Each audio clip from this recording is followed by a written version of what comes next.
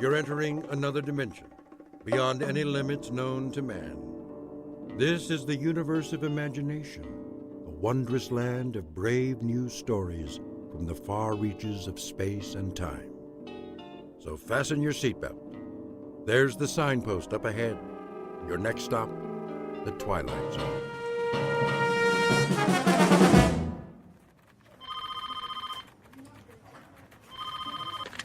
Starlight Magazine. I'm sorry, Mr. Harris hasn't come in yet. Would you care to leave a message? Oh, hi, Christine. Lunch at the Cock and Bull? 12 o'clock. I'll remind him. Paula, Yes? did you proof the feature story yet? Give me 20 minutes. Make it 10. I need to double-check the whole issue before pickup. Where's the center spread art? Nate's got it. Why isn't he here? He called a little while ago. He's stuck in traffic or something. Well, he can just get himself unstuck. If we miss deadline again... Rennie! Yo, How's the cover coming? printing it out right now. Good. Don, did you finish the insert? What insert? The new line from Lady Lynbrook? I never saw it. They sent camera-ready copy yesterday. I'll have to repaginate everything. Then do it. They're a huge account. Okay, boss. And Rennie, add a teaser on the cover. Free inside a sample of Tempest Fugit. That's the name of the perfume. Will it fit? I guess it'll have to. That should be everything, except for the color separations.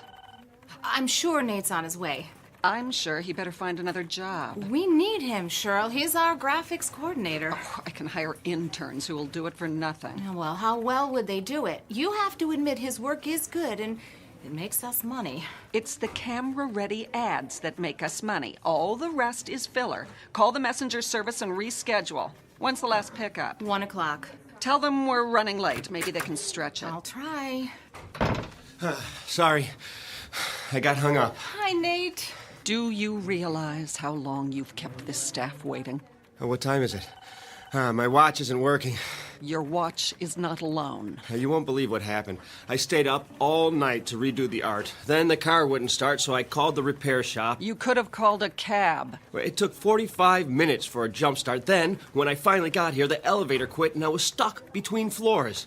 I know I said I'd be here an hour ago. Make that 2. But it's not my fault, I swear.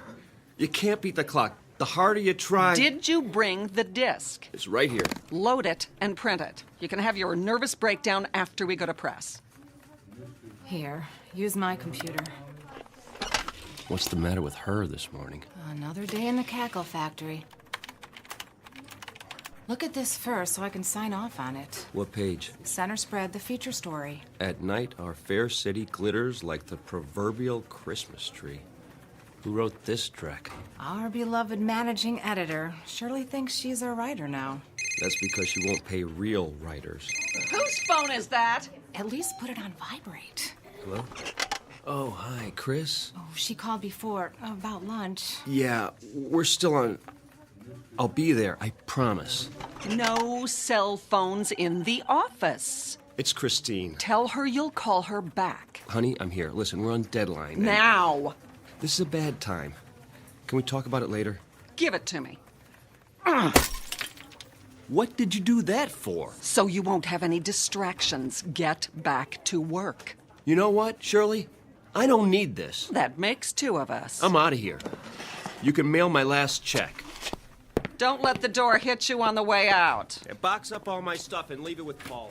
If I have the time. Right now, some of us have a magazine to put out.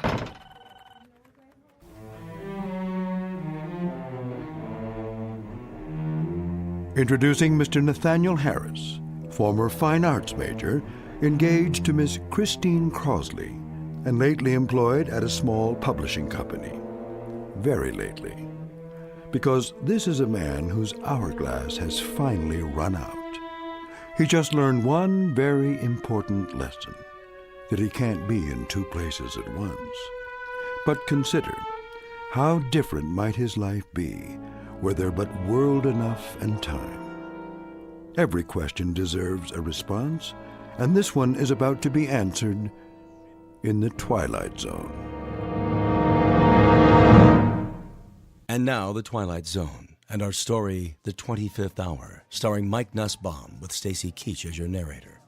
Any dessert today? Just coffee and a check. Very good.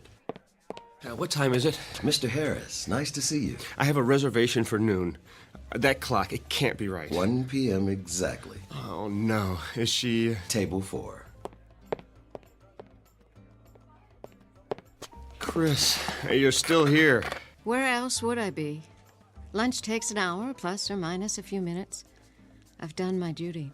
I am so sorry. Did you order yet? If I wanted lunch for one, I'd have stayed home. Honey, it was a deadline day. Not only that... It's always something, isn't it? You shouldn't make dates you can't keep. It won't happen again. You're right. It won't. 2 glasses of rosé, compliments of the house. Thanks, Frederick. Chris, the editor's been impossible to deal with. Today, she actually smashed my cell phone. Can you believe it? So I told her... Care to see a menu? Sure. I stood up, and I said... Need a few more minutes? Please. Very good. Anyway, I told her what she could do with her job. Ask Paula. She was there. We should drink a toast. Great idea. To... Old acquaintance. What? It's about time, Nate. You never have any left over for me. What are you talking about? Don't worry, I'm not bitter. Chris. We need a break. From each other. Who knows? Maybe it's true what they say on greeting cards. If you love something, let it go. If it comes back, it's yours to keep. Chris, listen. Goodbye, Nate. I'm trying to tell you... It's all right. Think of how much more time you'll have now. To tell you that I won't ever have to go back to that miserable job again. For you, sir.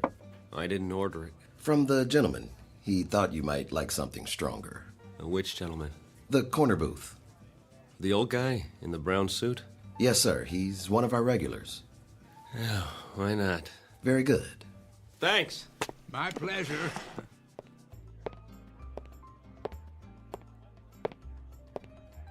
Can I buy you one? Oh, dear me, no. Not necessary in the slightest. Have we met? Not that I recall. Then why the drink? I thought you looked a bit under the weather.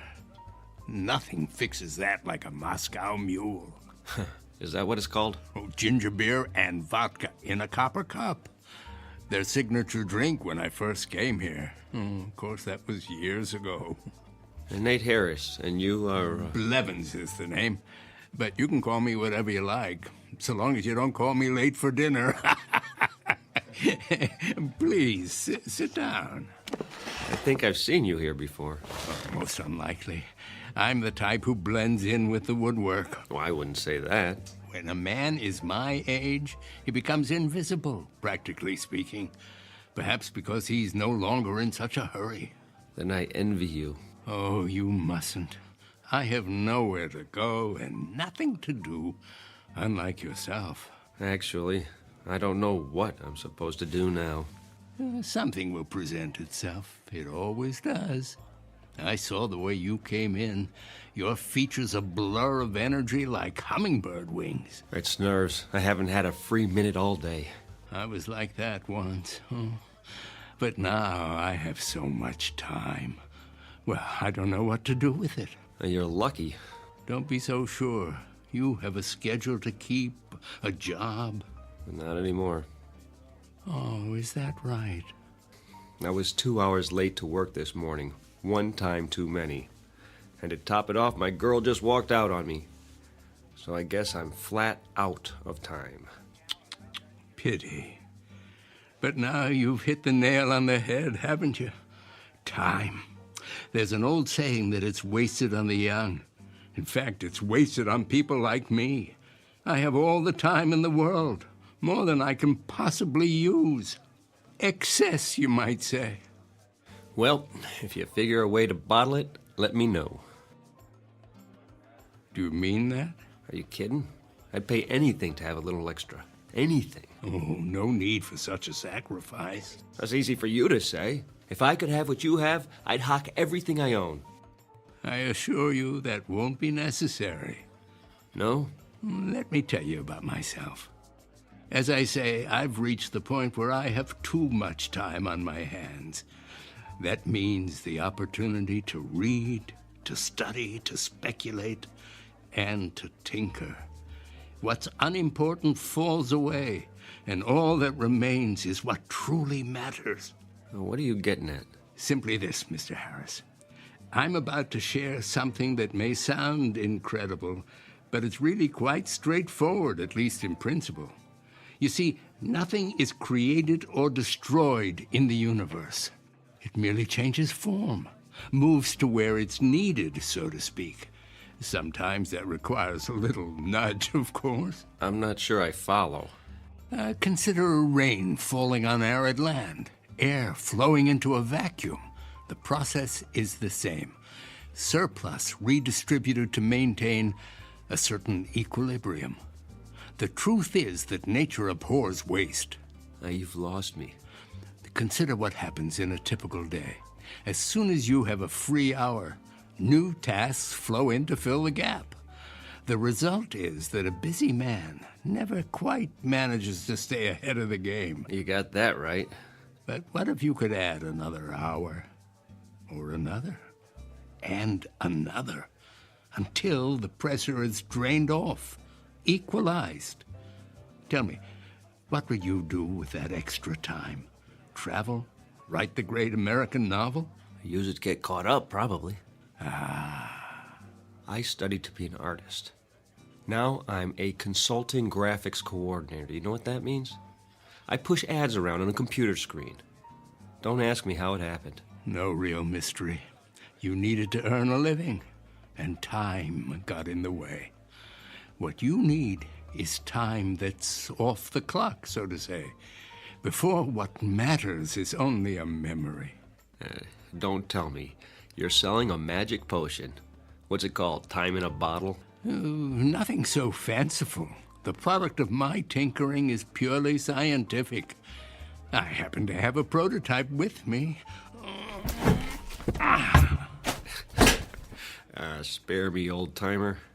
Thanks anyway, but I'm afraid I can't afford whatever you're selling. Oh, it's not for sale. It's still in the experimental stage. Oh, come on. I know what that is.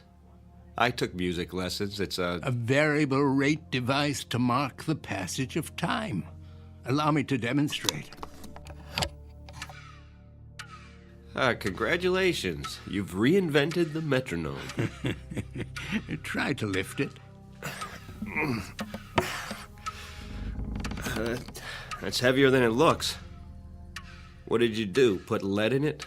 It's quite empty as far as the eye can see. Open the panel in the base. Oh, you have to lift the latch. Well, there's nothing inside. Are you sure? A pivot for the arm attached to some kind of bearing, that's all. But it feels like it weighs 10 pounds. That's because the little door leads to... Well, I wouldn't want to confuse the issue. Call it a storage chamber. Oh, it smells like stale air to me. Oh, it hasn't been tested in a while. The contents are flowing out now that the mechanism is activated. Well, what contents? That which is beyond price and invisible to the eye. Go ahead, examine it. There must be a layer of iron under that veneer. Only the thinnest of plywood. Oh, where'd you get it? From a magic supply company? It took me years of trial and error. This is the 81st and final model. Or is it the 82nd? If my calculations are correct, it possesses certain unique properties. Listed on eBay. You'll find a buyer. As I said, it's not for sale. But it is available on loan. What would I do with a thing like that? Put it on my coffee table? Well, I need someone to field test it. Test it? How? To be sure that it's ready. Think of it as a kind of temporal storage battery, operating on the principle of equalization. I've infused it with some of my time, the excess I told you about. Say you're running late and you need a few extra minutes. Take it out and start it ticking. When you've had enough, one touch stops the arm. Wouldn't that be something? Yeah, you almost had me going there for a minute. If it were real, you could name your terms. Oh, it's quite real. I suppose you can prove that? If I do, will you agree to a test? Here comes the con. Put it back in the case and take it home. Use it at your discretion. All I ask is that you return 1 week from today and report your experience in detail. And what sort of experience might that be? Why, the natural principle of equalization. It's already begun to work. You asked for proof, hmm? What does the clock on the wall say? Oh, I can't see from here. Then feel free to stand up. Check it carefully. I don't have to. It was 1 on the dot when I got here, so it'll be around a quarter past now, maybe 1:20. My, how time flies. What's the matter? Don't you have a watch? Well, that might be part of the trick. Go on, walk over to the clock. Take a good look. Now, what will I see? The principle of equalization at work. Temporal redistribution on demand. Proof positive that my time is now your time. You're on.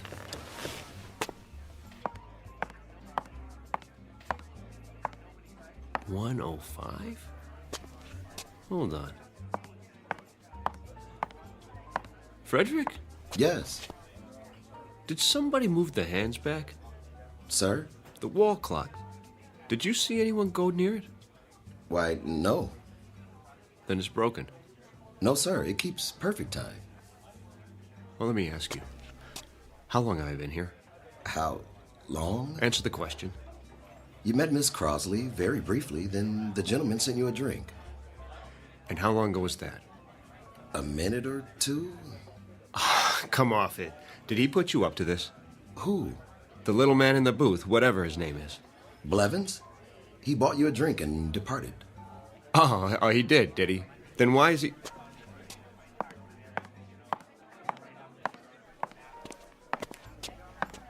Why is he what, sir? Where'd he go? He was here. We had a conversation about time and his theories of... Did he leave that for you, Mr. Harris? Leave what? The leather case. Perhaps he intended you to have it. What in the...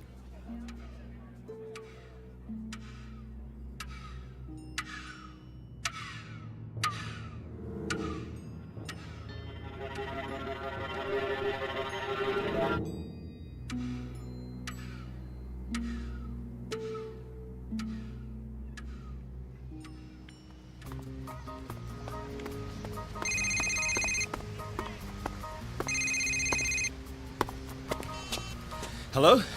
Nate? Hey, Paula. You finally got a new phone. Had to. I've been busy. You sound out of breath. Had my morning jog in the park. You? I don't believe it. A man's got to get in shape sometime. Have you found another job yet? I've been going on a lot of interviews, about 10 a day. Whoa, take it easy. I have all the time I need now. It's like the more I do, the more I can do. You'll have to tell me your secret. I could use some of that. So, how's the magazine? Down the tubes without me? Well, give it time. Listen, Nate, I may have a lead for you. Mandible Publications is looking for a color supervisor. Mandible? Too big for me. They do a dozen titles a month. The pay is double what you made here. No more publishing. Surely you'll never give me a recommendation. She doesn't have to. I'll write it. Oh, you do that? Of course, what are friends for? Which brings me to my next subject. I talked to Christine. Why haven't you called her? The last time I saw her, she told me have a nice life. Do yourself a favor, Nate. Make the call. She's the one who walked out. This is me you're talking to. Remember? I'll think about it. You do that. If you can fit it into your schedule. Well, that's not the point. Oh, I gotta go. Dragonlight is back from her coffee break. Keep me in the loop about Mandible.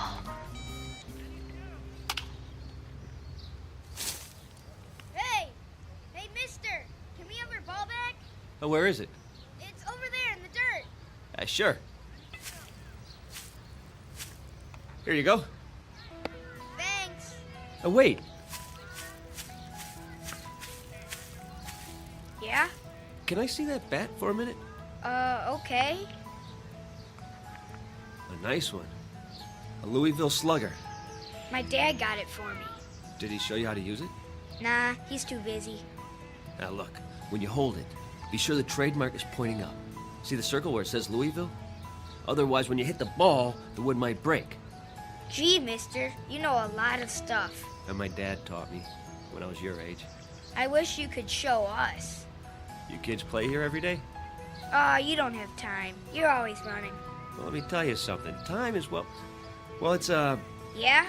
I don't know what time is exactly, but I've learned one thing. We can all do a lot more with it than we do. It's a question of priorities. Okay, I guess. Only, Yes? what are priorities?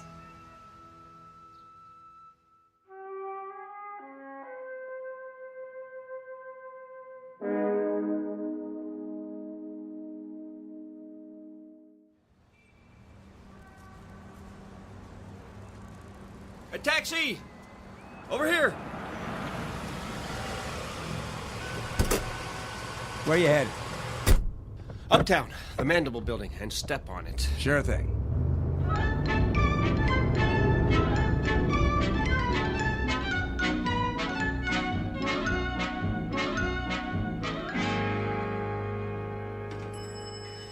Hold the elevator! What floor? The editorial offices. Lucky 7 coming up.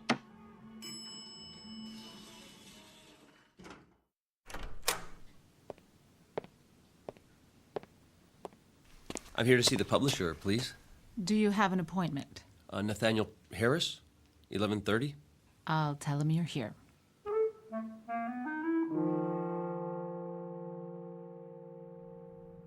Have a seat. Mr. Harris, is it? Thank you. I appreciate your seeing me. I'm on a tight schedule, so let's cut through the fat. You'll have experience with prepress. 3 years with Starlight over at Maxilla. Before that, I was production coordinator for Carcosa Press. Impressive. Paula told you about the position? Color supervisor. What exactly would that entail? Crunch. Pardon? That's what it's all about. I want our colors to pop off the page. Good enough to eat. The question is, how hungry are you, boy?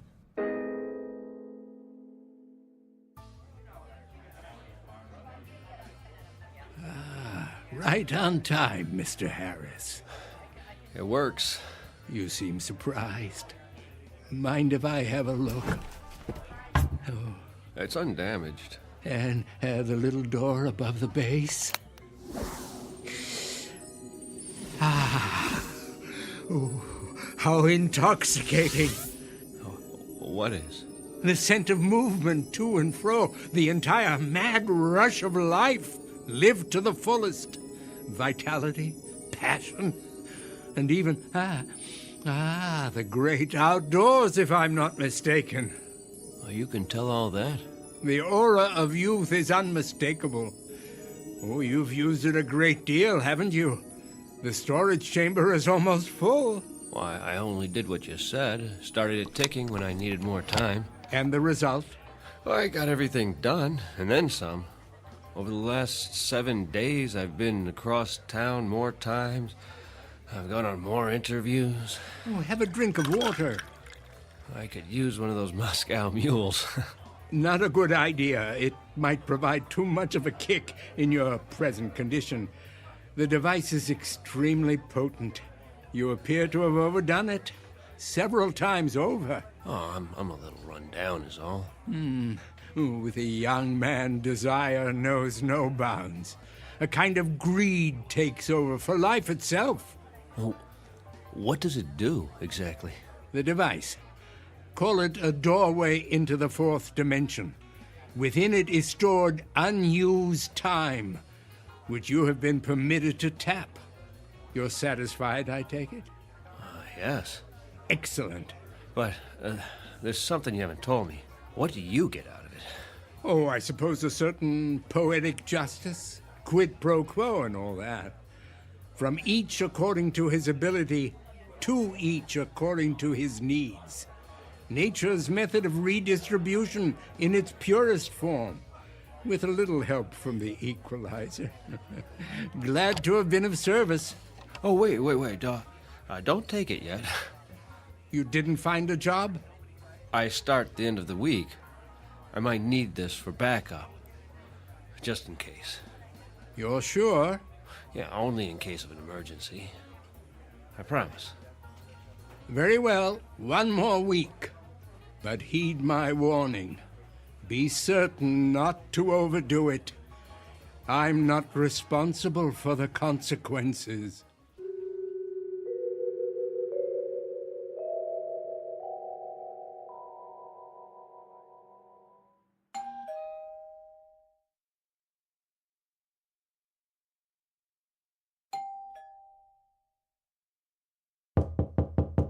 Nate, are you in there?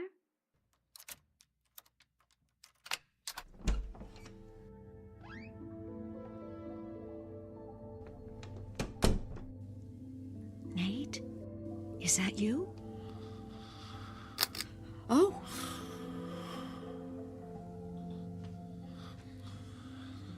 Go on, sleep. You must need it. Look at you on the couch like that. I just stopped by to drop off my key. Your key. I didn't think you'd be home tonight. Oh, Nate. What happened to us? I guess it wasn't all your fault. I could have been more patient. That job was killing your soul, wasn't it? The things they made you do, Paula told me. You couldn't help it that there wasn't any time for us. And now you're starting a new job. From the jaws of one bad situation and into the next. It can't be your heart's desire. You deserve more.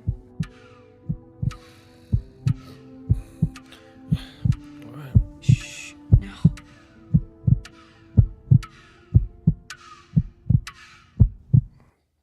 Did you hear that? Hear what? Christine? Is that you? I must have dozed off. Why are you here? I thought you might want the key. You don't have to do that. I'll leave it on the table. Go back to sleep. Oh, please stay. I can't. Don't. I'll be back. Now sleep. You need your rest. Maybe I'll see you at lunch tomorrow. Our old place. Do you still go there? I'll keep up with you somehow.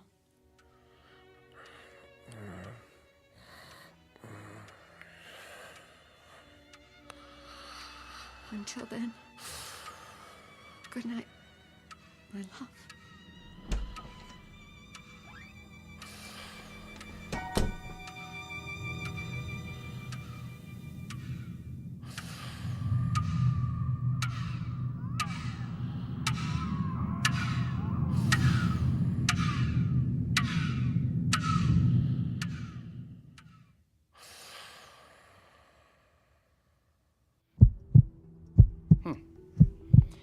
Any chest pains? No. Your pulse is a little fast. How about headaches? I wouldn't call it that.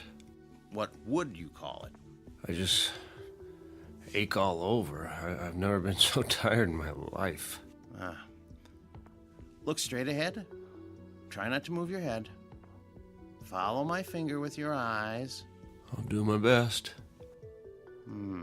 Okay, I'm going to switch off the overhead light and shine this directly into your eyes. Now, first one, then the other. You'll see a flash of red. Now, don't worry. It's perfectly normal. Ready? Okay. Okay, I'm turning off the lights. There you go. Now.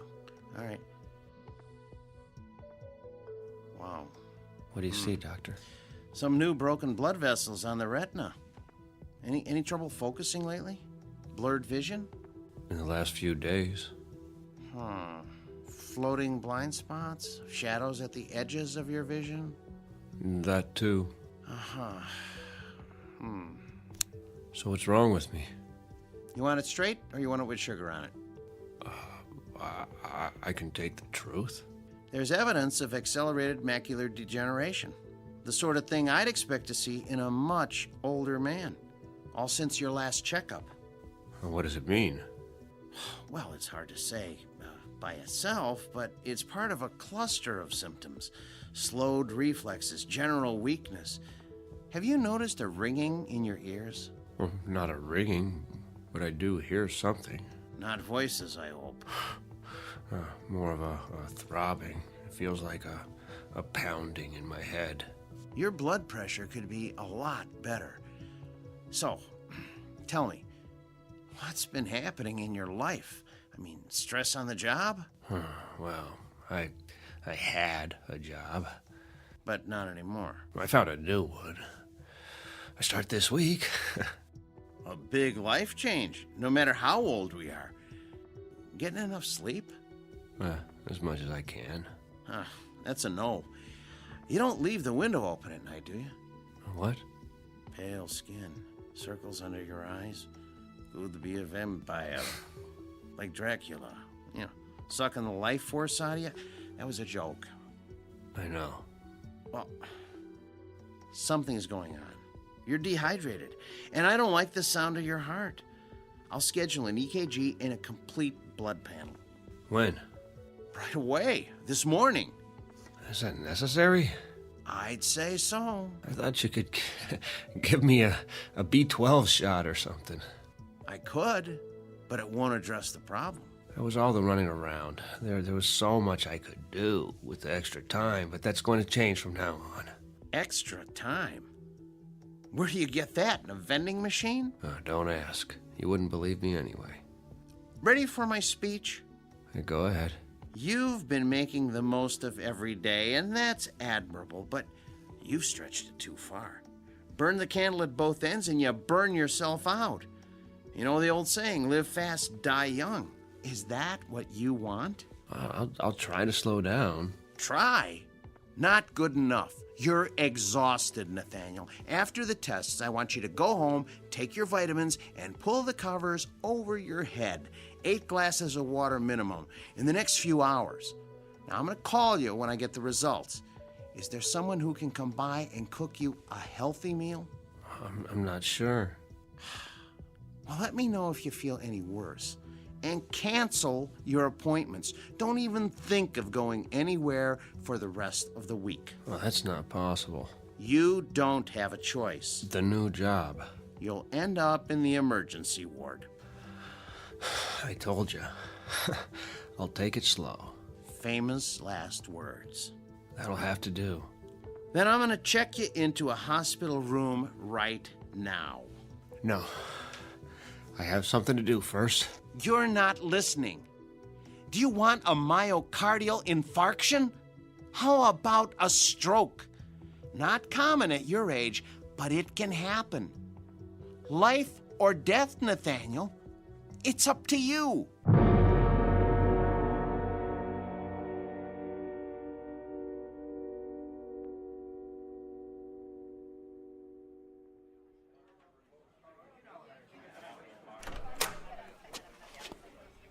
Mr. Harris, are you all right? Oh. Where is he? Let me take that for you. Where? Who, sir? The old man. You mean Blevens? I don't see him. He hasn't come in yet. He's always here this time of day. Would you like to wait at his booth? Just give him this. The briefcase? Tell him I couldn't wait. Let me call a cab for you. I have to get rid of it. Now.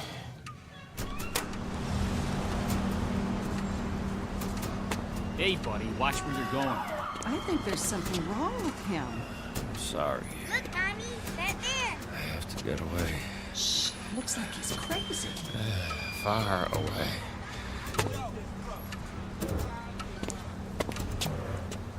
Now, what have we got here? Been drinking, have you? Can you hear it? Move along.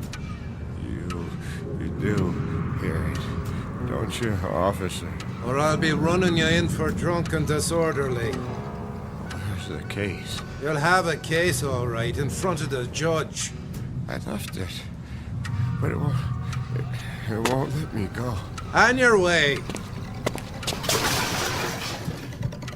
It was you, old man. What are you?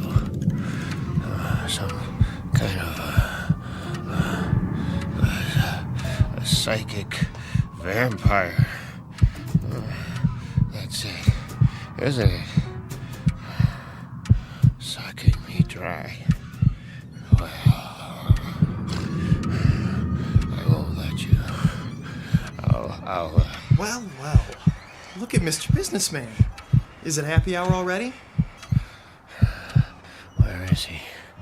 I'll tell you what, old man. Just give me your wallet, and I'll tell you.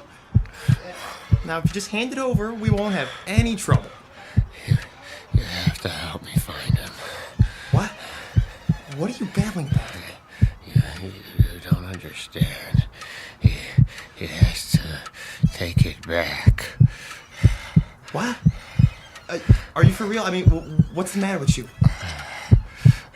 Stop. Are you having a fit or something? Make it stop. It hurts. My heart. Please. Forget it, you old geezer. I'm out of here.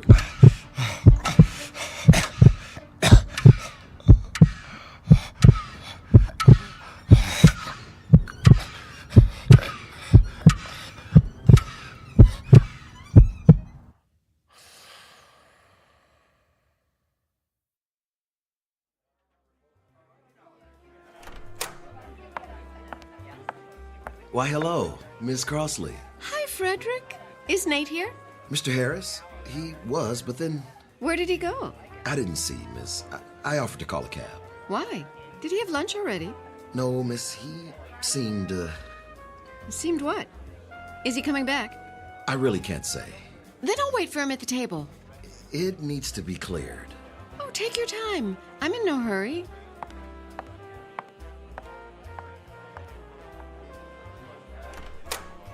Oh, hiya, Blevens. Freddie, my boy. Didn't mean to be late. So much to do. Oh, do you like my new sport coat? It's the latest style. They call it hot plaid. I held your booth. Oh, and this is for you. He didn't wait. No, sir.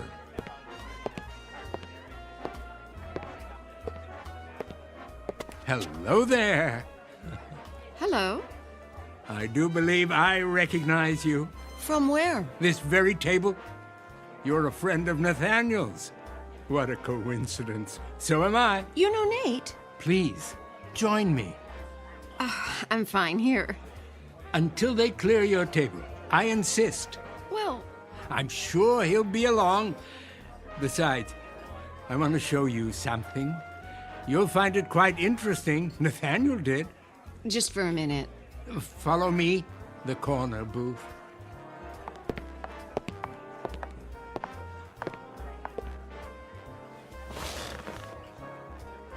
What's in the case? Something very special. I know what that is. It's a metronome. Are you a musician? Looks can be deceiving. This one has a most unusual construction, but I wouldn't want to confuse the issue. What was that? For now, call it a collection chamber. It smells of youth, strength, vitality, the most precious commodities in the world. Oh, but you know all about that, don't you? You're young, full of energy. Would you believe I was once so tired of life that I didn't know what to do with my time? Until I invented the equalizer. I've been hoping to find someone to test it. Allow me to demonstrate.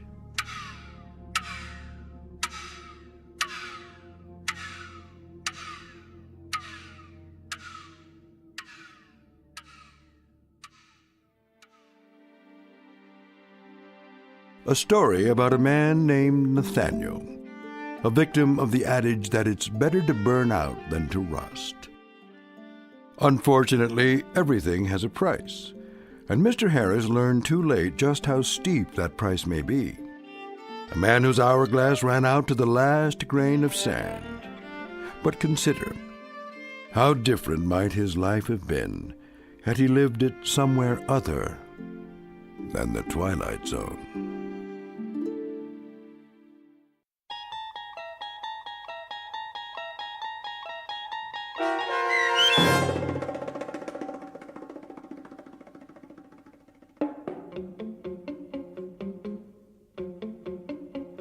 The 25th Hour, starring Mike Nussbaum with Stacy Keach as your narrator, was written for The Twilight Zone by Dennis Etchison. Heard in the cast were Steve Key, Fernette Lebo, Friedrich Williams, Lisa Wolfe, Joby Cerny, Carl Amari, Jim McCants, Patrick Francis, Doug James, Meg Thalken, and Jacob Goldberg. This copyrighted radio series is produced and directed by Carl Amari for Falcon Picture Group. Sound design, custom Foley effects, recording, and editing are produced in the Cerny American Sound to Picture Theater by sound designers Craig Lee, Bob Benson, and Tim Cerny.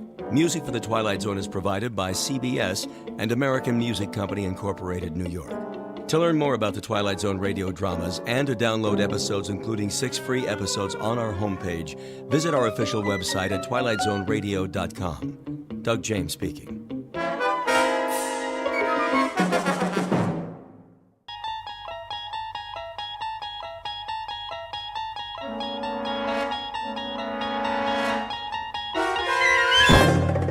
There is a fifth dimension beyond that which is known to man. It is a dimension as vast as space and as timeless as infinity. It is the middle ground between light and shadow, and it lies between the pit of man's fears and the summit of his knowledge. This is the dimension of imagination. It is an area which we call the Twilight Zone.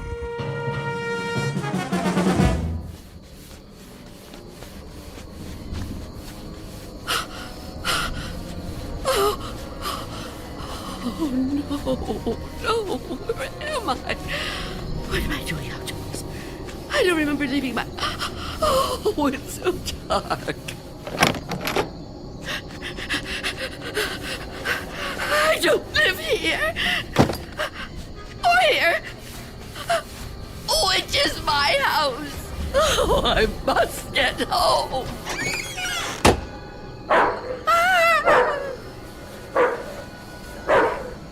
May I assist you, madam? You startled me. I've lost my way. My home is somewhere around here, I'm sure, but I don't know where. Perhaps I can help you find it. Oh, thank you. Thank you. I don't even know how I came to be out here. It's certainly not safe at this time of night. Oh, at any time. Oh, surely the daytime when the streets are crowded. No, that's when it's most dangerous. For me. So you see, I never go out. Never? Never. But, dear lady, why not? I'm afraid. Afraid? Of something or someone? Someone. It's difficult to explain. Please, try me. Oh, I'm not sure you'd believe me. You'd think I'm just a senile old woman. I'd believe you, Wanda. What did you call me? Wanda. That is your name, isn't it? Yes, but I didn't tell you that. You didn't? Are you certain? Yes, I'm certain. How do you know my name? Because I've been looking for you for a long time, Wanda. Oh, no. You've kept me at bay for many years, but no longer. No. Get away from me. There's nowhere to turn, Wanda. You don't know where you are, remember? You certainly couldn't run from me, a frail old woman like you. Please. No, I won't let you. Say that again. It amuses me. You won't let me? How do you imagine you're going to stop me? You really have no choice, Wanda. There's nowhere for you to go now. Come to me, old woman. Take my hand. No. Take my hand. No. No. No.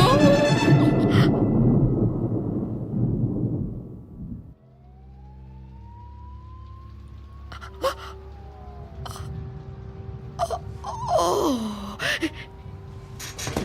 It was the dream. The dream again. I'm home. Of course I'm home. Where else would I be? But is it night or day? Oh, that's right. The clock is broken. It's been broken a long time. And I can't get it repaired, can I? Not without going. No, I can't. I mustn't. I have to resist every temptation. Oh, really, Wanda? How could you be so careless? How could you fall asleep before... I must check.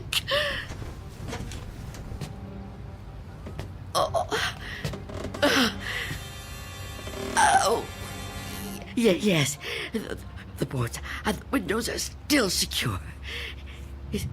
Is that... Can I feel a breeze? Is there a gap? Oh, not enough. Not enough. He still can't get in. Oh, what about the door?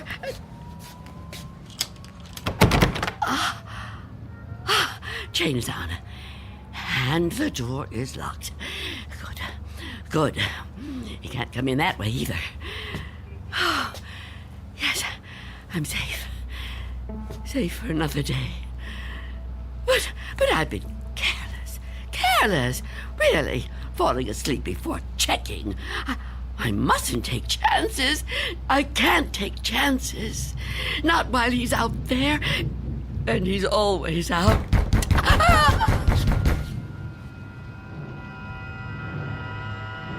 Miss Dunn? Miss Dunn, are you all right in there? Who are you?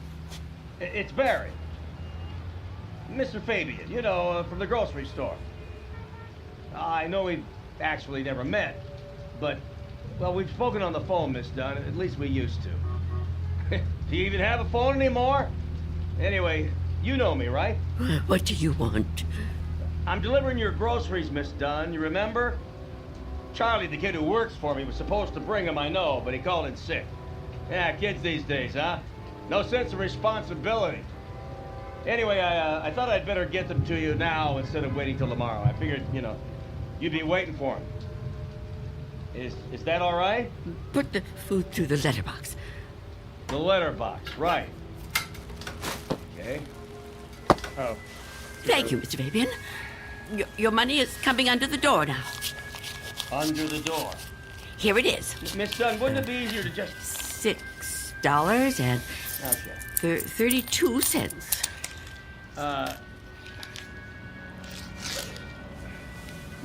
Many thanks, Miss Dunn, but, Good day to you, Mr. Fabian. Miss Dunn, are you still there? Yes?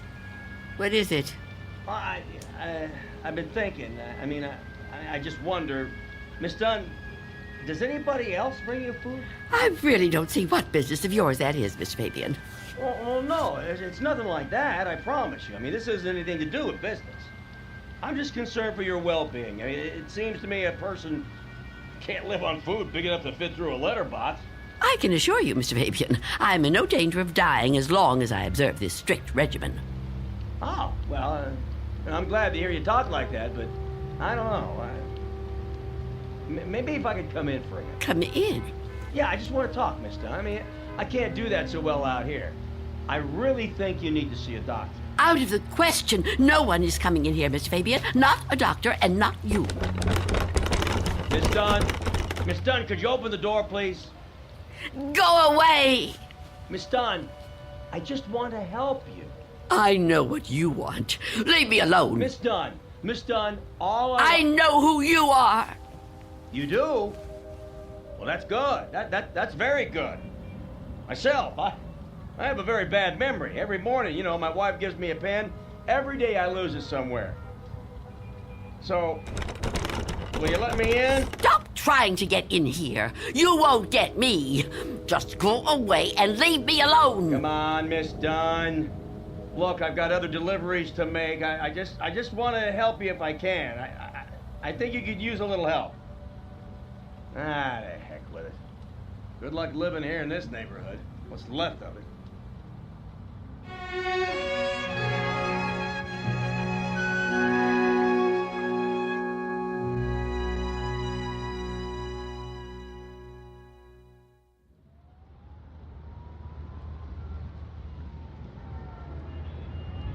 go away. I won't let you in. I won't let you get me.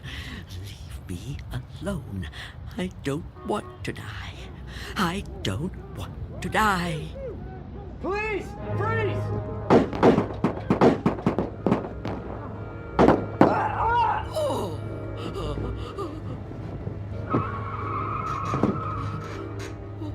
What's going on out there?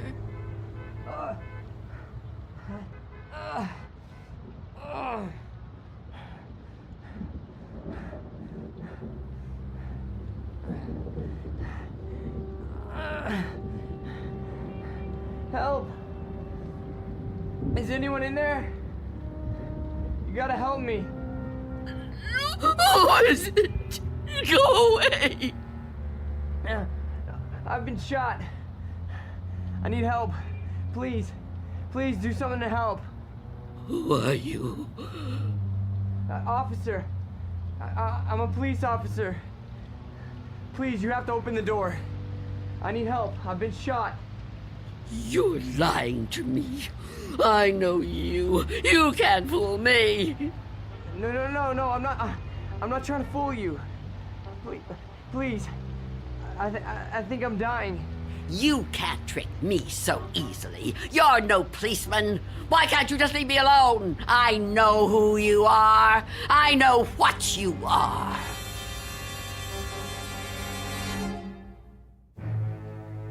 An old woman living in a waking nightmare.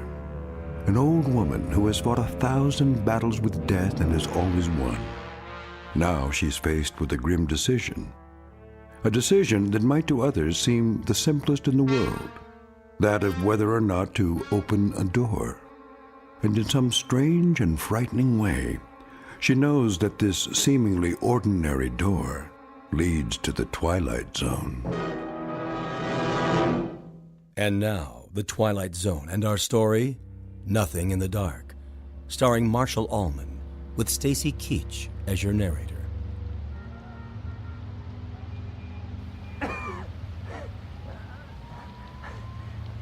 Please.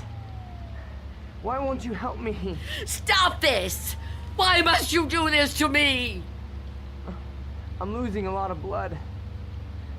It's so cold out here.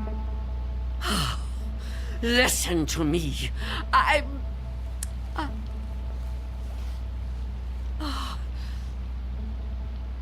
going to open the door. Oh, thank you. Thank you. But I'm leaving the chain on. Don't even try to touch me. I won't let you. Don't worry. I'm not gonna hurt you. I couldn't hurt anybody. Oh. You're so young. Almost a child. Unless you help me, I'm gonna die. I don't think I can even move very far. Oh, don't say that. Oh, it isn't fair. No, it just isn't fair. You keep trying to trick me. I don't know what you're talking about. Don't move. Don't do that again. Or I'll close the door. What? Listen, lady. I've been shot. I'm bleeding to death. Do you understand? Do you understand? Please. My name is Harold Belden. I need a doctor. I need a doctor right away. Please, call the hospital. I can't get there myself. I can't call the hospital. I haven't got a telephone. Not anymore. Then let me come inside. You can't just leave me. I'm begging you, I'm freezing. I have to unlock the door. You can't ask me to do that. You can't. I don't want to die. You understand? So you're not gonna help me? You're just gonna let me die out here? I know who you are. No, I told you who I am. My name is Belden. Officer Harold Belden. That's not her name. There is no such person. Stop trying to trick me. I don't understand why you keep saying that. It hurts. It hurts, okay? Please, lady, please. Stop! Stop! Oh, why are you torturing me like this? I tell you, it isn't fair. I don't want to die. Well, I don't want to die either. If I could get help for myself, I would, but I can't move. I've been shot in the side, you see? Look, look, I'm bleeding. Oh, it isn't fair. It isn't fair.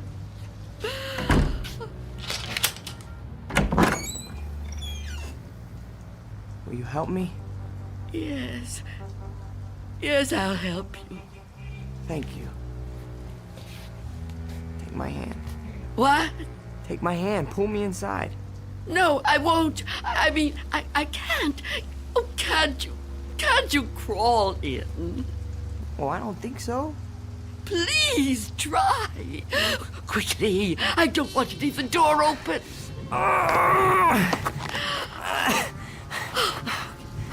That's it. Come over here. Into the bed.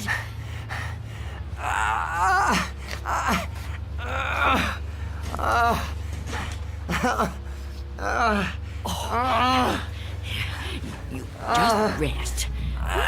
Rest. Oh, what have I done?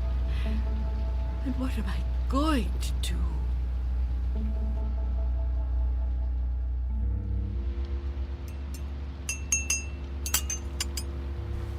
Officer? Officer? Officer? Oh, I'm so sorry. What a... Oh.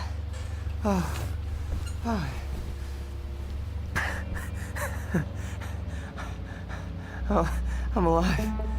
Yes. Yes, you are. Yeah, you're the lady that helped me. Yes. Eventually. Now, drink this. What is it? Tea. There's no milk, I'm afraid. No, don't get up, officer. Conserve your strength. Yeah, thank you. Thank you. Please, call me Harold. You saved my life. I owe you at least that much. Is it good? It's fine. Thank you. How long have I been out? Hours. What time is it? I'm not sure. Morning, I think. What do you think? I don't have a clock. I guess it is morning. It's hard to tell. What happened to your windows? Who boarded them up? Well, I did. A long time ago now. But they're still as strong as ever. What? Why would you do that? Oh, I have my reasons. Well, we all have our own reasons for doing things. Why would you want to be a policeman? To be in a job where people try to kill you? Well, why would you want to court death like that? Court death? I don't know that I'd put it that strongly. I do what I do because there's just some jobs that have to be done. You mean it's a sort of vocation? I guess you could say that. Listen, Mrs. It's Miss Dunn. Listen, Miss Dunn. You should try to get some rest yourself. You need it more than I do. No, really, I feel much better. When the doctor gets here, he'll take me off your hands for good. The doctor? Yeah, sure. He'll check my wound, take me to the hospital. You didn't call the doctor? No, I didn't. Why not? I told you last night. I haven't got a telephone. Don't you remember? No, I don't. I was kind of out of it last night, I guess. Oh, of course. Perhaps you could use your radio to ask someone to come get you. Oh, you could wait outside for them. No, I busted my radio when I fell on it. You see? Hello. And I don't think I got the strength left to get up on my own. Look, couldn't you go to one of the neighbors? Oh, there aren't any. What are you talking about? There aren't any neighbors. There must be. Everyone has neighbors. Well, I don't. Not anymore. Why? What happened? They've all moved away. Not all of them. That's impossible. All of them. Trucks came and took away their furniture. First one, and then another. Is something happening to these buildings? I wouldn't know. I'm sorry to ask, but how can you not know something like that? I mean, if it was my home... I don't have a great deal of contact with the outside world. I haven't for quite some time. I couldn't even tell you who the president is. Wow. But there has to be somebody around who can help, you know? Or maybe a phone booth somewhere where you could call a doctor. Perhaps. I don't know. But even if I could call the doctor somehow, I couldn't take a chance and let him in. Why not? It's too dangerous. Dangerous for you? Yes. You let me in. Oh, I didn't have a choice. You were going to... I didn't know if I could trust you, but I'm still alive. Of course you're still alive. What do you think I was gonna do? I mean, but the doctor, he's not gonna be any harm to you. I keep telling you I can't let the doctor in. I can't let anyone else come in. Don't you see? It might be him. It might be him. Who? Him who? Mr. Death. Mr. Death? What? I know he's out there. He's trying to get in. He comes to the door and knocks. He begs me to let him in.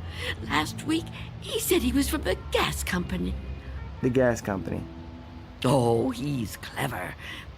After that, he claimed to be a contractor hired by the city. He said this building was condemned, that I'd have to leave. But I knew who he was. I kept the door locked, refused to let him in. Eventually, he went away. Condemned, huh? I mean, that explains why there's no one else in the neighborhood. No, he knows I'm on to him. Yesterday, he said he was Mr. Fabian from the store. But all he really wanted was to come in. That's all he ever wants. Wait a second. No, it's no use. You wouldn't understand. I knew you wouldn't. How could you? Well, I mean, wait, but I want to understand. I do. I mean, this man you're afraid of, you say he's Mr. Death. That's right. You don't mean just anybody, do you? You mean like Death, right? Death. That's right. So is this Mr. Death a person like you or me? I know it sounds crazy to someone like you, to anyone but me, but it's true. I know it's true. Okay, I understand what you're saying, but, I mean, people die all the time, all over the world. Now, how could one man be in all those places at once? I don't know. Don't ask me that. Maybe there's more than one of him. Maybe. I didn't mean to upset you. Please don't cry. I'm not gonna hurt you. I'm sorry. Okay? Can I have another cup of tea? Please? Of course. Tell me about Mr. Death. Your tea. Thanks. Please, Mr. Death. I would like to know about him. All right. At first, I couldn't be sure. It was a long time ago. Everything is. It's been so long since anything happened to me. But I was on a bus. There was an old woman sitting in front of me, knitting a scarf, I think. There was something about her face. I felt I knew her. Then a man got on the bus. He wasn't special in any way. Not short, not tall, not fat, just a man. I remember that there were empty seats, but he sat down right next to the old woman. He didn't say anything to her, but I felt that his being there upset her in some way. I couldn't understand why. He seemed like such a nice man. When the old woman dropped her ball of yarn, he bent down and picked it up, right in front of me. He held it up to her. I saw their fingers touch. He stood up and got out the next stop. I couldn't move. It was as if I knew what had happened. But I couldn't do anything. I was just so frightened. When the bus finally reached the end of the line, the driver came over to the woman. He thought she was asleep, but I knew she was... What, dead? Dead. And right then and there, I knew it was his touch that killed her. Okay, but you said it yourself. She was an old woman. Okay, just because this man touched her... Mr. Death. Just because he touched her hand, it doesn't mean he killed her. Maybe what you saw was just what it looked like. A man trying to be helpful. I mean, the real cause of her death might have been, a heart failure or a stroke or something. I don't know. No, he killed her. Okay, I'm a cop. I've seen dead bodies. I've seen people that were killed by guns, knives, but never by a touch, okay? The man being there when she died, that's just a coincidence.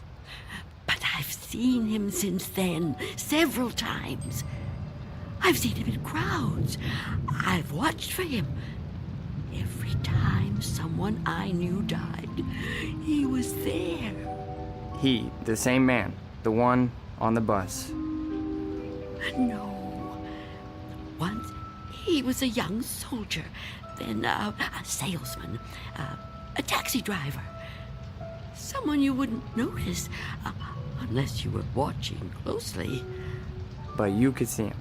Oh, yes. And I wondered why that should be. Why I could see him when no one else could. And then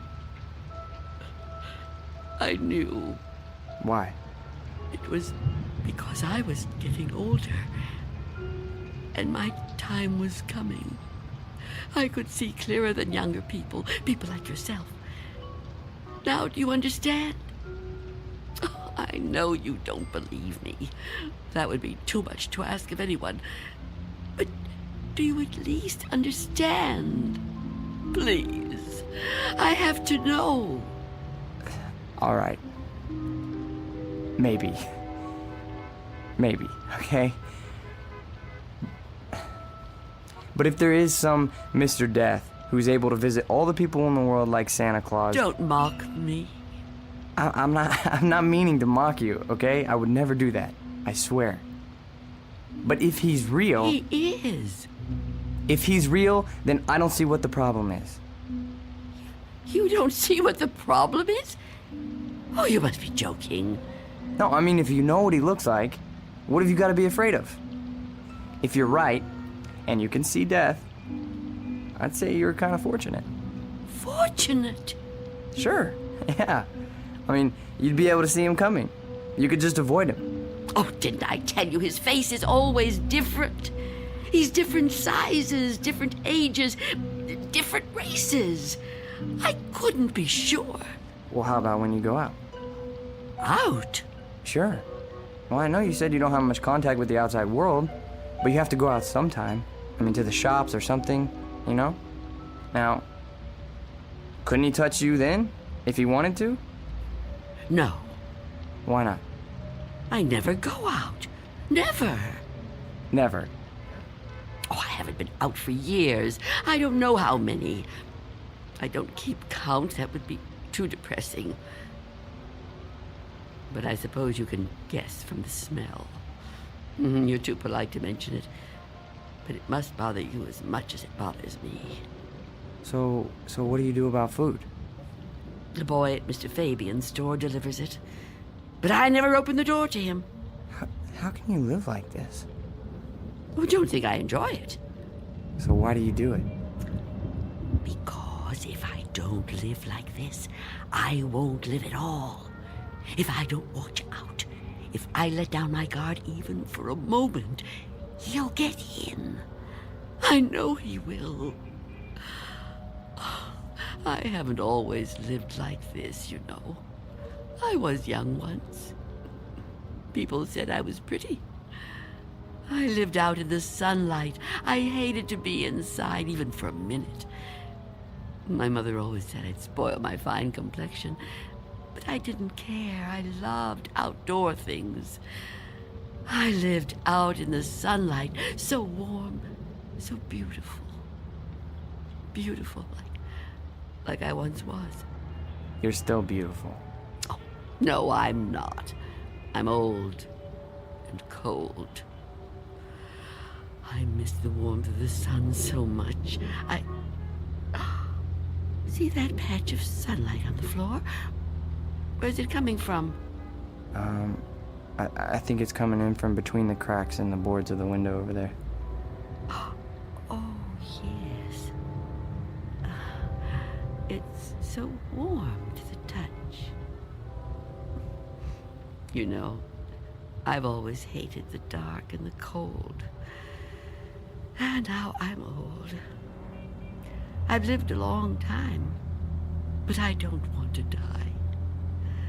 I've heard people say it was his time when an old person dies.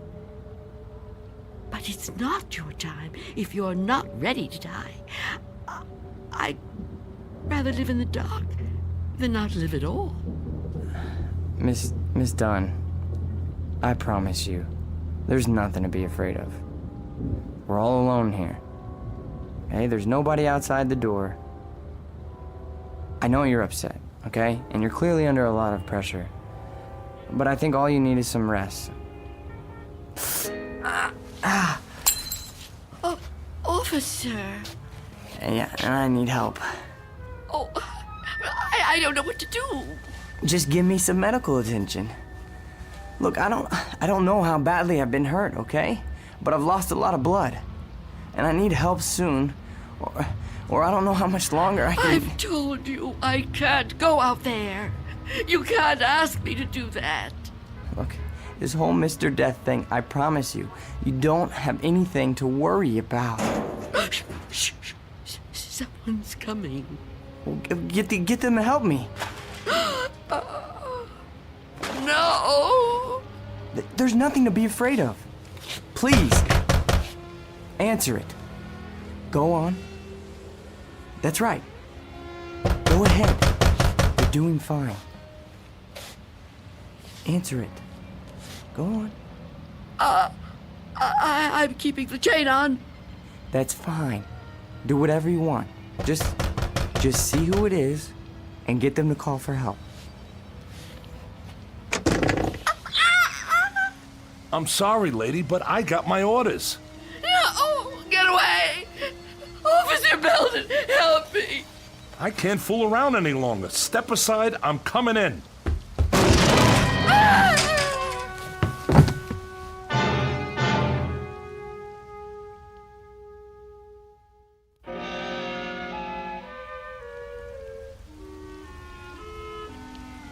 Take my hand.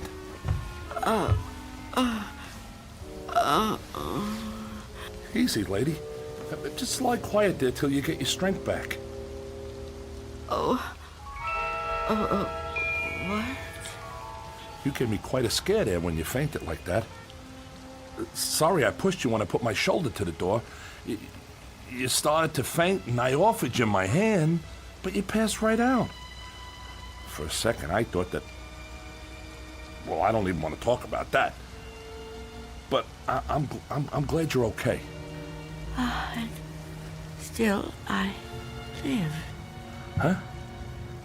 I told you I didn't mean to hurt you. It was an accident. You're not gonna sue, are you? What do you want with me? Here, let me help you get up. Take my... I can get up myself. Look, you gotta understand, man. I don't get no pleasure out of busting indoors. Who would? Except maybe some thug, but I'm no thug. I'm just a guy doing a job. Your job? Look, you don't seem to realize how important this is. I've got a crew and equipment coming in an hour to pull this tenement down. Begging your pardon, man, but looking at this place, I say it's long overdue. Frankly, I'm kind of surprised it's still standing. And you're really not Mr. Death? Mr. Who? I don't know what you're talking about, ma'am. My name's Armstrong. Bud Armstrong. I don't know about any Mr. whatever you said. All I know is I got a contract to demolish this row of buildings. That's what I got to do. Everybody else moved out a long time ago. Until the other day, I thought this whole building was deserted. I seen them windows boarded up, and I figured you moved out when the rest of them did. Thank goodness I met that guy from the grocery store, that Mr. Fabian. Oh, Mr. Fabian. Then he was real, after all. Real? What are you talking about? I told him about my job down here, then he told me all about you, that he was worried about you. Told me he had a kid bring you your stuff. That was the first I knew about you, and it's darn lucky I found out. Well, you'd still be in here when the wrecking ball hits. Now, come on. We gotta get out of here. You want me to go outside? Sure. Didn't you just hear me? This place is coming down. You can't stay in here. You want me to leave here? You have to. I can't. It's Miss Dunn, right? Well, Miss Dunn, you were notified about the demolition job months ago. Look, I'm not out to bully you. I'm just trying to do my job here. These buildings were condemned by the city. Can't say I blame them. And I'm the one who's got to tear them down. Tear them down? Wow, can you? Look around you, ma'am. This building has had it. You can see that. I can see that. Anyone could see that. It's all worn out, dilapidated. All these buildings have got to come down. You seem like a nice person. A nice person shouldn't have to live in a place like this. Now let's the two of us just... Get away from me! Don't touch me! Please don't act like this. I ain't a monster, lady. I've got a heart just like anybody else, and I can see how you could get attached to a place, but, not want to see it wrecked. But when a building's this old, it's not fit to live in no more. It's dangerous. It's got to come down to make room for a new one, a stronger one. That's life, lady. Old make room for the new, you know? No. People get the idea that I'm some kind of destroyer. They think I get kicks out of tearing stuff down. But that ain't the way it is. No, that ain't the way it is at all. I just clear the ground so other people can build on it. In a way, I guess I kind of help them do it. Can't have one without the other, am I right? Look around you. It's just the way things are, like when a big tree falls in the forest and a new one grows right out of the same ground. Old animals die and young ones take their places. It's just nature. That's how it is. Even people step aside when it's time. I won't. When I finally kick the bucket or when I get too old to contribute, my son-in-law will probably take over The door! What about it? Oh, yeah. Sorry about that. I didn't realize the chain was on when I put my shoulder to it. Door's okay, but the chain's had it. You left the door open. Hey, there's no need Get to... out of my way.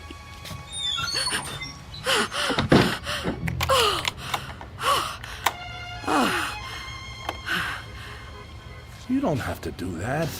What's the sense of locking a door that won't even be here in an hour? I'm on the clock here, and we've waited long enough. If you've got any possessions you want to keep, Miss Dunn, I'd move them out while there's still time.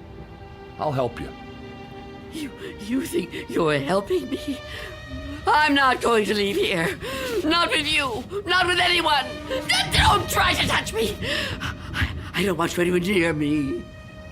Now look, ma'am, I've been nice to you. I've been trying to go easy.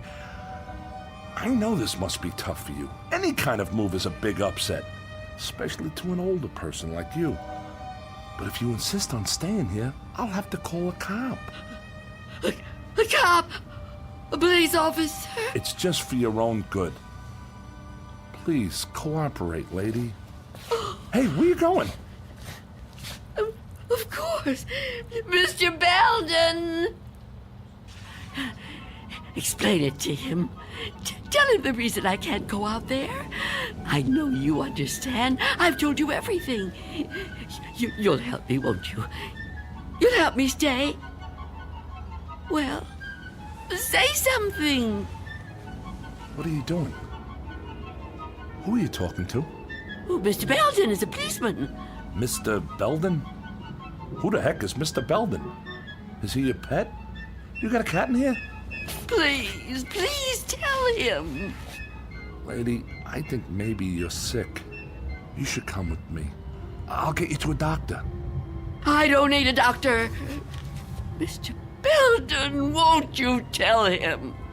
Okay, I get it. I see how it is.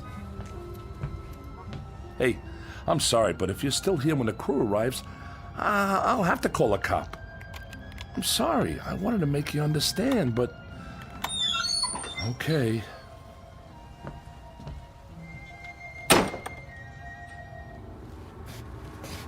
What's the matter with you?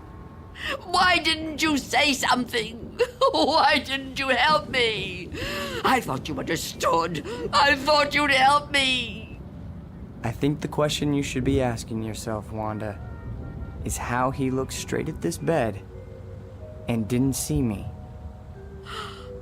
You called me Wanda, but I never told you my first name. Oh no.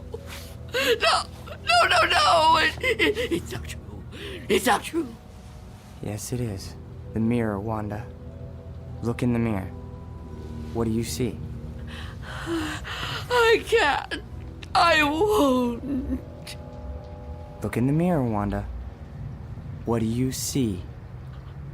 I see nothing. Nothing but an empty bed. Turn around. Now what do you see? I see you, Mr. Death.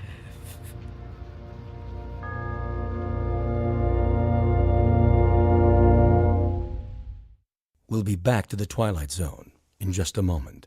And now, Act 3 of Nothing in the Dark, starring Marshall Allman. It was you. It was you all the time. Yes. It was me. Oh, don't get up. You're still... Oh. You're not hurt. No. No, I'm not. But you were shot. Those men... Did you see me get shot? No, but you were bleeding. Do you see any bloodstains now? No. And the men? Did you see them? You were never hurt, were you? I can't be hurt. You tricked me. Yes, Wanda. I tricked you. It was all an illusion. One I created just for you. If it helps, I'm sorry. I would have preferred to avoid it if I could. But why? Why did you do it? The moment I let you inside, you could have taken me any time. Yes, I could have. But you were nice. You made me trust you. But I had to make you understand, Wanda. You see me now, and you've seen me before. Many times before. Starting with that day on the bus. Oh, I was right. It was you. The old lady's name was Iris. I knew then that you were upset. Upset? I thought it was important that you got to know me. What I said to you before, it was true. What you said? And you thought I was a policeman. You asked me why I did what I did. And you said there were some jobs that had to be done. That's right. That it was a kind of vocation. Actually, Wanda, you said that. But I suppose you're right in a way. Now ask yourself, am I really so bad? Am I really so frightening? You've talked to me. You've confided in me. Have I tried to hurt you? Well, no, but... Do you really believe I would ever hurt you? You don't look like someone who would want to hurt me. You see? It isn't me you're afraid of, is it? You know me now. You understand me. What you're afraid of, what you've really been afraid of all these years, is the unknown. That's right, isn't it? Yes. Don't be afraid. But I am afraid. You must be very tired, Wanda. I am. But the running's over now. It's time to rest. I'd like that, but... Give me your hand. I don't want to die. Trust me. No. Mother, give me your hand. I will.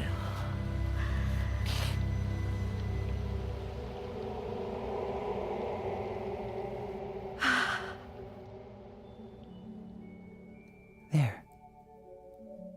You see? See? See what? No shock, no engulfment, no loud thunder. What you feared would come like an explosion is like a whisper. What you thought was the end is the beginning. When will it happen? When will we go? Go? Yes. I'm ready now. Look over there, on the floor. What is there to... Oh. Now do you understand? It's me. It's you. My body. I look so calm. You see? We have already begun. Come with me. Yes. Please. I'd like to.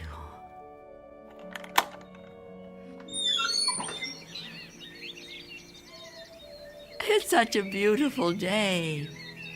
It is.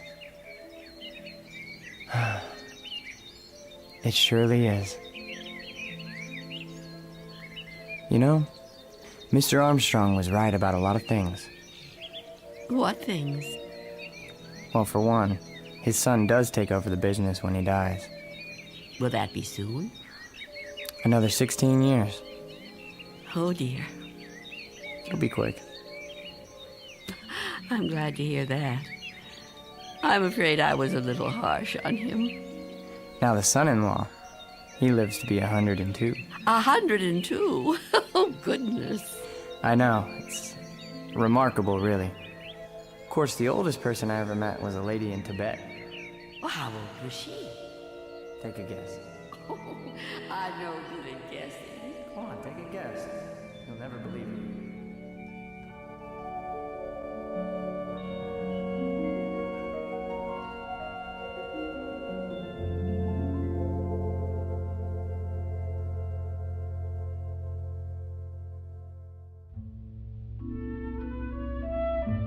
There was an old woman who lived in a room, and like all of us, was frightened of the dark, but who discovered in the minute last fragment of her life that there was nothing in the dark that wasn't there when the lights were on. Object lesson for the more frightened amongst us. In or out of the Twilight Zone.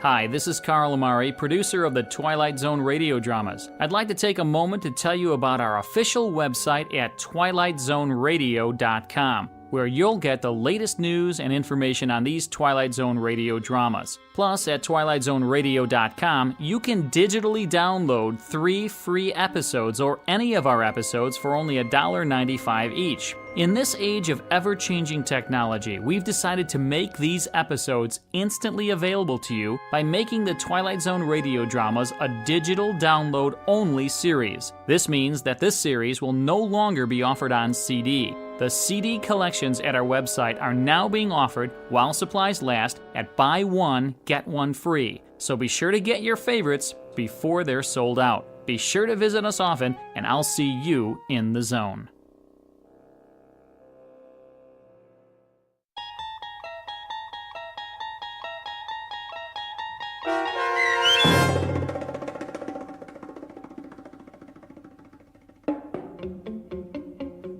Nothing in the Dark, starring Marshall Allman, with Stacy Keach as your narrator, was adapted for radio by M.J. Elliott and written by George Clayton Johnson. Heard in the cast were Roz Alexander, Jeff Morrow, Doug James, and Mike Starr. This copyrighted radio series is produced and directed by Carl Amari for Falcon Picture Group and Westwood One. Custom Foley effects, sound design, and mixing are done in the Cerny American Sound to Picture Theater by Cerny American creatives Matt Sorrow, Bob Benson, Todd Beyer, and Tim Cerny. To learn more about the Twilight Zone radio dramas and to contact us, visit our official website at twilightzoneradio.com. Miss Dunn, it's Doug James speaking.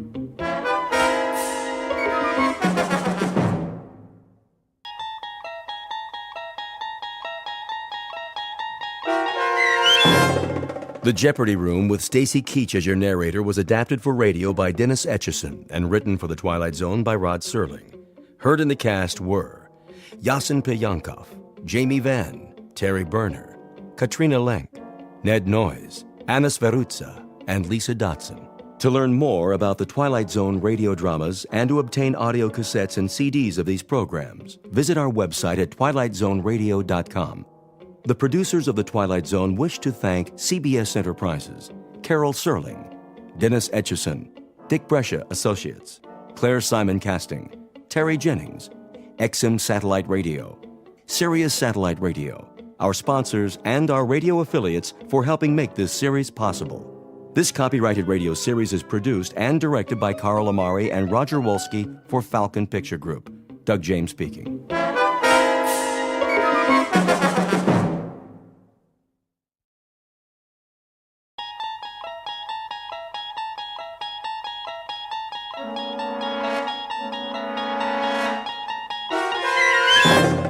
You unlock this door with the key of imagination.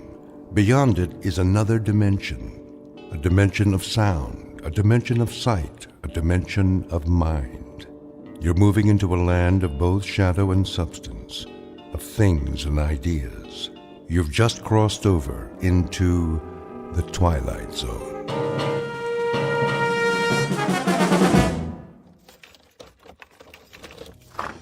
Here is your room, gentlemen. Thank you. I'll turn on the lamp. Leave it off for now. As you wish. I am sorry it's so small, sir. It suits our purposes. Where is the bath? Down the hall. The hall? I can give you one with a private bath if you prefer. No. I said this will do. I'm afraid the dining room is closed at this hour, but you may take a meal at the cafe down the street. We're not hungry, my friend and I. Then I bid you good evening. Good night. Check the window, Boris. You chose the right room. Of course. There is Kuchenko, in his room, across the alley. Binoculars? Right here, Commissar. Yes. Yes. See? The Major lies on his bed, but he does not sleep.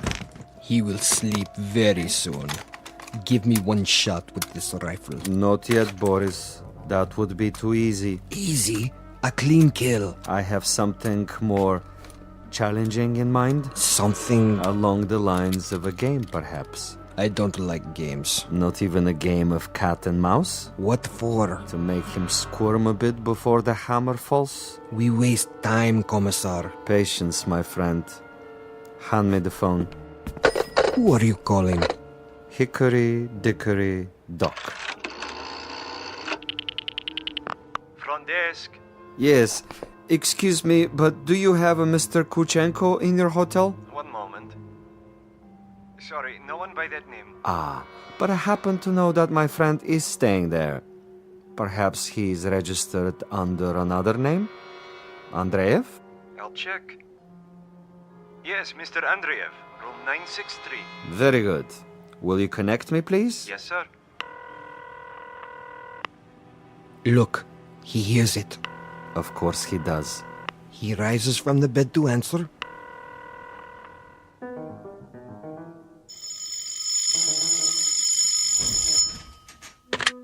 Yes? This is Major Kuchenko? Hello? Major? Are you there? Major?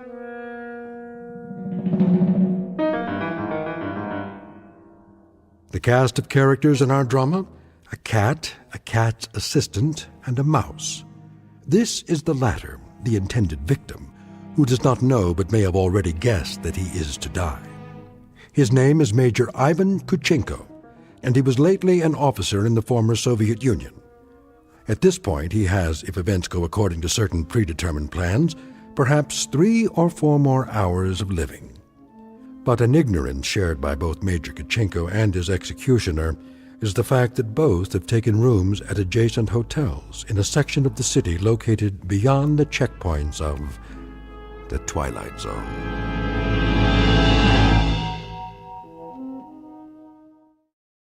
And now, The Twilight Zone and our story, The Jeopardy Room, with Stacy Keach as your narrator. This is Major Kuchenko? Who is calling? Major Kuchenko, you don't know me. Who is this? But I have heard of your recent arrival here. You have the wrong number. And I wanted you to know that you have friends in this city. Friends, you say? And they would be... Good friends, Major. Staunch friends. I know no one in this city. May I impose upon you to remain in your room for a little bit? Your friends will make themselves known. And who is this speaking?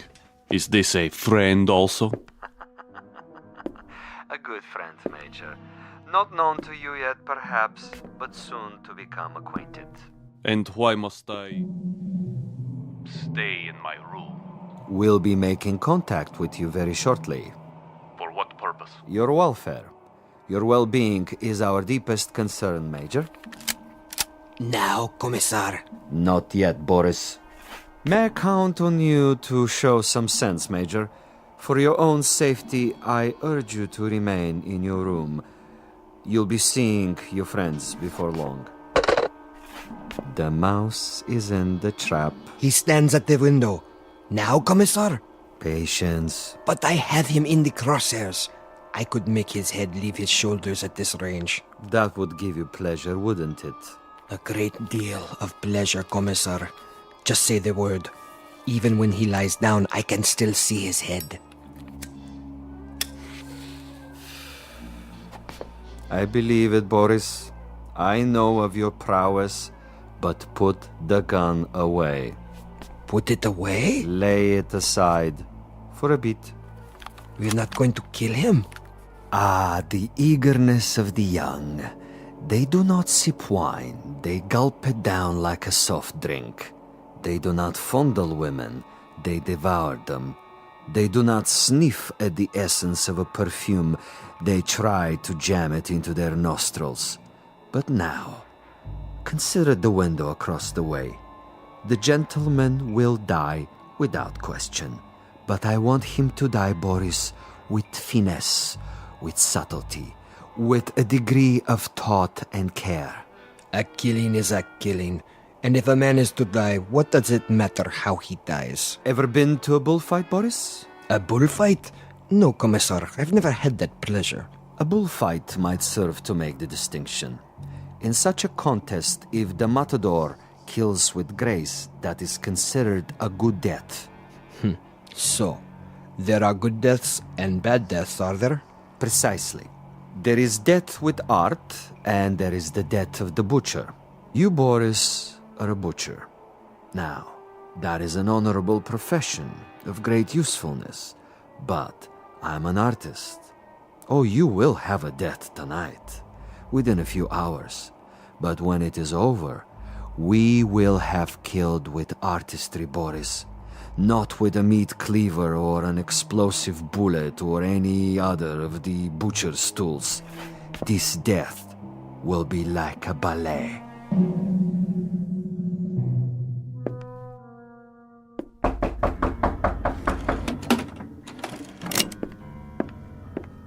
Yes? Major Kuchenko? Who is it? A friend, Major. If you prefer, you can turn off the lights and find a hiding place. I'll come in with my hands up, palms open. Major Kuchenko? And you are? I am a friend. May I? For a moment.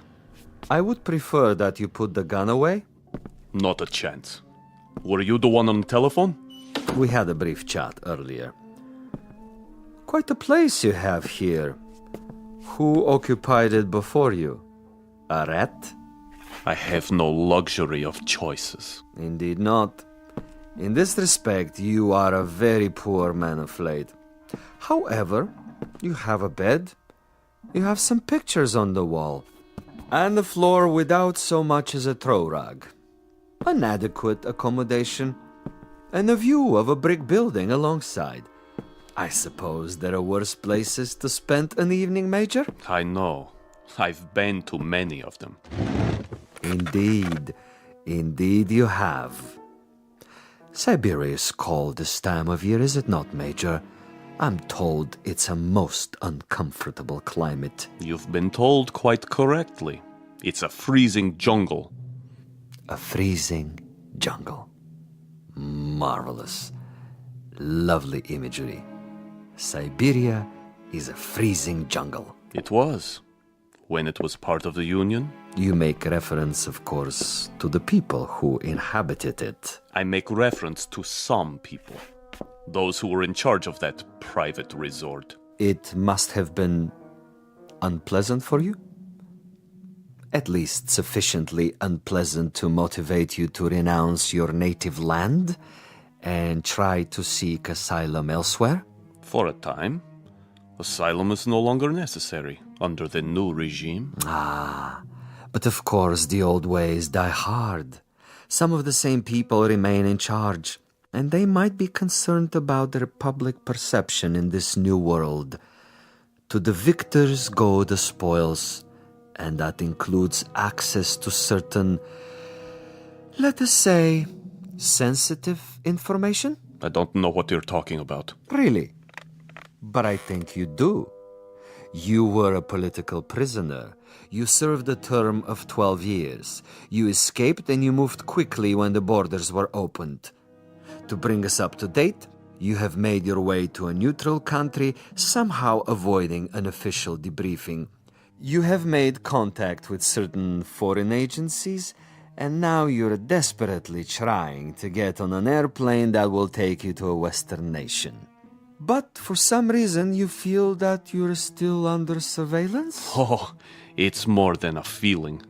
I know I'm under surveillance. Do you know by whom? I know very well. Can you tell me who they are?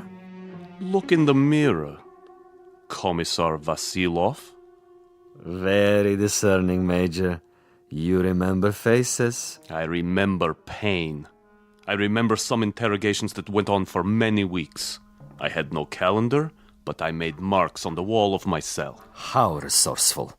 I remember one particular man who smoked Balkan cigarettes in a long holder and stood in the corner of the room, smiling and nodding, making jokes, while I went from agony to agony. So, Major, now we may dispense with the amenities. The masquerade, the little give and take of two strangers feeling each other out. Agreed. Now we get to the point. Do you honestly think that we would permit you to book passage on an aircraft out of here? That would be quite impossible.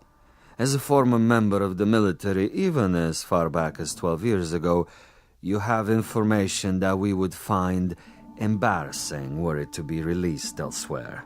Why, if the government we worked for no longer exists? Because the new government contains many of the same players reshuffled into different positions, and they have their new careers to consider. Consequently, Major, it is not to our advantage that you leave. It would, of course, be simpler and more convenient if you accompany me back to our embassy. I am sick, tired, and torn, Vasilov. But I am not insane. I would sooner cut my wrists over a sink and bleed to death. That would be my choice in the matter.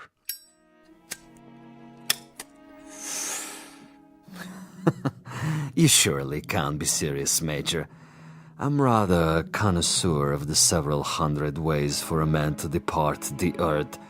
And you can believe me when I tell you the cutting of the wrist is not a particularly felicitous modus operandi. Quite apart from the pain, which of course must be attendant, is the fact that one dies slowly, and because of this, he has to be an eyewitness to his own demise. No, my dear friend, I'm afraid we are of two minds about that kind of death. But enough. I have brought you a small gift. Consider it a peace offering. Careful. Gently, Major. Gently. This happens to be a bottle of Amontillado. Quite rare and most pleasing to the palate. I have to repeat what I told you before, Commissar. I'm not insane. I'm quite aware of what would happen to me if I drank any of that. Why, Major, I'm disappointed in you. With your kind indulgence, allow me to use your own water glasses. If you assume this is to be cyanide or some other poison, you're quite wrong. Am I? Undoubtedly. You see, I don't share your death wish. I'm a healthy man with excellent expectations as to my longevity. No, indeed, Major. I was about to propose a social drink. The two of us. I'll drink first, and then you. Satisfactory? Such ritual, Commissar. Such tribal rites. Yet you have only one purpose with me. Why don't you get it over with?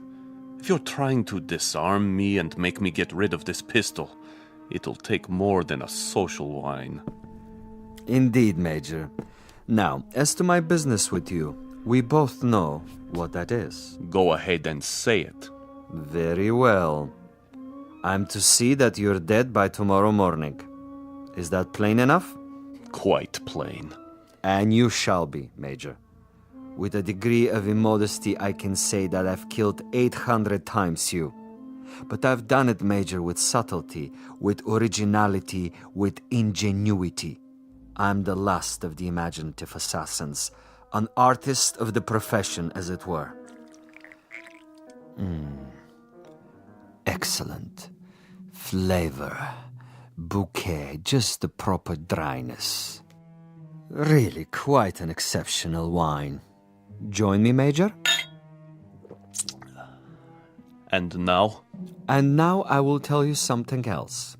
I will tell you something about you and me.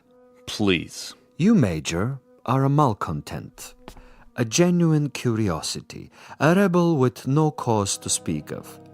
You have to go to prison camps, to interrogation centers, or hide in filthy little rooms. You can never accept that which is ordained. And you? I, on the other hand, am a survivor. I adapt to my situation. I haven't a large salary, and my job, at least the way it's laid out, is a rather dull one. Finding defectors and traitors and subversives and doing away with them. Now, I could do that with a high-powered rifle. I could do it with a homemade bomb, but I choose to exercise imagination and taste. In your case... In my case? In your case, I choose to prolong the game. And in the process of this prolongation, I've come up with what I think is a most bizarre and novel method of execution. One designed especially to challenge your talents. For we are worthy adversaries, you and I. I feel weak. I feel... Tell me what you feel, Major. Exactly. I want to know. Why, you monster. You drugged me after all. Indeed I have. And that poses an interesting question, doesn't it? How is it that we both can drink of the same wine, and yet I'm unaffected? Isn't that an interesting question, Major? Major?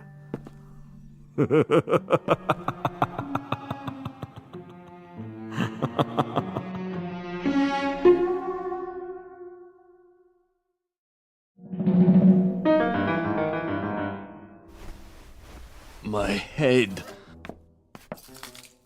He's gone. But I'm still alive. So he wants to play a game. And he has left something behind.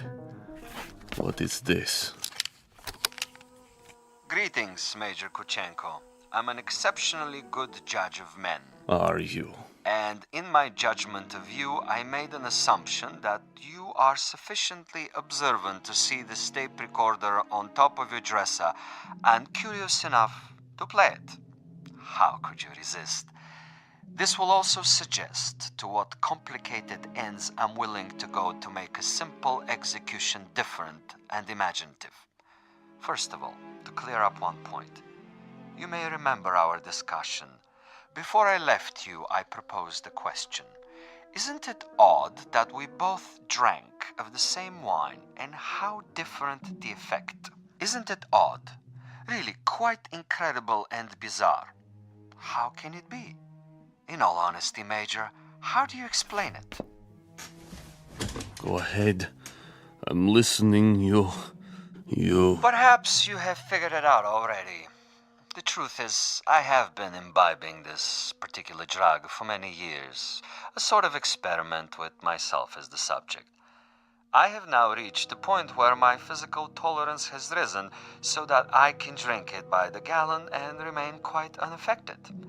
This in itself is a rather common and uninspired trick, a phenomenon well known to the scientific community. But you will also note, and I hope with a degree of pleasure, that you have not been poisoned. You're very much alive. Where are you? As you've probably perceived, I'm rather a gamesman when it comes to killing. I adhere to my own rules and ethics. Hence, Major Kuchenko, I have taken the liberty of removing your pistol so that you won't hurt yourself. Now listen to the following quite carefully. This is the game, and these are the rules. You have been asleep for roughly 3 hours.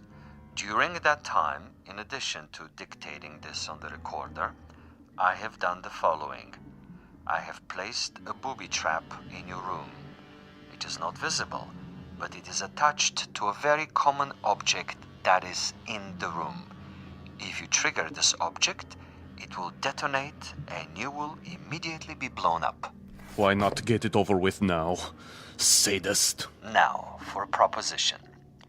If, during the next 3 hours, you are able to find this booby trap and cut the wire, you will be permitted to leave the room alive and unharmed. This is a guarantee. You have my word on it. Your word? But the following conditions are of the essence, Major. You must actively search for this booby trap, and you must find it and render it inactive.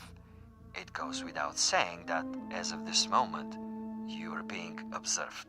How? Attempt to turn out the lights, and you will be shot. The moment you stop an active search, should you refuse to play the game, you will also be shot. If you are unable to find the trap within 3 hours, or attempt to leave the room at any point during that time, I am afraid the same conditions apply. You will receive a bullet in the head. So there you have it, Major. Find the booby trap, cut its wires, and you're free. Fail to find it, or fail to look for it, you're dead. Look for it, find it, but fail to recognize it, you're also dead. Needless to say, Major Kuchenko, it is this latter occurrence that I rather expect and look forward to. As a fellow expert in tricks and deception, I think you will admit this situation has its own special imaginative quality.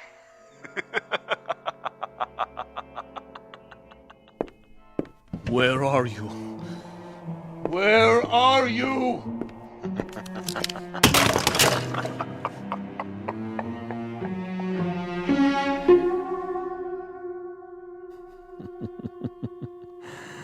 Over here, Major. Just across the way. So near and yet so far. Can't you see me? Doesn't the light reflect in my binoculars? Look, Major. Please look. Try, I implore you. Where have you been, Boris? I brought food from the cafe. Food is of no consequence. Quickly, he's awake. Don't worry, Commissar. I have a clear shot anywhere in the room. Hold your fire until I tell you. But why? Such an easy target. Too easy. That is the difference between us, Boris. You are a marksman, but I am a gamesman. And the game is afoot. The picture frame? No. Too obvious. The ceiling. The light fixture. Possibility. Nothing. Oh, you think you are so clever, Commissar. So clever. The bed, then. Under the mattress. The bed springs? It might be. Not the chair, though. Still possible. Where? That would be telling. Go ahead and eat, Boris, before it gets cold. He's busy with the hunt for now.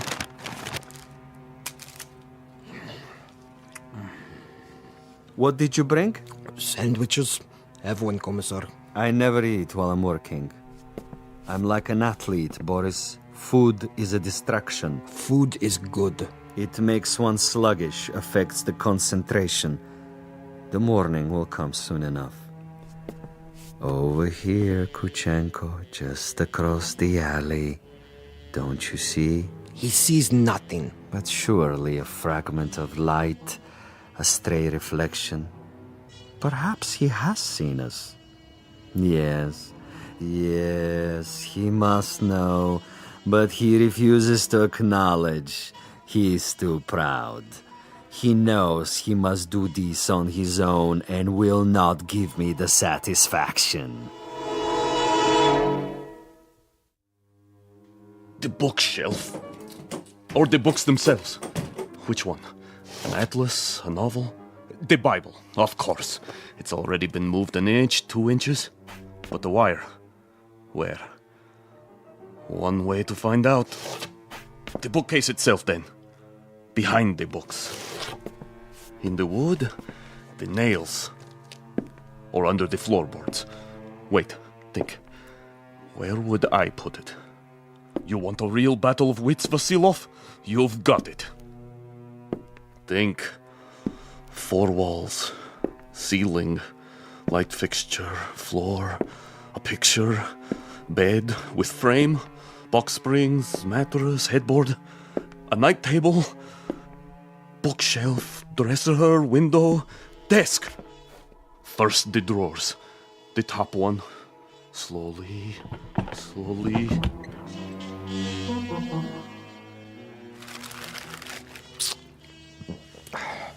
What is he doing now? The desk. He's down on his hands and knees removing the 2 bottom drawers so he can see what's under the top one. Bravo, Major. Good thinking. Is that where you put it? The possibility exists. Look at him, glistening like a mackerel. He stops to wipe the sweat from his eyes. And? And now he looks under the top drawer, crawling on his back. Yes! I think he's got it. Let me kill him. Don't be a fool. There are rules.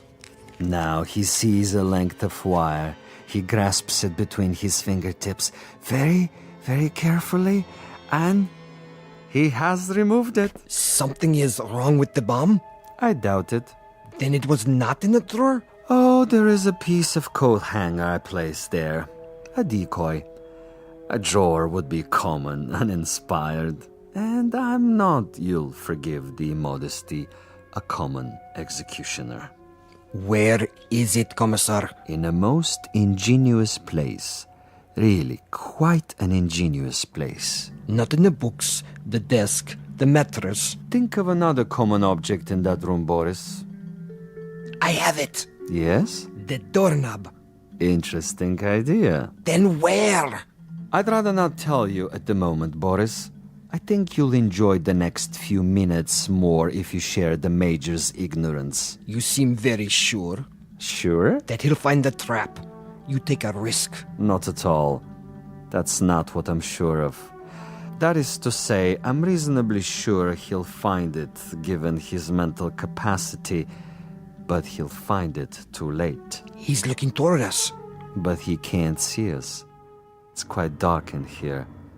And it wouldn't matter if he did see us. Now he's returning to the table. You're getting warm, my young friend. The ashtray. Extremely warm, but not hot. Where then? Please, Commissar, please tell me. Take the glasses. What do you see? He stands over the telephone. He is reaching out. Hot now, Boris. Extremely hot. Oh, he has picked it up. I thought for a minute there... You thought what? The telephone. Precisely. The telephone.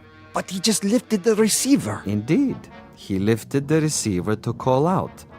If, on the other hand, the Major's telephone were to ring, and he were to answer it... That's it, isn't it? If he picks up the phone after it rings...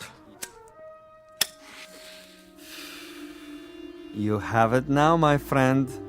When the Major's phone rings and he answers it, I have placed a tiny bottle of nitroglycerin inside the mechanism. The explosion will only occur after the ring and the lifting of the receiver, at which point the electrical contact will be made, and Major Kuchenko will not even have time to say hello. But what if no one calls? Oh, someone will. I promise you, someone will.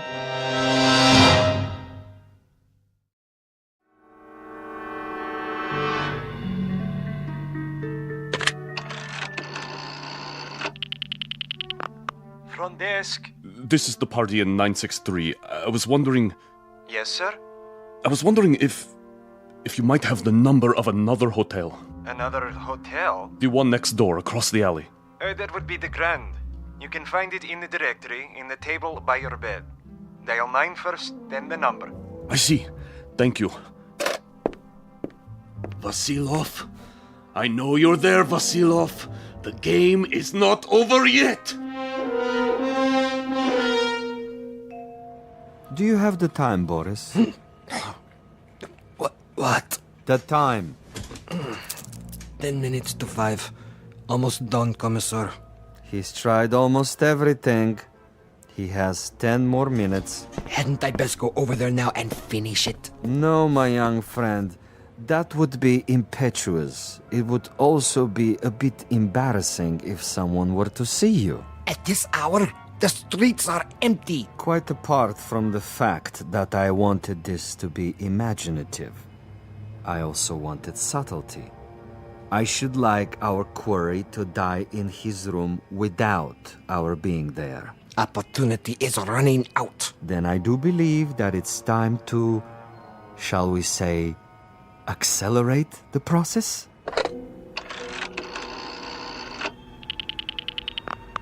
Hotel Mont Blanc? Would you dial room 963, please? Thank you. I'll wait. There it goes. He's walking toward it. What's the fool doing? Why doesn't he answer it? I can't tell. He has his back to the window. Turn around so I can see. Now, Commissar? No. Would you dial 963 one more time, please? Yes, I know it didn't answer. Ring it again. What's he doing, Boris? His back is still to me. It can't be busy. I don't know. What's he doing? Use the glasses. He's turning around, lighting a cigarette. He's mocking me. Now, he suddenly dropped from sight. Kill him. I can only see the top of his head. He's moving across the room. Do it! You missed, you fool. He's at the door. Again! He's gone out of the room. And you missed him. You missed, you idiot! Flight 17 to Rome, Paris, and New York, now pre-boarding. Ticket, sir. Ticket? Oh, yes. Mr. Andreev. Passport? Right here. I see. Is anything wrong? No, sir. Everything seems to be in order. How many bags? No luggage. Not even a carry-on? I'm traveling light. Then here's your seat assignment. Please go to gate 17. How much time do I have? Boarding for coach class begins in 5 minutes. Good. Sir? Thank you. I'll be there.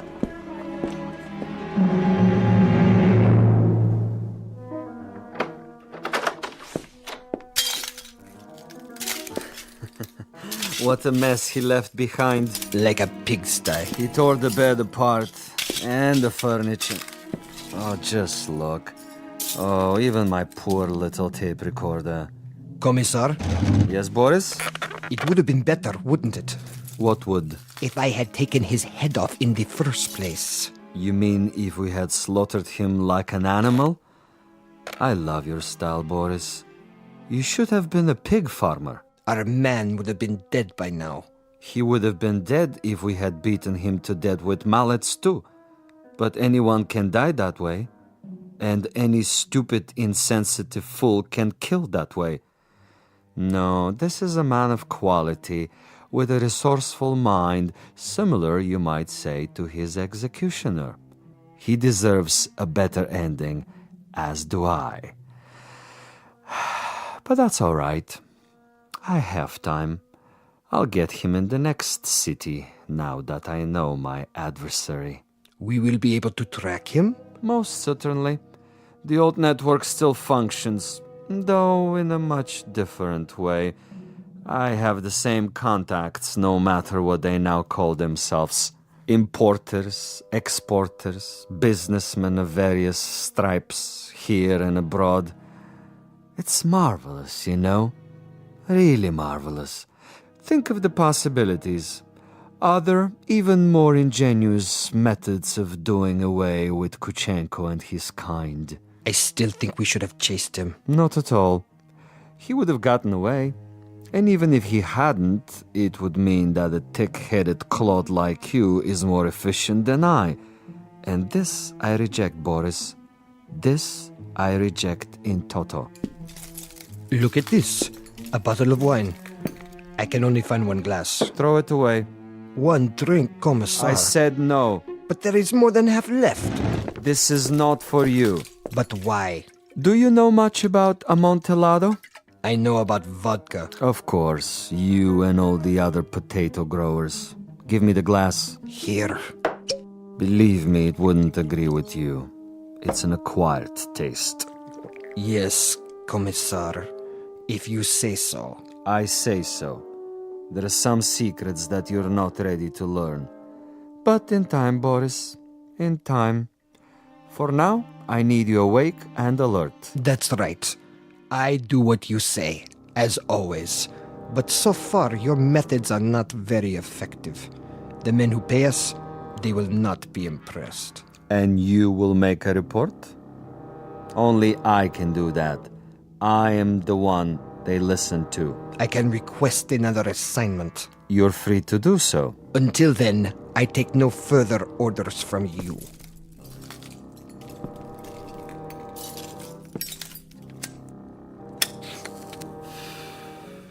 As you wish.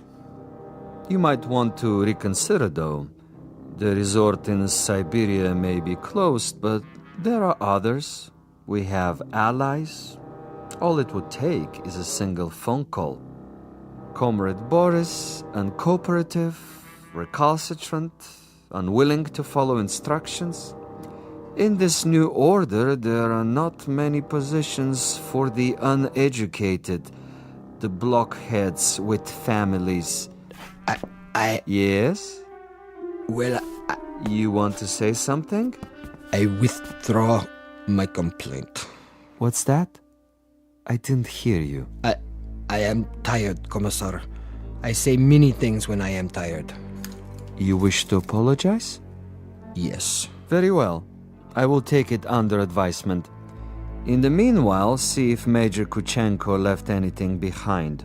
Check the closet, the drawers. Yes, Commissar. And life goes on. The sun comes up and we arise to meet another day, to prevail by our wits and our wits alone. I'll get it, Commissar. No, Boris! I don't want... You fool, no! I'm sorry, sir. Your party doesn't answer. No? It doesn't ring at all now. You're sure? Mont Blanc Hotel, room 963. Strange. The line is suddenly dead. Thank you, operator. That means my message got through. Flight 17 Transocean Airways now departing for New York City via Belgrade, Paris, Rome, London, final call.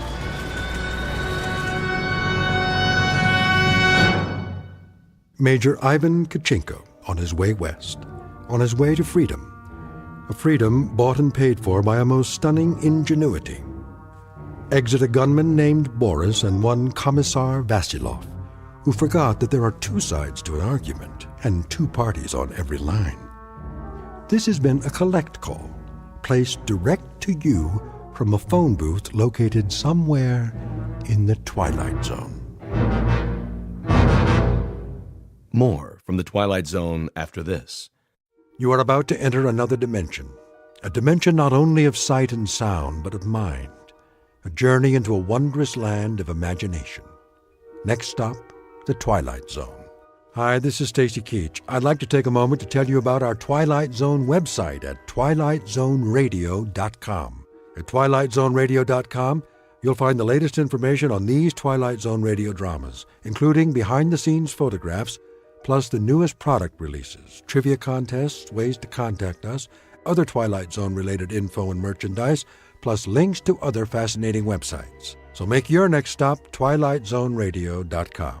Visit twilightzoneradio.com to purchase these Twilight Zone radio dramas on cassette and CD, or call toll-free 1-866-989-ZONE.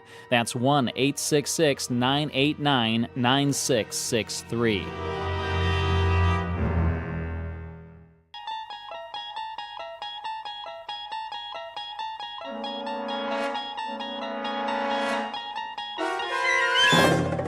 You unlock this door with the key of imagination.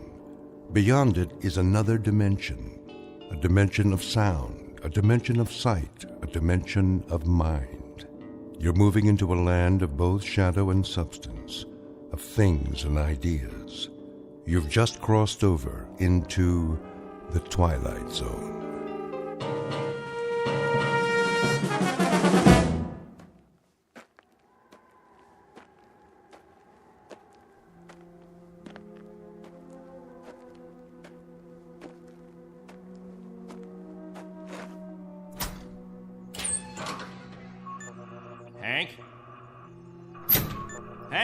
Oh, morning, Captain.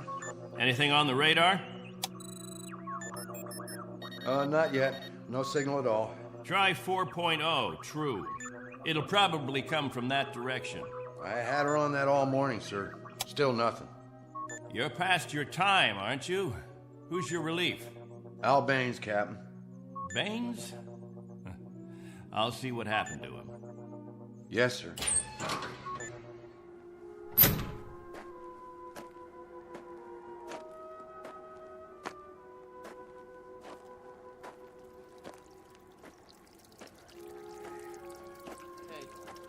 Morning, all. Anything yet? Afraid not. They lost, you figure? There's no telling. Okay if we fill our containers now? Go ahead, as long as the water supply holds out. Be a while till the next batch is ready. Julie, where's your husband? He was sleeping, Captain. Get him, Julie. Is something wrong? There's something wrong. Yes, sir. How does it taste today, Henry? Same as always, hot, flat, and unforgettable. But wet. Suffer it a little bit more. 6 months from now, you'll be drinking chocolate ice cream sodas.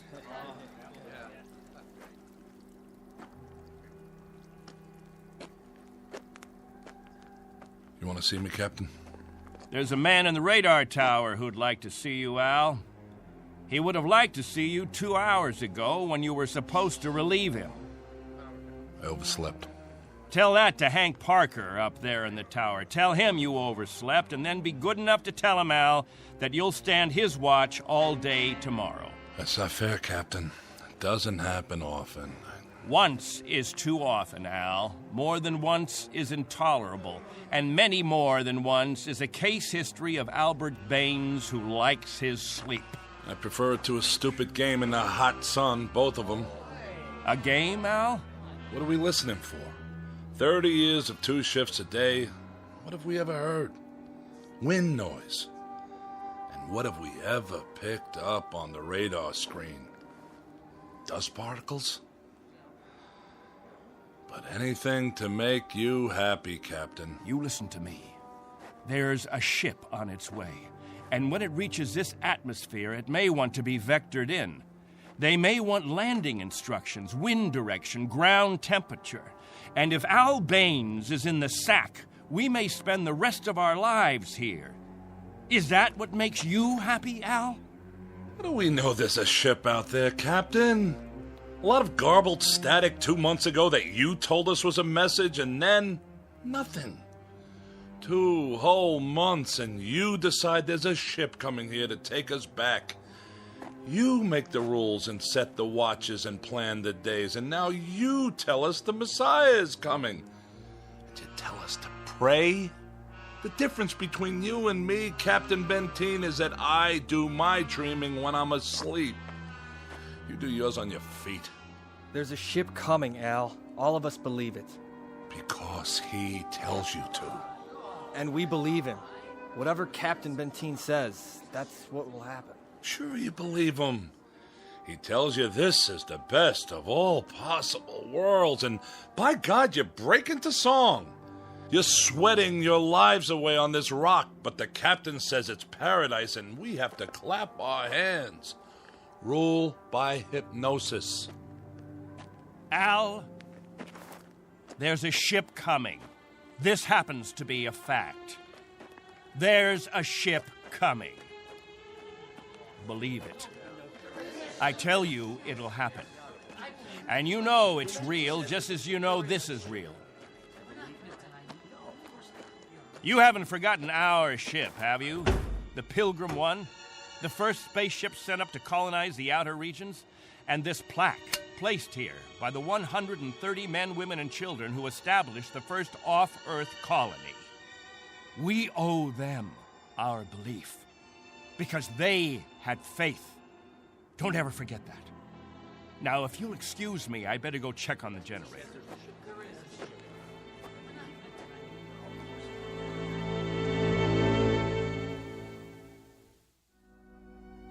This is William Benteen, who officiates on a small outpost in space. An outpost slowly disintegrating under the heat of two suns, with the holes, the cracks, the fissures that are the residue of despair. He tries to fill them with faith and to retain a faith of his own. This is a remnant society, a handful of people who left the Earth looking for a millennium, a place without war, without jeopardy, without fear. What they found was a lonely, barren place whose only industry was survival. And this is what they have done for decades, survive. Until the memory of the Earth, they came from what has become an indistinct and shadowed recollection of another time and another place. 2 months ago, a signal from Earth announced that a ship would be coming to pick them up and take them home. In just a moment, we'll hear more of that ship, more of that home, and what it takes out of mind and body to reach it. Because this outpost is located in the far reaches of the Twilight Zone.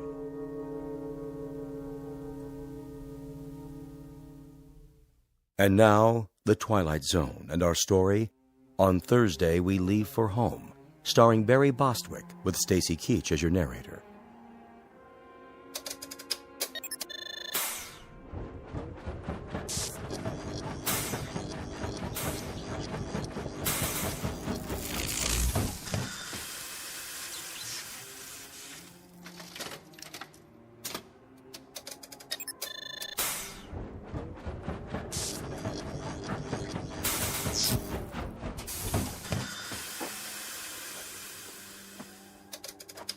Can't keep the generator running, sir. No wonder. Look at these wires. They're rotten. That's all we got, Captain. No backup? This is it. Any insulation? That's all gone, too. We used it on the converter belts. Well, we have to get the current running somehow. If that refrigeration unit stays off, the temperature in the underground rooms will go up 50 degrees. Well, we could stop the saltwater converter for a day or so, switch the parts. Then we'll have to do that. Tell the people to fill up all the jugs they have. We'll be shutting off the water in 6 hours. Yes, sir. Captain, what about the ship? It's on the way. We know that much. Then everything will be different. When we get back, the things that are old and worn out, we'll throw them away. Just throw them away. Captain Benteen. What? The main square. Come quick.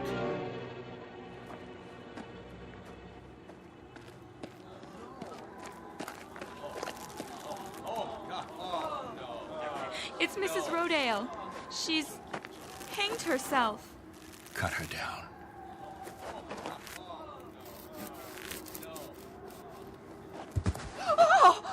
Mommy, what happened? Is that lady all right? Get them out of here. Come, children. God have mercy on her. You men there, prepare her. We'll bury her in an hour. Yes, sir.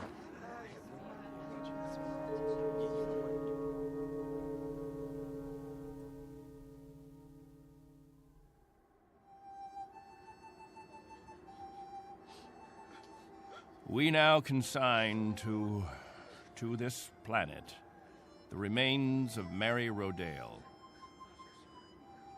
We ask God in His infinite mercy to give her the serenity and joy that she sought while she was with us. And we ask His forgiveness for her sin. Amen. We ask that this good woman be allowed to rejoin her beloved husband who preceded her in death 11 years ago. Bid your farewells now. Forgive her, Lord. Have mercy on her, Lord, for what she's done. A terrible thing. She didn't know what she was doing. She knew what she was doing.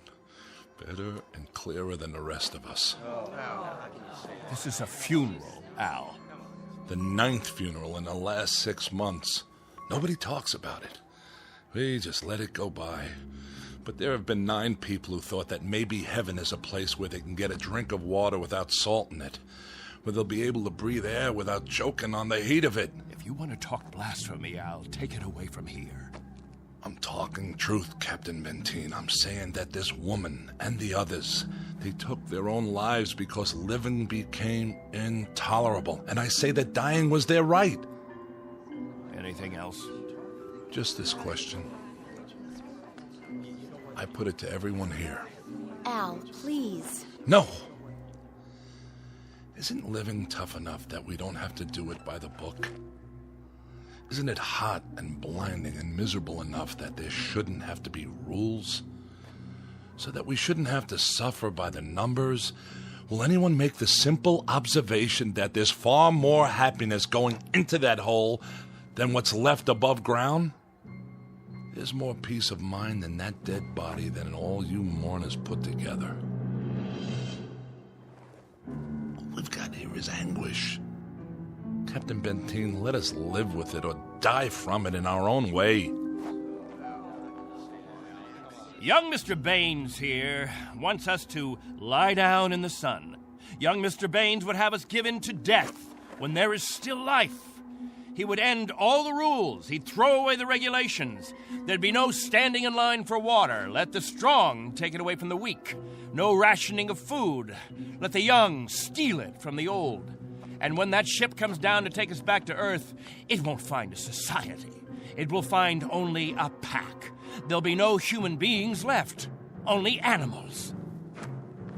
There's a ship coming. It's winging its way in now. It's on its way. Say it. Say it out loud. Let me hear you say it. There's a ship coming. There's a ship coming. There's a ship coming. There's a ship coming. There's a ship coming. There's a ship coming.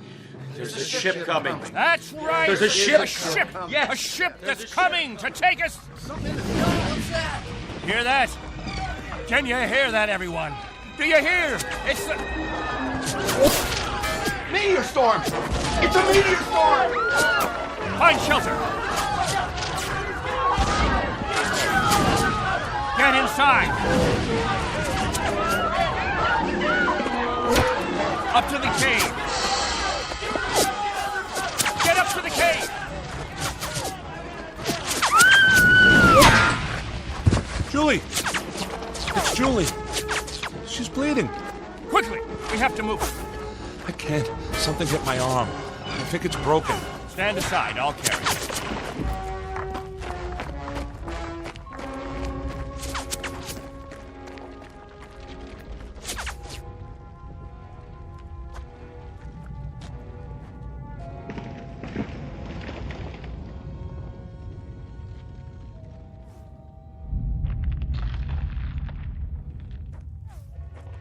How is she?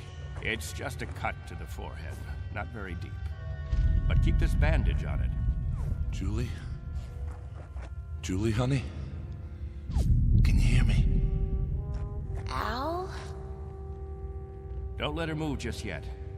She may have a concussion. How's your arm? It's not broken.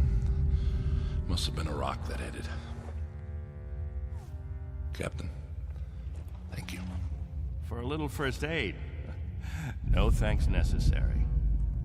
I deliver babies, too. You might want to keep that in mind. Now, I'd better go see to the others.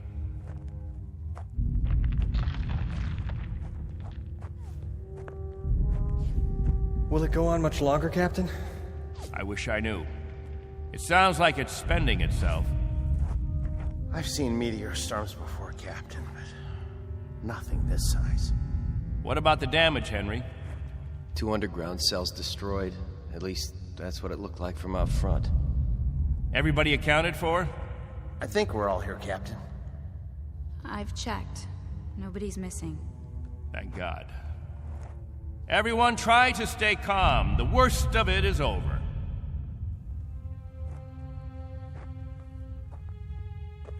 Jojo? Yeah, Captain? You're not scared, are you? Well, kinda. Now, we can't have that. Mind if I sit for a minute? We'll talk, you and me. Captain, tell me about the Earth. Would you, Captain? Tell us what you remember. Yes, do. Well, all right, I guess I can do that. We'd like to hear. You, over there, is that you, friend? Yes, Captain. And you, Buck. Yes, sir. You fill in the holes if I leave out anything. Straighten me out if I'm wrong about any of my recollections. Jojo, I was a boy of 15 when we arrived here.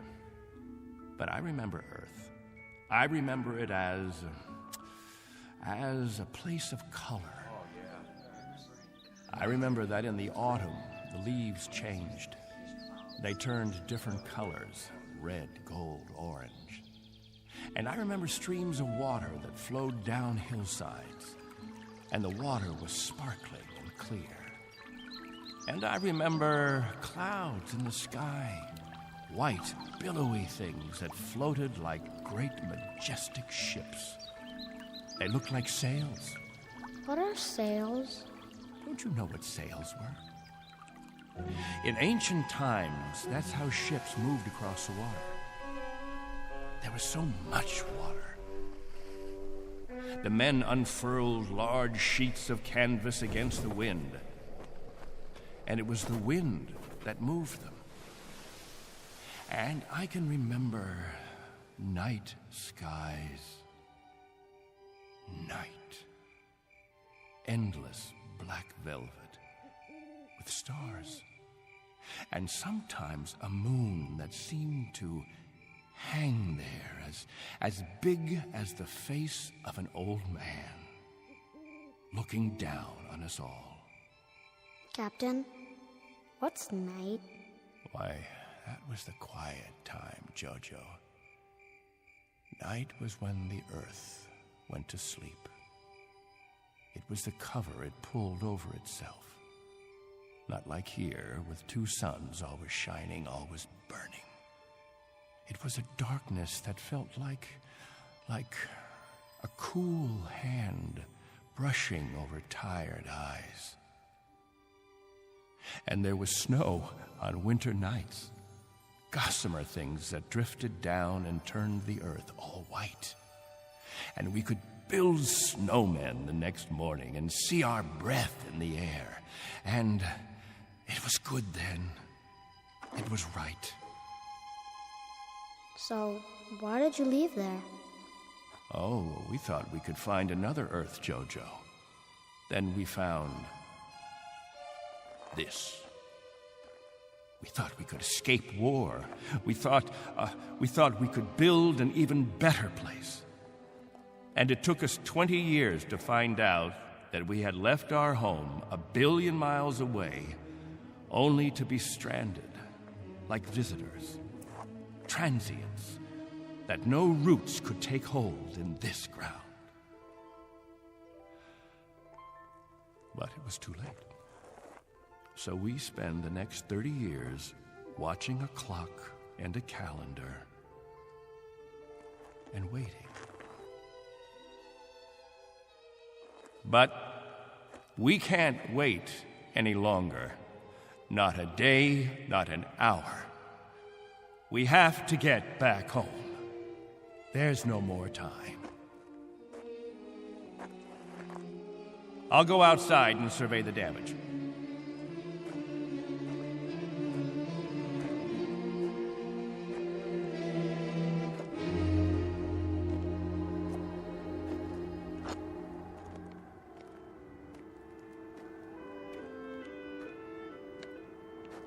Not much harm. Radar tower's still standing.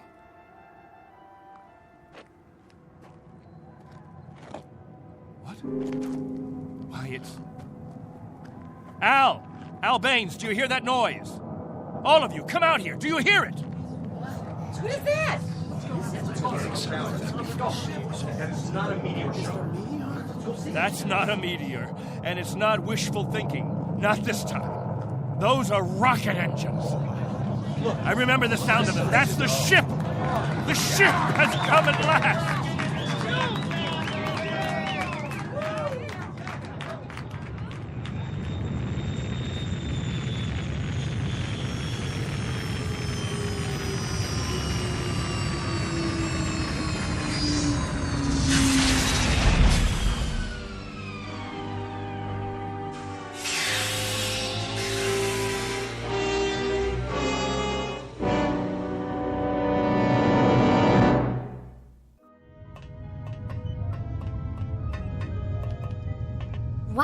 ship. How fast can it go? Oh, pretty fast. Watch your step. Looks like you got plenty of room for everybody. Do you have any water? Clean water? We have enough. Oh, doesn't that sound wonderful? Delicious. Careful. I better talk to your leader. You have one, don't you? Sure do. Captain Benteen. I don't see... Standing over there. Hey, Captain, come see the ship. Mr. Benteen? I'm Benteen. Colonel Sloan. I command the Galaxy 6. Our orders are to transport you all back to Earth. Colonel, what took you so long?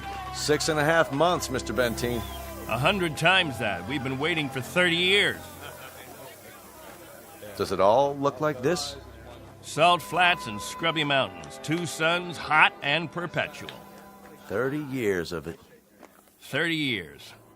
The children have never seen Earth, and some of the older ones don't even remember it. They'll see it now. Our orders are to get you aboard as soon as possible. We figure that we should be able to lift off on Thursday. Are you still using Earth time? Of course. Good. That'll give you 3 days to prepare. Unfortunately, your people will only be able to take what they can carry. Over 200, aren't there? 187 men, women, and children.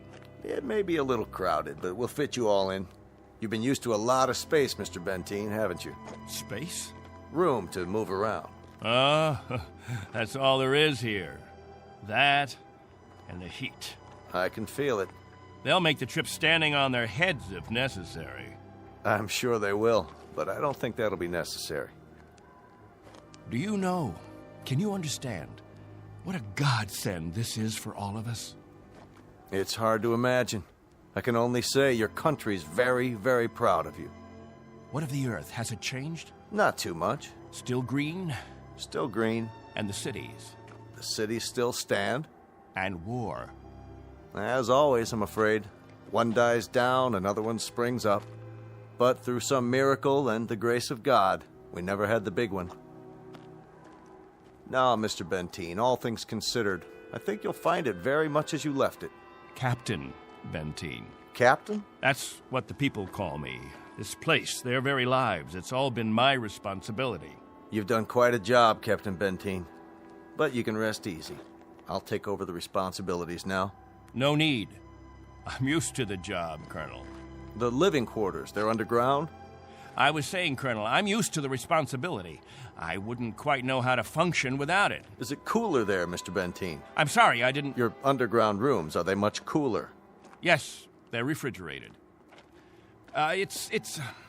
Captain. Morning, Captain. George. The best morning ever. We just wanted to say thank you, Captain.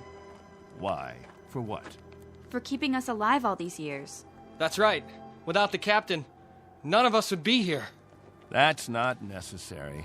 You better believe it, Colonel. I do. I do believe it. Captain Benteen. Go ahead, Colonel Sloan. That's all right. I'll see to the others.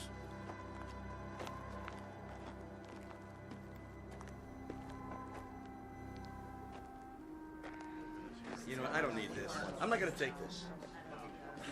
Hi, Captain. Julie, where's your bandage? Oh, I don't need it anymore. But we put one around your head so the cut would heal.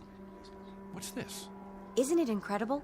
It's called a medicinal patch. You wear it for 24 hours. It accelerates the growth of new skin.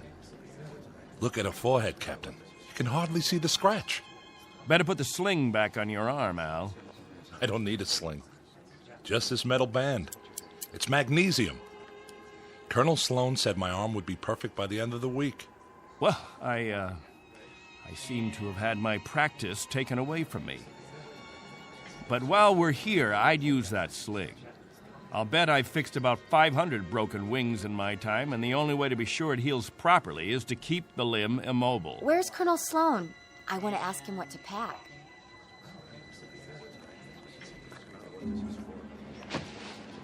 Eleanor, let me help you with that bundle of clothing. Thank you kindly, Captain. I'll carry it for you. No, thank you, crewman. I've got it. Here you go, ma'am. I don't know how to thank you. Are all the crew as strong as you?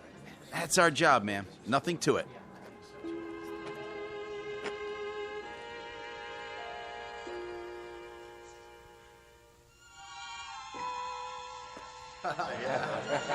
Hello there, Captain. Will, I'm so excited. How much longer? not long. Be patient. May I have your attention, everyone? Good question. Quiet, please. What is it, Captain? As all of you know, we have less than 36 hours before we depart. And as I told you earlier, there is a maximum allowance of 14 pounds per person. Soon we'll begin weighing your belongings, and if we're over the limit, I'll make up a list of necessary items. I hope I'm not intruding, Captain. I was just telling them about the weight requirements. We'll handle all that tomorrow. I heard you'd called a meeting here in the cave, so I brought Lieutenants Engel and Rafferty with me. Everyone has so many questions about Earth, I thought perhaps this would be a good time. More questions?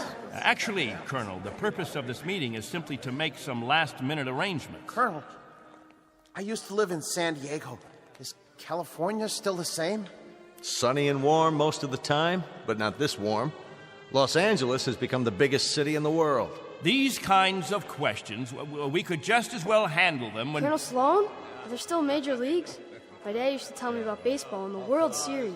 The leagues are just as before, American and national. What about the Dodgers?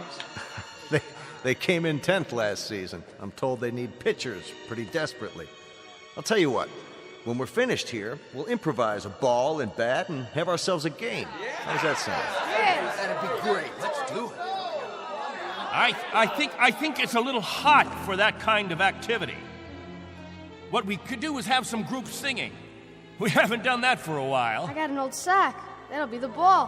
Who's got a stick? What are we waiting for? Let's go. Please, wait. We haven't finished yet.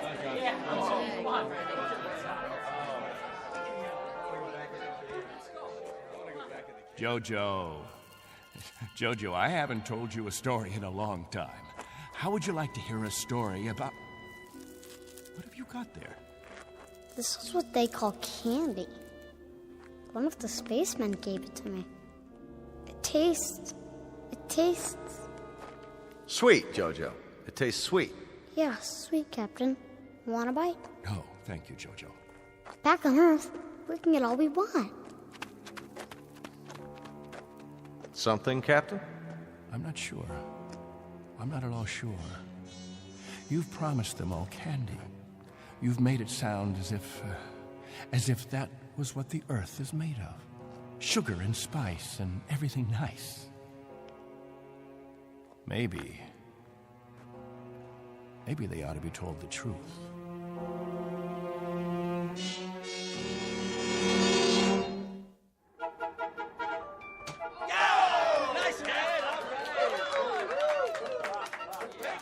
The universal language.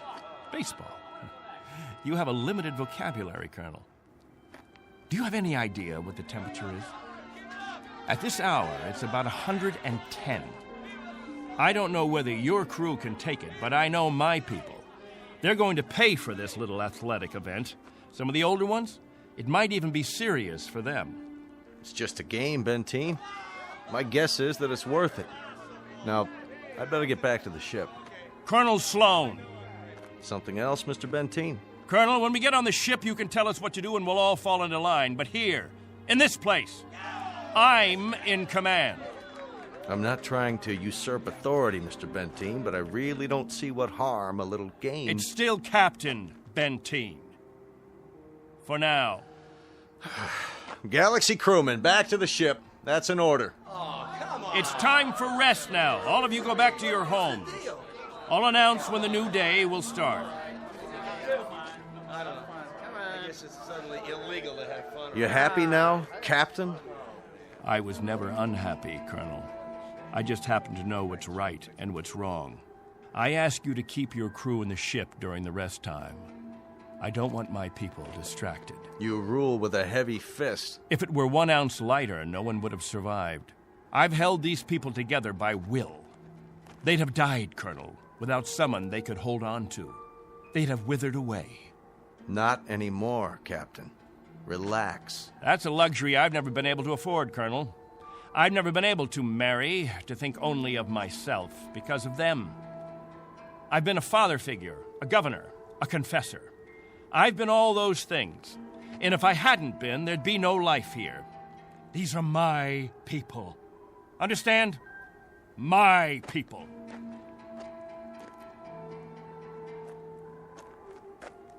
What's with him, Colonel? I'll bear with him a little bit longer, fellas. He's really quite a man. He's got just one minor aberration.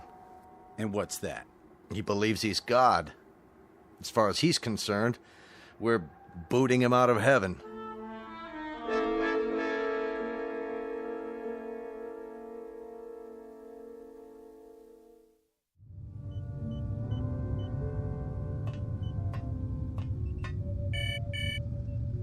Yes?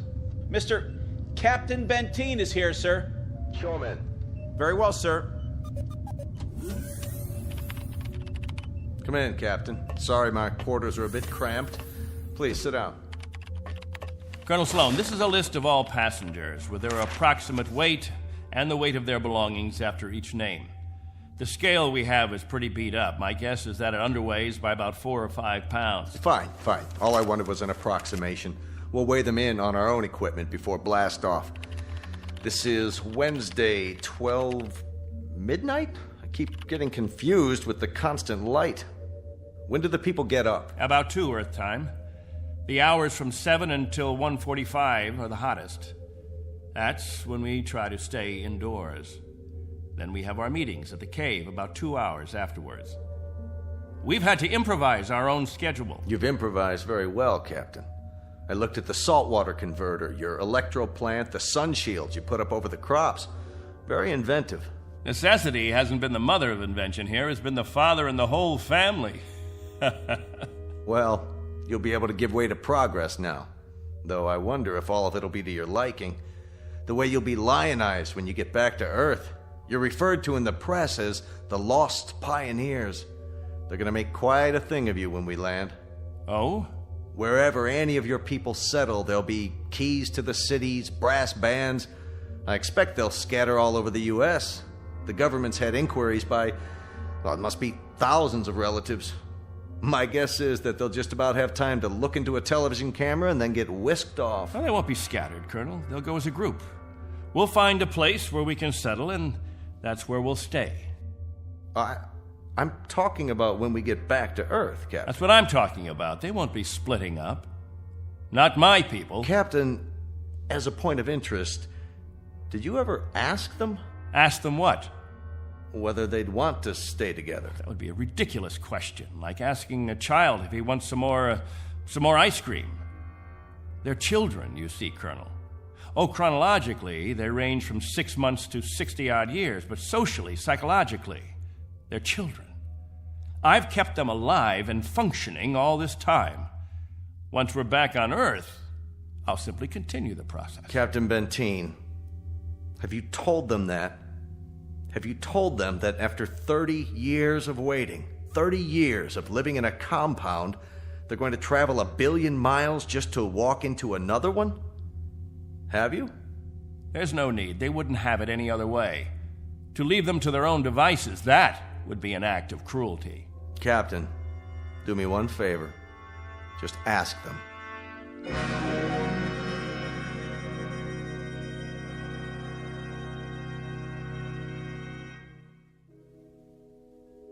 Naturally, we won't have to concern ourselves with the colder climates, the northeastern states, the upper regions of the Great Plains. We'll find an area much farther to the south, perhaps Florida or Texas. Southern California has a temperate climate. Captain, you better tell us about frostbite treatment, because I'm moving to Wisconsin. That's where my family settled originally. What about Oregon, Captain? That's where Joan and I plan to settle. I've heard about the forests there. New York. Please, wait a minute. You don't understand. Let me make this clear. All of you will have a chance to meet your relatives. I see no reason why visits can't be arranged, perhaps even for a week or more. But naturally, we'll remain together as a community in whatever land grant we obtain from the government, or whatever given area we can arrange. I can assure you of one thing, and I hope put all your fears to rest. I'll remain as your guide, your consultant. And I guarantee that no one will lack for my help or my advice. Captain, Julie and I were thinking of farming. Why, that's a fine idea, Al. We'll farm just as we have farmed, but much more easily. The rainfall back on Earth is so plentiful. And as I told you, there's only one sun, so you won't have to shield the crops. Of course we'll farm. Certainly, we'll farm. Julie's got relatives in the state of Washington. You couldn't take the cold. None of you could. But I guarantee that wherever we settle, the farming will be good. I'll see to that. What's the matter? Don't you understand? We don't plan to stay together. You don't understand, Al.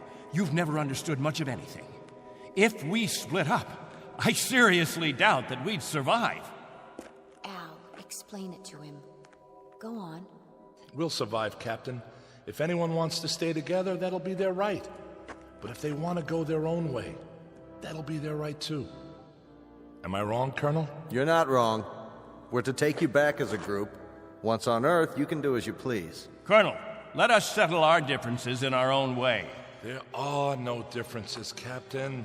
There are differences. There are. Changes that have taken place on Earth. Things we aren't prepared for. Oh, the Colonel has made it sound like a big holiday. The good life just plucked off a tree.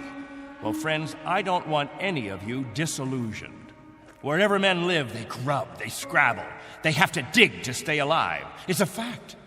But together, that's the word, together. We've got to stay together. Think of that word now. Let's say it out loud. Everybody, now. Together. Together. Together.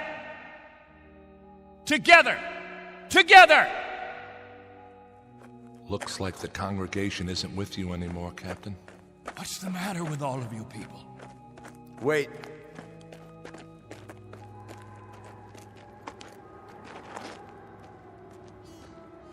I've made the compartment assignments. I'd like to go over them with you. Assignments? There's not much time, and there's some things we have to check off. There's a decompression problem that we've got to tell them about, and a moment of weightlessness shortly after we leave the atmosphere that I want to explain to the children. Do you know what we called you while we waited for you to come? We called you the Messiah. Did you? You were supposed to bring freedom, but that's not what you brought. You brought selfishness, dissatisfaction, divisiveness. With all the misery we've had here, those germs never infected us. I brought nothing but a ship and a crew and a means of escape. You've had no diseases, no viruses. Did it ever occur to you why? You've lived in a test tube, Captain. Antiseptic and germ-free and sterile. Sure, you're a group, a cell, but that's all over with. Now it's time for you to be what God meant you to be, individuals. Time to break the test tube. Time to rejoin the human race. What I'd like to know is why in the name of God you're so reluctant about it. Because I remember the human race. This is incredible. Oh, it's really incredible. I was wrong, Colonel. I've been telling them about an Earth that doesn't exist. An imaginary garden.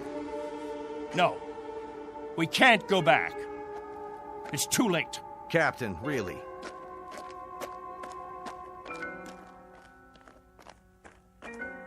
Everybody, gather around. I've got something to tell you. Listen to me, all of you. I want to tell you all. Listen to me, all of you. I want to tell you about the real Earth. Captain, are you all right?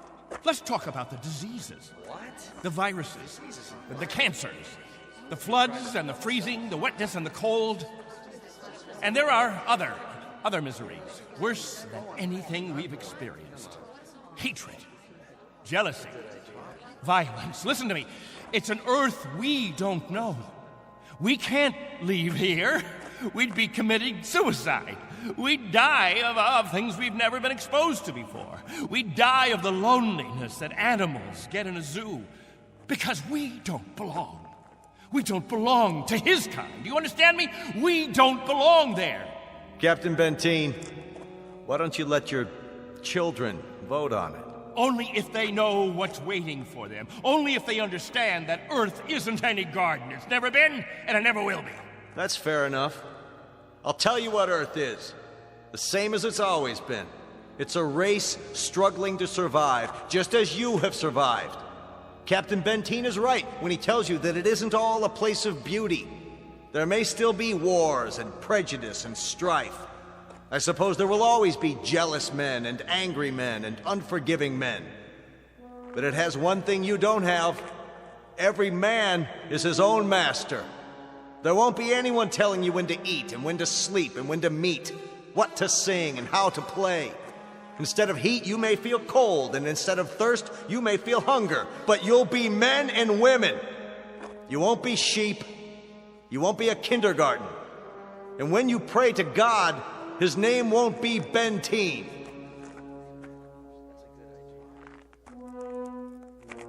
A vote now, Captain, and the majority wins. Those of you who want to be on the ship 10 hours from now, heading back to Earth, step forward. All right, I'm going. Let's go. Let's go. Go. That's it. I suppose that makes it unanimous, Benteen. Even you, Jojo? Well, I want to go with the Colonel. Give me something, anything. Give that sledgehammer. Here.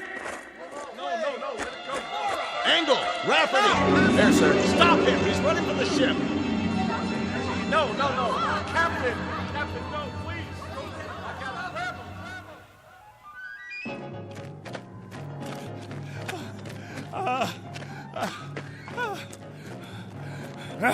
We'll see how far you get. Without a tail fin. Put it down!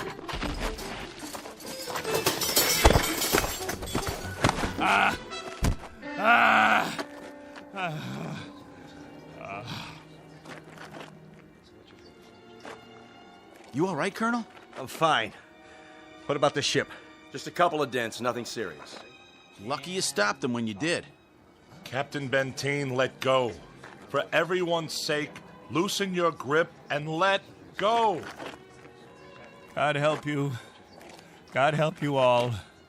Tomorrow you think you're getting on a ship headed for paradise. What you don't realize is you're heading for hell. What about you? I'll stay here. That's right. This is my home. This is where I belong. This is where you belong. You just don't have the brains or the guts or the sense to know it. This ship leaves at 0800 tomorrow. If you're not on board... I want no special privileges, Colonel Slow. No special treatment. If you're to blast off at 8, you blast off at 8. As for the rest of you, you can go on the ship or you can remain here with me. I'll be at the cave. Any who want to remain can meet me there.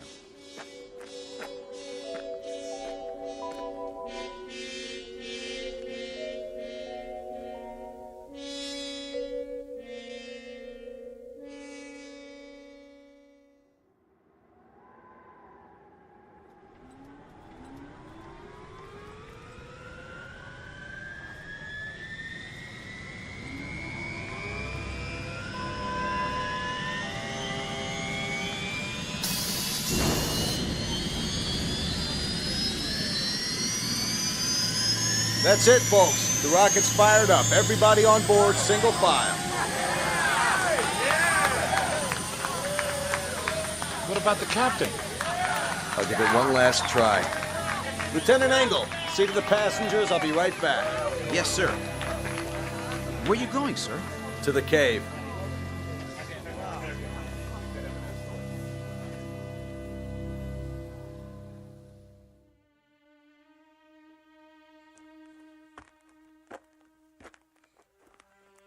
Captain? Benteen? Benteen, we know you're in here. Please, let us talk to you. He's not going to show himself, Colonel. We're leaving now. We have to blast off in 5 minutes. If we don't, we'll have lost our orbital position. Bentine, it has to be now. Captain, please, come out. Remember this. If we leave without you, there'll be no other ships.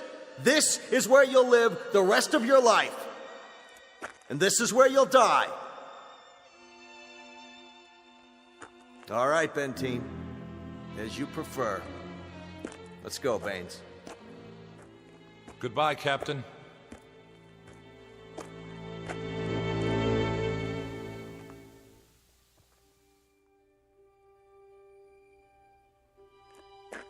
Hello, friends, all together at the meeting place.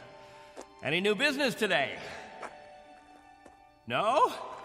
Jojo, I'll bet you want to hear about Earth. About the rivers and the seas, the blue skies, or the night, the stars and the moon. Which do you want to hear about this time? There's color on Earth, the change of seasons. And the wind brings the smell of the ground, the plants, the seeds, the roots, flower petals, sap from the trees, and the smell of the weather, the rain or the mist or the fog. And on the earth,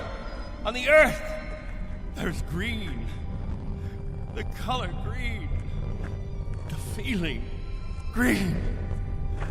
There's something fresh about it, something living. Earth. It's called Earth. Don't leave me. Please. Oh, don't leave me.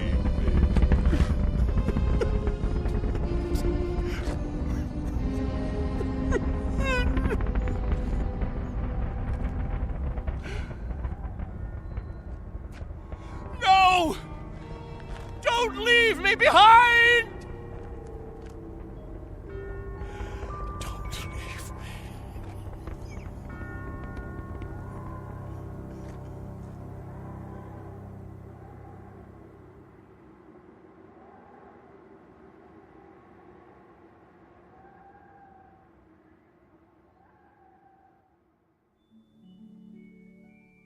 A man named Bentine, sometimes known as Captain, who had certain prerogatives. He could lead, judge, legislate, even dictate. It became a habit, and finally, a necessity. William Bentine, once a god, now a population of one, on a distant outpost in the Twilight Zone.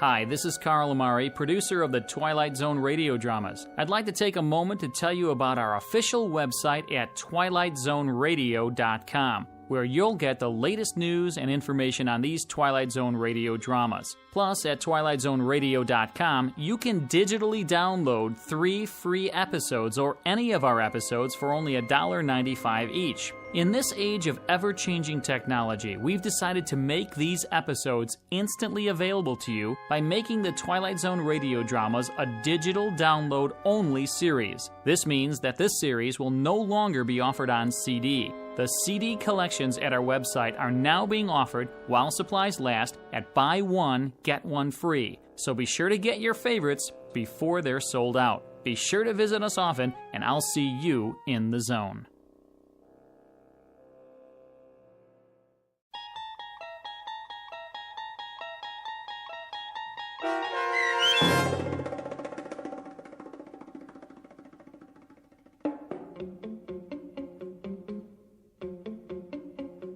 On Thursday, We Leave for Home, starring Barry Bostwick with Stacy Keach as your narrator, was adapted for radio by Dennis Etchison and written for The Twilight Zone by Rod Serling.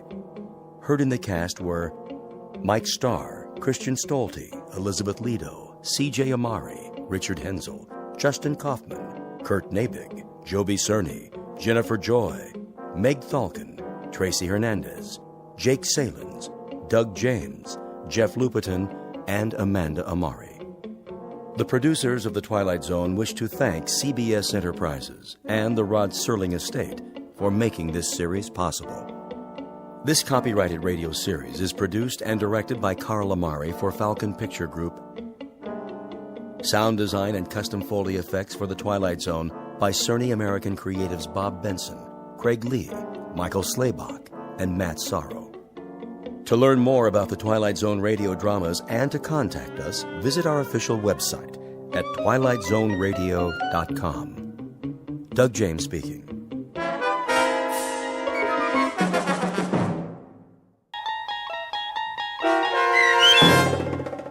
Gentlemen, Be Seated, starring Stan Freberg and Mike Starr, with Stacy Keach as your narrator, was adapted for radio by Dennis Etchison and written for The Twilight Zone by Charles Beaumont.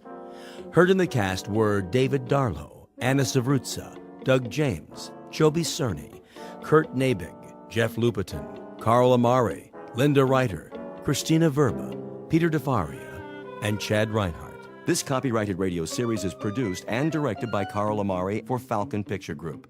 Doug James speaking.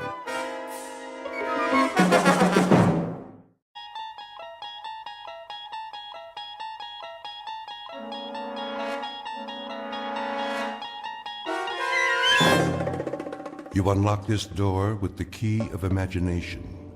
Beyond it is another dimension, a dimension of sound, a dimension of sight, a dimension of mind. You're moving into a land of both shadow and substance, of things and ideas. You've just crossed over into the Twilight Zone.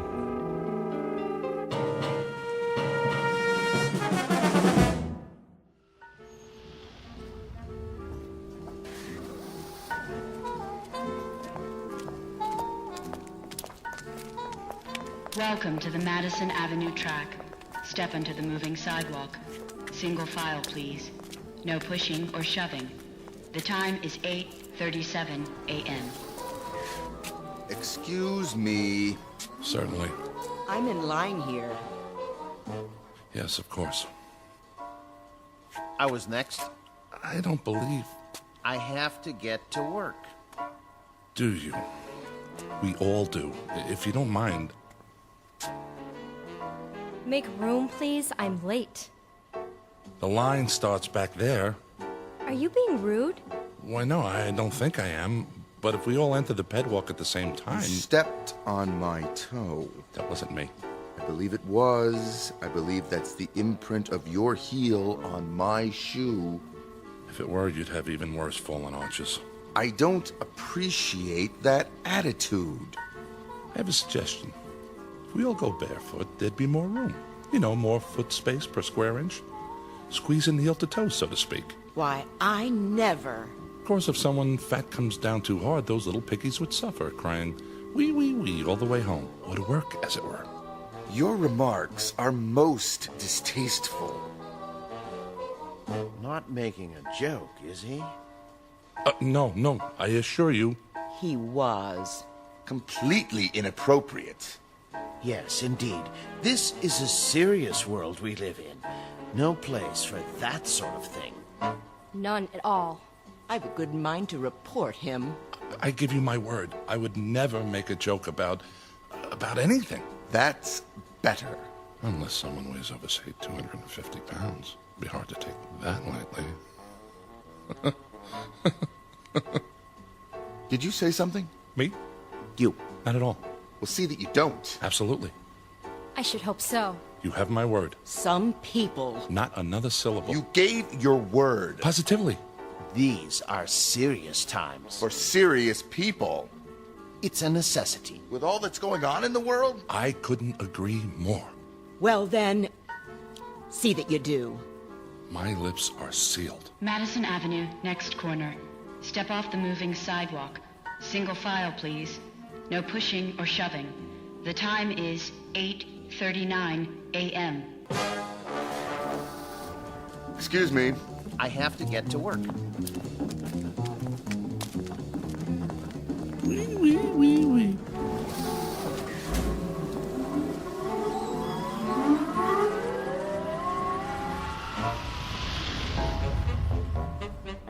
Welcome to the world of the future. The time? A mere 20 years from now, give or take a few. The place? New York City. The man with the chuckle is Mr. James Kincaid, employee of the Spears Research Laboratory in Manhattan. A typical 21st century American, on the outside anyway.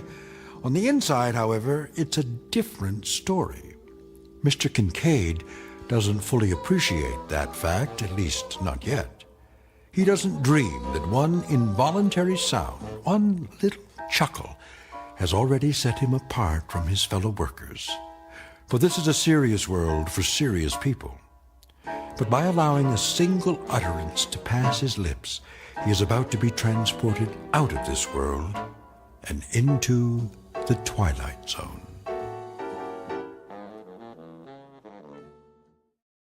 And now, The Twilight Zone and our story, Gentlemen, Be Seated, starring Stan Freberg and Mike Starr, with Stacy Keach as your narrator.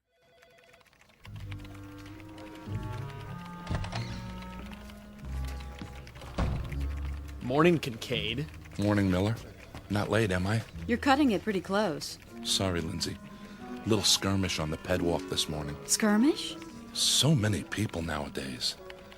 I hear there used to be cabs in New York. Think of it. Cars with drivers that took you all over. Up one street and down another. Shortcuts. Sounds like a nightmare. Yes, I guess it does. Biddle's not in yet, I take it? Mr. Biddle's never late. It's 8:59 now. That means he'll be here in, well, less than a minute. 30 seconds, to be exact. Morning, Mr. Biddle. Yeah, morning, Mr. Biddle. Hello, sir. Good morning.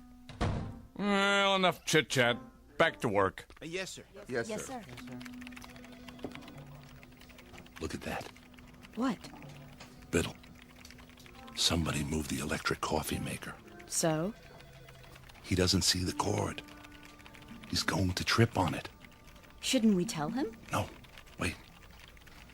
This is gonna be good. How can you say that? Mr. Biddle! Mr. Biddle, watch where you're going.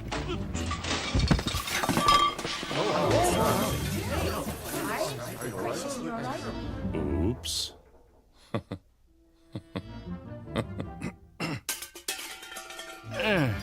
Who said that? Why, no one, Mr. No one Biddle. said anything. Yeah, nothing at all. Was it you, Miss Capshaw? Me, sir? I only meant you should watch where you were going. There was an oops, followed immediately by what I took to be a chuckle. Oh, no, sir. I didn't laugh. No one laughed. Was it you, then, Kincaid? None at all, sir. I didn't say a word.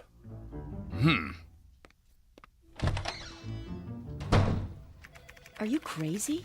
Pardon? Laughing at him like that. But I didn't. I don't know how to laugh.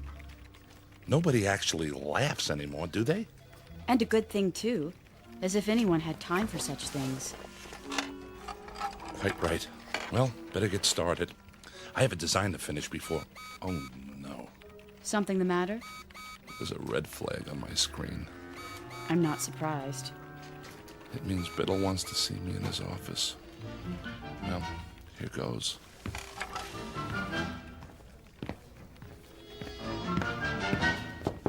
Yes. Kincaid here. Come in. You wanted to see me, sir? Sit down. I could come back later if you That want... chair right there. Yes, sir, Mr. Biddle. I suppose you're wondering why I called you in. Not really. What? I mean, yes, I am. What was that? The door. I locked it so we won't be disturbed. Is that necessary, sir? Cigar? Beg pardon? A cigar. They're quite good. Oh, I don't smoke, sir. Pity. I have them made special. I thought there was no smoking in the building. Oh, it's all right. This office is airtight and soundproofed. Are you absolutely sure? Quite sure, but thank you anyway. Now then, as to that difference, how significant it is, I don't know, but you may recall that a few minutes ago, on my way to my office, I tripped. Do you recall that? Someone should have been more careful with the electrical cord. I should have. I hope you weren't. What was your reaction? Why, regret, sir. Indeed? Yes, sir. It's a serious world we live in, and that is why we must be serious. Don't you agree? Definitely. Definitely. A man never knows what might happen at any moment. Unquestionably. Even the simplest things. They might not be what they appear to be. I'm not sure I... Terrorists, my boy. Spies. That sort of thing. They're everywhere. What if there were an explosive charge, say, hidden in this very office? It could go off at any time. Surely not. Oh, there's no telling when it might happen. Any time at all. I sit here at my desk, puffing away. Well, we talk about serious things, and the seconds tick by. Until it goes off. It was right under my nose, in the cigar, you see? What do you say to that? Aha! I knew it. Excuse me, are you all right? Of course. Oh, a little worse for wear. By the way, is my face blackened? Eyebrows singed? A bit. Here, take my handkerchief. Nonsense. It was only an exploding cigar. Tell me something, my boy, and be honest. Do you find yourself chuckling often? Well, How did it feel? I'm afraid I don't understand. Did it feel strange? Yes. But not unpleasant, right? Not as such. We could describe it then as a strange but not unpleasant sensation? If you say so, sir. Good. Splendid. Oh, splendid. Will that be all, sir? I should get back to work. Yes. I'll unlock the door.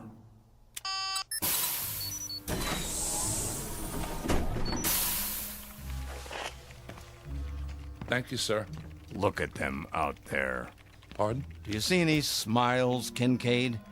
Even one single little grin? No, sir. And do you know why? Because they've forgotten how, that's why.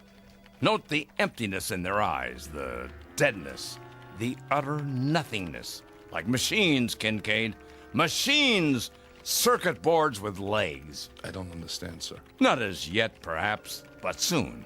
Oh, my boy, if there ever is to be joy again in this world, and love, and happiness, and laughter, especially laughter, it's going to depend on you and those few like you. Oh, trust me on this. Me, Mr. Biddle?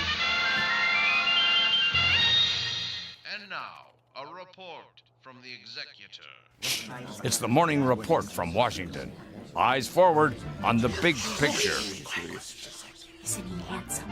Just like on the posters. All right, everybody, stand up. He's gonna speak. Citizens, I greet you. It pleases me to report that our gross national product is up 2.3% over a similar period last year. However, that is far from the goal we have set. The goal we promised ourselves. Kincaid, bigger, better I have country. one more question World for you. Council shows a decrease in hydroponic Why do firemen wear red can only point to suspenders? inefficient use of available time. You will, poor boy. You will. Dawdling creates Tonight. waste, and waste is the cardinal offense, as we know all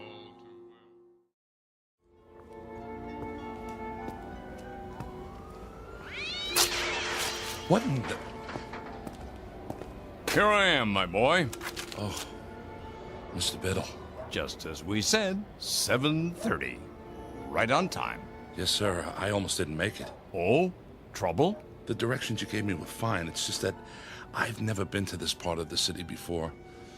The pet walk doesn't run this far. Oh, well, first time for everything. Glad you could make it. You've had dinner, I trust? I ate something. The usual synthetics? Of course. Well, they're all right, but I'll tell you something.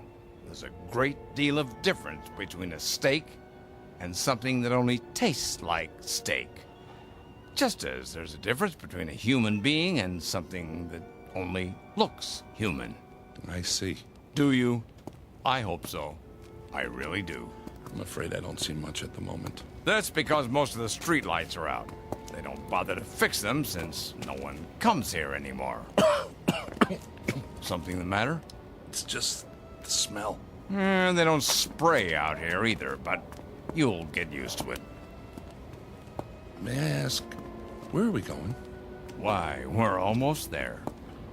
We are? Yeah, they call this no man's land. The last of the old world, right here in the city. Beautiful, isn't it? I suppose. You don't think so. You think it's non-functional. A lot of ugly, wasted space. I know. Well, not to worry. They'll have it torn down in a few years, swept away, forgotten. Evening, gents. Why, good evening to you, sir. Could you spare a smoke? Sorry. Hold on, my good man. I have here a cigar of the finest leaf, hand-rolled to my specifications. You're not really going to... Have no fear, my boy. This one's real. You sure? Indubitably. How about some spare change for a cup of cava java? Don't press your luck. Thank you. Thank you kindly. Blessings to you, mister. To the both of you. Plenty of unhappiness here, James, but plenty of happiness, too. Stand here a moment. Come on, close your eyes. Can't you almost hear the crying and the laughter? Don't move your head, please. What are you doing? Just a handkerchief. A simple blindfold. What? Nothing to be alarmed about. Just a precaution. There. Can you see? No. Good. Now turn around 5 times. But why? It's necessary the first time, in case you're rejected. Now take hold of my arm. I'll lead you to the entrance. Very, very private, you know. That's it. And away we go.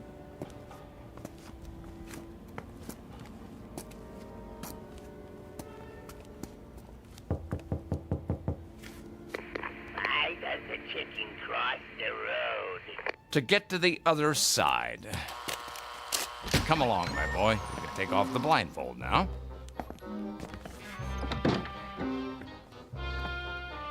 Mr. Biddle? What is this place? The foyer, of course. Those 2 chairs, they look like thrones. What else? But, Mr. Biddle... What can I do you for? Good evening. Is he in? Let me see. Maybe yes, maybe no. Tell him number 709 is here with the recruit. Alrighty then. Try not to miss me while I'm gone. In the meantime, gentlemen, be seated. Who was that? What does it look like? A clown, of course. Well, you heard him. Sit down. I recommend the chair on the left. If you say so. There. Feel better? I suppose. My turn now.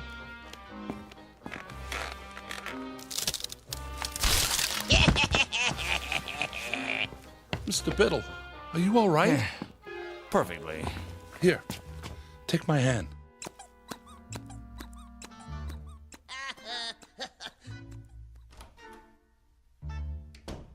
I'm disappointed in you, Kincaid. You are?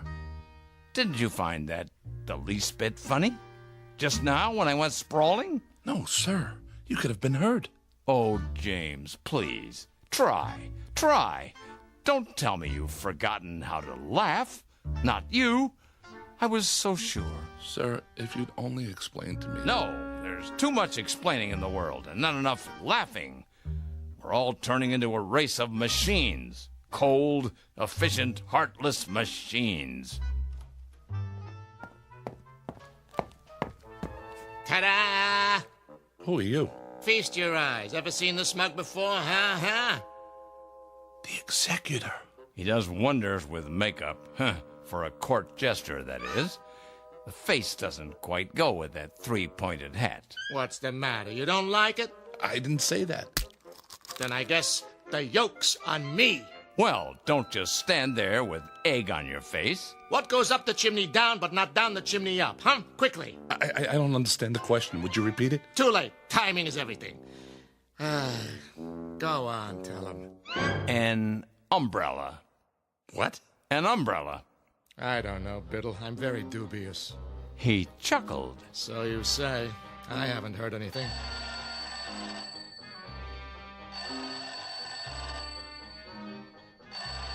What's that? Sounds like the phone to me. Well, don't just do something. Stand there. Jester here. It's for you. It is? Hello? I say, hello?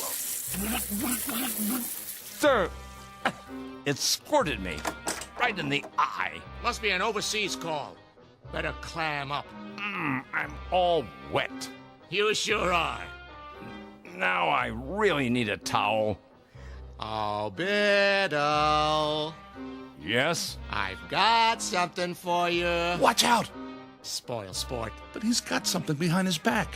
Where? Right here. But I don't like pie. Lemon meringue. You're positively reeking. Time to hose off, and nothing leaves you squeaky clean like good old seltzer. Who's got the soap? Forget soap. You need your rubber ducky. Or a lifeboat? Now, wait a minute. It's not possible. What's wrong, Kincaid? You'd better get a change of clothes, Mr. Biddle, or you'll catch your death. You see? Hopeless. That's it. Wait. He's only a beginner. But we must be so careful, Biddle. Yes, but give him a chance. Very well. One last test. Glad to meet you, Mr. Kincaid. Put her there. I don't... Go on, shake. Ow! Oh, that didn't hurt. It's just a joy buzzer. You wind it up, and when someone shakes your hand... That's it. I've had it. I don't know what any of this is about, but I know one thing. I don't want any part of it. You people, you're out of your heads. You're all loony. You're psycho. I'm getting out of here right now, and don't try to stop me. Uh-oh. Another fine mess you've gotten us into.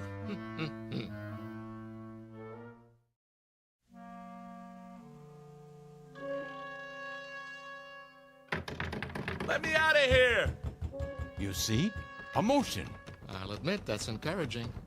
James, this way out.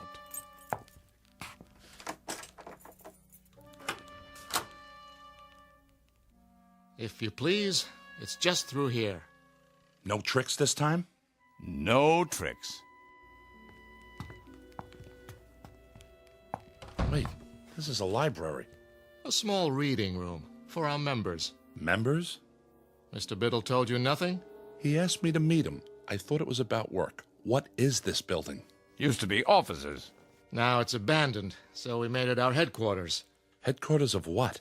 The SPOL. The Society for the Preservation of Laughter. Have a seat. Oh, no. Now, this one's a real chair, I promise. Well, just for a minute. Oops. Hey, that was not me. You sure, my boy? Sorry, I must have left an old whoopee cushion under the seat. Collector's item now, you know? Here, let me get it. Go on, make yourself comfortable while I explain. You see, James, we're a secret organization. A kind of underground, if you will. Running counter to established law in the Commonwealth. Most of what we do is either frowned upon as bad taste or legally forbidden. We are, in short, outlaws. I don't like the sound of that. An old tradition. Ever hear of something called speakeasies? They were secret clubs that sold liquor during Prohibition. Well, this is a laugh easy. All these books, the posters on the walls, Laurel and Hardy, the Three Stooges. Who are they? All great clowns from the past. There's Perot, Punch and Judy, Bozo. We try to keep the tradition alive. What tradition? You see, Mr. Kincaid, the world has forgotten how to laugh. There are some of us who regret that fact. Unlike those in power, we feel that laughter is important enough to be preserved, at any cost. Am I getting through to him? What the jester is trying to say, well, the world used to be a pretty terrible place, you see, James. We had disease and war and depression and prejudice and a lot of unpleasant things. The people couldn't change it all, but they could do their best to endure it. How did they endure it? By laughing at it, ridiculing it. They laughed at everything then. But along came the psychologists and the censors, and suddenly nobody could tell a sexual joke or a racial joke or a sick joke or any kind of joke. They weren't politically correct. And that was the end of humor. We're trying to keep it alive. Take the trick cigar. You chuckled. I did not. Yes, you did, and I'll tell you why. Because a figure of authority became ridiculous. Understand? Oh, James, try. A laugh cannot be forced, Biddle. You should know that. I do, but... Let's get to the main test. It's just through here, the last door. Everything should be ready. No false laughs now. We can spot them a mile away. Understand?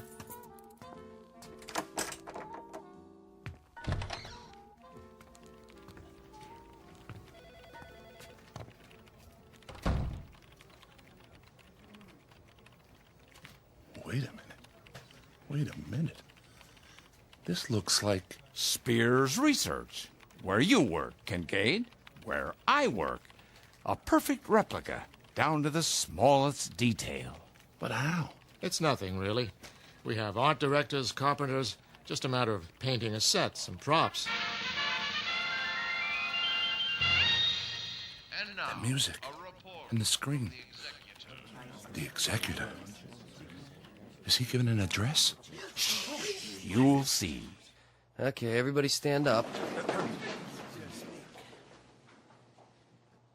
Citizens, I greet you.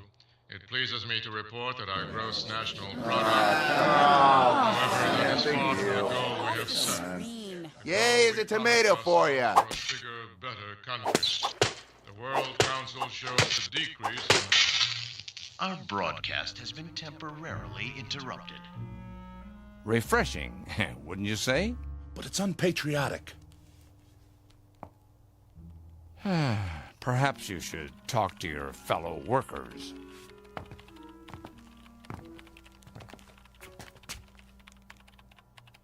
Miller? Is that you? Who wants to know? It's me, Kincaid. But how? A rubber mask. Realistic, if I do say so. Watch this. He's about to reboot his computer. Now, boss? Now.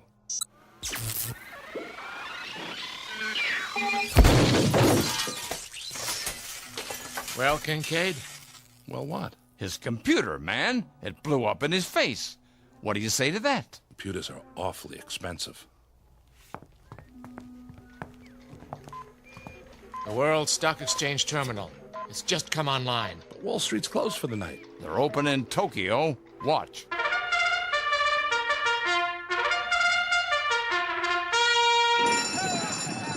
And they're off. Dow takes the lead, followed by DAX, NASDAQ, Fortune 500, and gross national product. As we go into the turn, it's OPEC forcing the pace. Wait, national debt's closing in. Now it's consumer spending versus trade deficit. Fighting it out neck and neck. This is going to be a close one, folks. And the winner is Beetlebomb. Gross national product in last place. The executive said the gross national product was in good shape. Oh, not much hope for him. One more angle. Try this.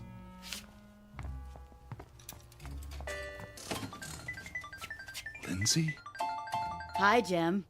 But this isn't your computer. I traded it for a video poker machine. Got a quarter? A quarter? Come on, I'm on a roll. One more win and I'll buy lunch. What do you say? All right.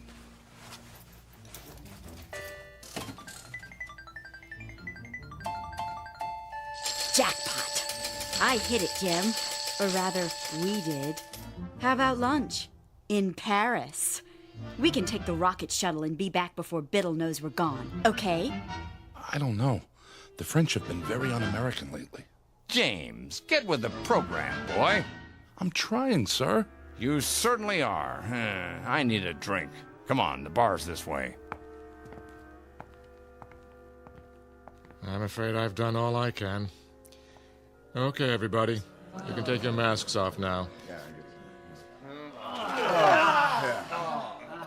Mark your scores, please. On a scale of 1 to 10, I give him a 3. Shh, 2.5. That's too much. I say a big fat 0. I agree with you. 0. That's it for me.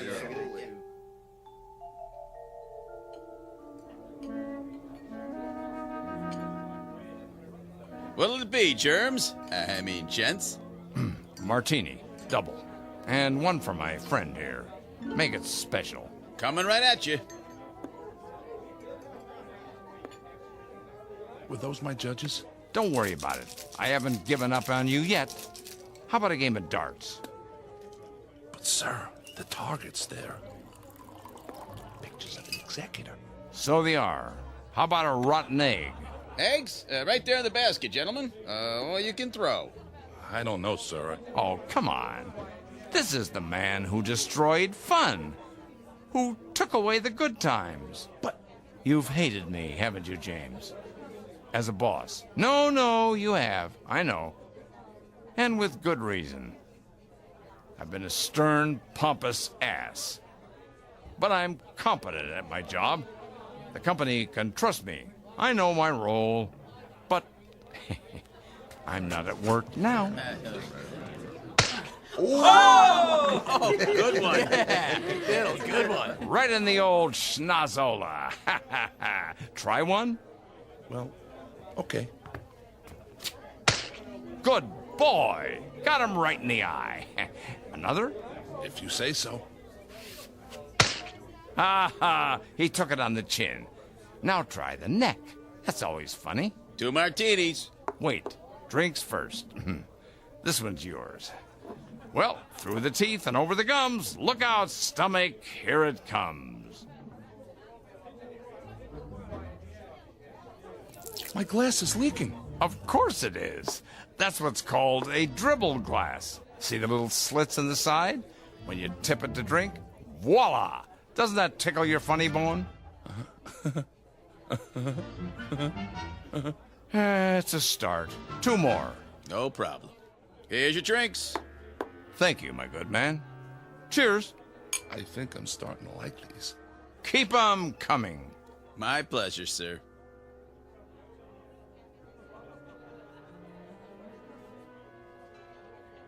Look at the screen. Know who that is? Who? Betty Boop. A flapper, they called her. Always doing the Charleston. Here, turn it up. Want to dance, Mr. Biddle? Do I? Hold my drink, James.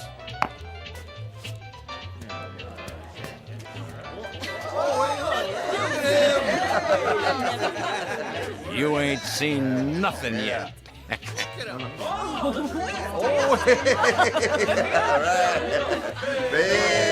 Biddle, Biddle, Biddle, Biddle, Biddle, Biddle. I'm laughing. Biddle, Biddle, Biddle, Biddle,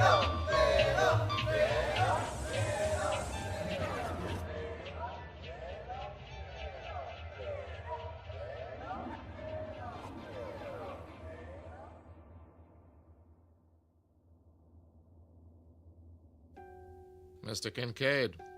Did I pass? Huh? What did the judges say? If I could have a word with you outside? Tell me I'm laughing. I must be. See? I've never felt this way before. Sorry, Mr. Kincaid. Time's up.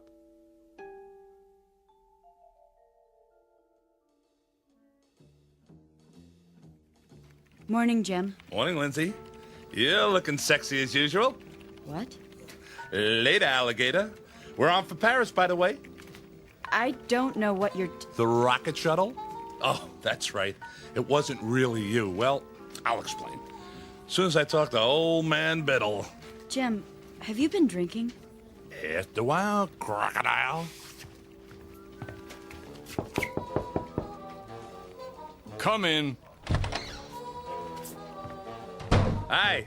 You are 17 minutes late. I know. Those martinis, whatever they were, They really got to me. Martinis? I hadn't even tasted this stuff before last night. Sorry. I was pretty plastered. Who took me home? I don't know what you're talking about. About last night. SPOL. Hey, why does the fireman wear red suspenders? What? To keep his pants up! Are you sick, Kincaid? Oh, come on, Mr. Biddle. I know I was a disappointment to you, but it was also new. They're not going to hold it against me because I didn't laugh, are they? I didn't know how. But I do now. Listen.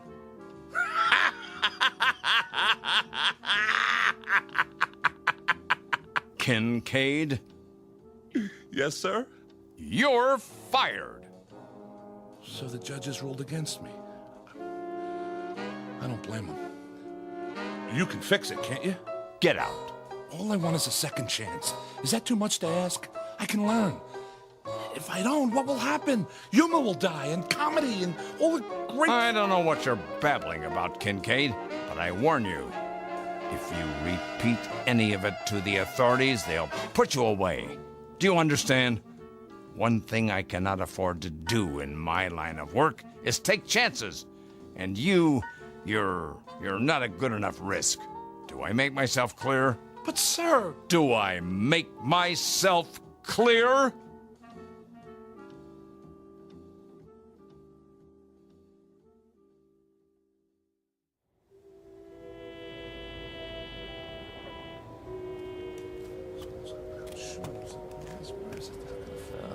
Evening to you. Evening? I was wondering, can you spare a smoke? Sorry, I don't... Wait a minute. Have you ever seen me before? You? Well, no, Did you smoke a cigar last night? Oh yeah. I think I did. Here. Get yourself a cup of Cava Java. Hey, thanks. Can I ask you a question? Yeah? Would you happen to know where it is? Where what is? The place where they laugh. That's a good one. No laughing around here. It ain't allowed, you know. I know. Well, evening to you. Yeah. See you in the funny papers. A section of the city known as No Man's Land. Mr. James Kincaid, once 39, but a lot older now.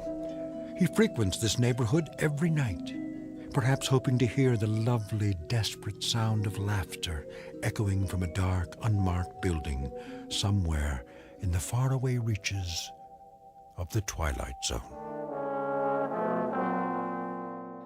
The Twilight Zone continues in just a moment. You are about to enter another dimension, a dimension not only of sight and sound, but of mind, a journey into a wondrous land of imagination. Next stop, the Twilight Zone. Hi, this is Stacy Keach. I'd like to take a moment to tell you about our Twilight Zone website at twilightzoneradio.com. At twilightzoneradio.com, you'll find the latest information on these Twilight Zone radio dramas, including behind-the-scenes photographs, plus the newest product releases, trivia contests, ways to contact us, other Twilight Zone-related info and merchandise, plus links to other fascinating websites. So make your next stop twilightzoneradio.com. Visit twilightzoneradio.com to purchase these Twilight Zone radio dramas on cassette and CD, or call toll-free 1-866-989-ZONE. That's 1-866-989-9663.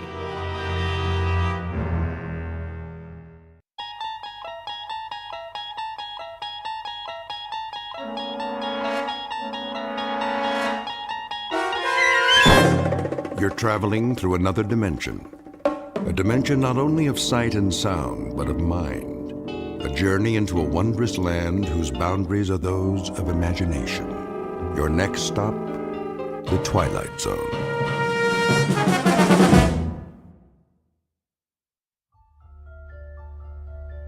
It was the day no one would ever forget. Not next week, next year, or the year after. Not for the rest of their lives. No matter how hard they tried. All in? Yes. Yes. Anne? Yes, Daddy. Good. That's good then. Seatbelts, everybody. Where are we going now? Home. Oh. Unless anyone wants to stop for ice cream. Can we? If you like. I think your mother would approve. Don't you? Well, I guess so. What about you, Anne? I want to go home. I'm kind of tired. Me too. Very well then. Some other time. Dad? Yes? I was wondering. What, Tom? Well, when they closed the Casket? Are you sure they closed it real tight? So she would never be wet or cold or anything? You don't have to worry, son. She's resting now. In a much better place. I promise.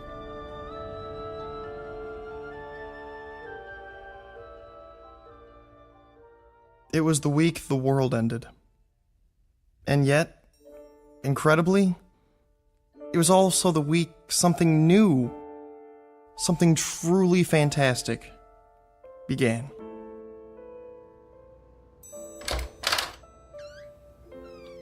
Anne, are you in here? You're supposed to knock. This is my room, too. I'm going to bed. In the middle of the day? It's cold. Tell Daddy to turn on the heater. It is on. It's warmer downstairs. Who's that? Thank you for stopping by. The children need me. Come in. Nice of you to take the time. It's Aunt Clara. We know. Is she here to take us away? Let's go listen. I'll see about a sitter first thing tomorrow. They need more than that. A maid as well. And when you work late? They'll be in school most of the day. And what about after school? And who will see that they're dressed and fed every morning? A live-in maid, then. Ugh, maids and sitters never work out. Beyond intolerable, everyone. I'll do everything I can for them, Clara. It's not enough. They need a woman's touch. George, I'm going to tell you this once. Babysitters and nursemaids are not the same as parental care. It's been a week since their mother died, and little Anne is more withdrawn every day. Can't you see she's miserably unhappy? And it's only going to get worse. You're right about Anne. But Tom and Karen seem to be adjusting. Oh, nonsense. They're only covering up. They're sad, lost children. They have no anchor now. It's going to take time, Clara. Well, that's all well and good. But how much time? This is ridiculous. I know my own children. Do you? Clara, please. Daddy. Now you've upset the children. There they are. How long have you been listening? We were on our way out to play a game. Weren't we, Tom? Yeah. We were just... Oh, come to me, my dears. No. Anne, please don't run away. I should explain. Your father and I were having a talk. A very important one. And I told him I'm not pleased with the way things have been in this house since your mother died. But I have some good news. How would you like to come and live with me for a while? Well, how does that sound? We're okay here. School starts next week and everything. Let us talk it over among ourselves. In private. Is that your final word? I'm afraid it has to be. In that case, you'll hear from me, George. You can rely on that, and the next time it may be in the form of legal papers. No doubt. My only concern is what's best for the children. Goodbye for now. Oh, you precious dears. She wants to take us away. Does she, Daddy? She doesn't approve. She says I'm too busy to bring you up properly. That's not true. Perhaps it is. I can't stay home from work forever. She says you're unhappy here. Are you? No. Well, if love were enough, you'd have all you need because I couldn't love you more. Perhaps I can find the right help, the right guidance. Someone who'll be here all the time, someone who cares. But where? Where do I advertise for that? Wanted. One loyal, gentle soul will always... Dad. Look at this. What do you have there? Modern Science magazine? It came in the mail. There's an ad in the back. It says... Let me see. There. I sing the body electric. What does that mean? A line from a poem by Walt Whitman, as I recall. Keep reading. Fantaccini Limited. Huh? It's the name of the company. Inventors and makers of electrical shadows, effigies, mimics, and mannequins. We bring you the answer to all your needs. That's stupid. The first perfect micro-circuited auto-recharging Model Mark V electronic data processing device in humanoid form. Like a robot. Built with precision, designed to accommodate any problem, large or small. Worried about finding the right housekeeper, personal assistant, secretary? Whether you require a teacher, friend, or companion, the Model Mark V will listen, interact, and learn, adapting perfectly to your requirements. A lifetime warranty. It never breaks down. There's no such thing. In male or female form, fully customized, satisfaction guaranteed. Did you hear that? Satisfaction guaranteed. It's a crazy idea. Let's not talk about it now. Well, we need to do something. I said that's enough. Besides, anything they build has gotta be better than Aunt Clara. Doesn't it? Sure does. Oh, that was a good one, Tom. I don't know how long it's been since we laughed. It even says there's a free trial period. Well, what? It sounds okay, but can they really make a machine that looks like a person? I don't know. It doesn't sound okay to me. I suppose it wouldn't hurt to pay them a visit. See what they're up to. No harm in that. I sing the body electric. It has a nice ring to it. They make a fairly convincing pitch in the pages of a magazine called Modern Science. The revelation is just how modern, for robots, androids, and the like aren't science fiction anymore. They are products designed to help people, to make life easier. It doesn't seem possible, though, to find a woman who can fill the needs of this particular family, who must be 10 times better than mother in order to be half as good. Except, of course, in the Twilight Zone.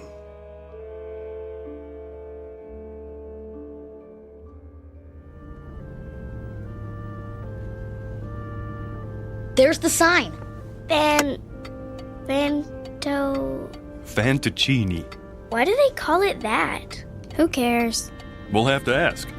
As soon as I find a parking space.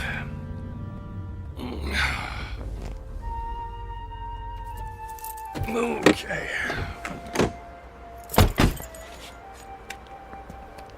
Can I ring the doorbell? You always get to do everything.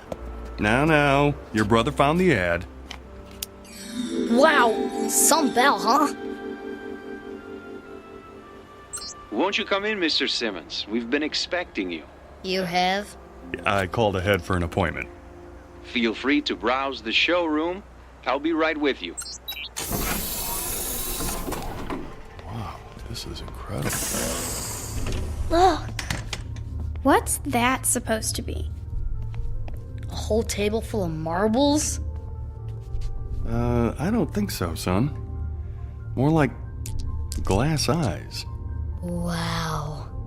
Blue and brown and hazel and green. I want her to have eyes like this. Well, careful, just don't touch them. Oh, please do. Guido Fantaccini at your service. An unusual name. It's Italian. It means, roughly, dream people. Or, as I prefer, shadow puppets. This is my daughter, Karen. Hello. And, Don't tell me. Tom. And you must be Miss Ann Simmons. Age 11? Or is it 12? She's only... I'm going to be 11 next month. In that case, allow me to present you with this golden key. It's awful big. What's it for? To wind her up, of course. To wind what up? Why, your new, let me guess, nanny? Tutor? Oh, that and more, I'm afraid. The children lost their mother recently, and without anyone else at home... Nobody can take her place. Nobody. In that case, might I suggest our grandmother model? It's very popular. Do we have to wind her up every day? The key is symbolic, a way of introducing our product line. What sort of product are we talking about? If you can be more specific. As specific as you like. The end result is entirely your choice. First, you'll select the eyes, any color at all. This color's perfect. Then you'll move on to the hair salon. Our wigs are of the finest quality. Blonde, brunette, brown, red, white, and every shade in between. I want her to have long hair, like this one. Ears, with or without earrings. Arms, slender or sturdy, graceful or strong. Hands, fingers, lips, full or thin. As for body type, the choice is again yours. Tall, short, the height you prefer to the millimeter. Very impressive. But they're just pieces. Until we put them all together at the factory. Then they'll become something else, something new. They'll move and walk and talk. Machines don't talk. Grandmothers do. Listen. I sing the body electric. I celebrate myself and sing myself. Who's that? One voice out of many possibilities. Try another. Myself and sing myself. I sing the body electric. I sing the body celebrate electric. myself. Or another. Sing myself and sing myself. I sing the body I electric. sing the body electric. I celebrate myself. I sing the body electric. I celebrate myself. I sing the I sing body myself. electric. I sing the body electric. I I celebrate myself. Pick one. I sing the body electric. I celebrate myself and sing myself. I sing the body electric. That's not right. I celebrate Too high? myself Too low? and sing myself. Go ahead. Turn the knob. I sing the body electric. I celebrate myself and sing myself. I sing the body Could electric. you make her just like my I mother? celebrate myself If you wish. and sing myself. Exactly? I sing the body To electric. a I T. celebrate myself Then and sing myself. I don't want her. Please, Anne. I want to leave. You've dropped the key. Wait. I sing the body electric. I celebrate myself and sing myself. I've I almost sing got the it body right. Electric. I celebrate myself and sing myself. I sing the body electric. I celebrate myself and sing myself. The armies of those I love engirth me, and I engirth them. They will not let me off till I go with them, respond to them, and discorrupt them, and charge them full of the charge of the soul. Grandma.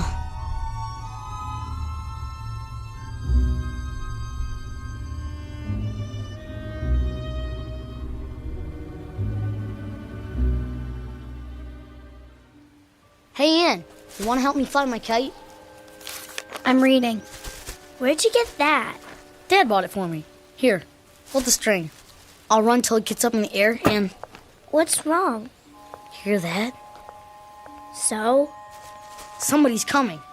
Maybe it's the mailman. No. Then who? Hello. Hi. You must be Thomas. Do they call you Tommy? Just Tom.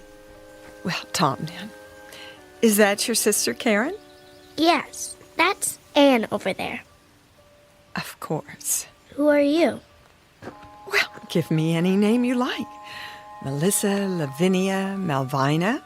Do I know you? Well, don't you? I think I saw those eyes before. So did I. You must be... Yes? Grandma? Say it a few times. You'll get used to it. But I thought you were gonna come in a big box, all wrapped up, like a... Mummy. Yeah. Well, then I'd need an Egyptian name, wouldn't I? Like Nefertiti? Oh, Nefertiti's a fine name. Do you know what it means? I believe I do. It means the beautiful one is here. Well done! George Simmons. So, we meet at last. A pleasure, Mr. Simmons. Welcome to our home. You're not my grandmother. Anne. Well, then who am I, pray tell? Nobody. Just a machine. Well, she doesn't look like a machine. Ah, but I am. A very special one. How shall I prove it? Let me see. Have you ever been to the beach? Yes. Sure. And when you were there, did you pick up a shell and hold it to your ear? Many times. What did you hear? The ocean. Yeah. Then listen. I'll cup my hands together like this and hold them to your ear. Now, what do you hear? I want her to have long hair, like this one. That's my voice. All your wishes recorded. You too, Tom. This color's perfect. How did you do that? Well, you're a part of me now, stored in my circuits. Anne, what was it you said? I don't care. Well, it may take a while for that one.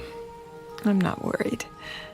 Tom, what is that you're playing with? A kite. Oh, will it fly high? I think so. If I don't run out of string first.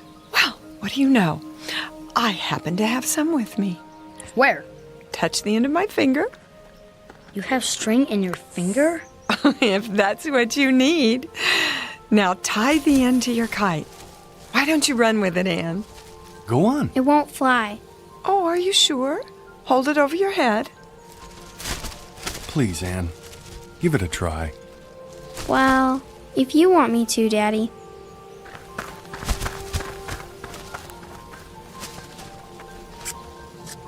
Hey, look at that! Don't let go of the string. Oh, I wouldn't think of it. How high shall we fly? The moon. The moon it is. It's almost out of sight. What do you say? Thank you. Yes. Thanks very much. You're a great kite flyer. Now, what's my name? Grandma. Anne, look at what Grandma did. Anne? I don't want to play.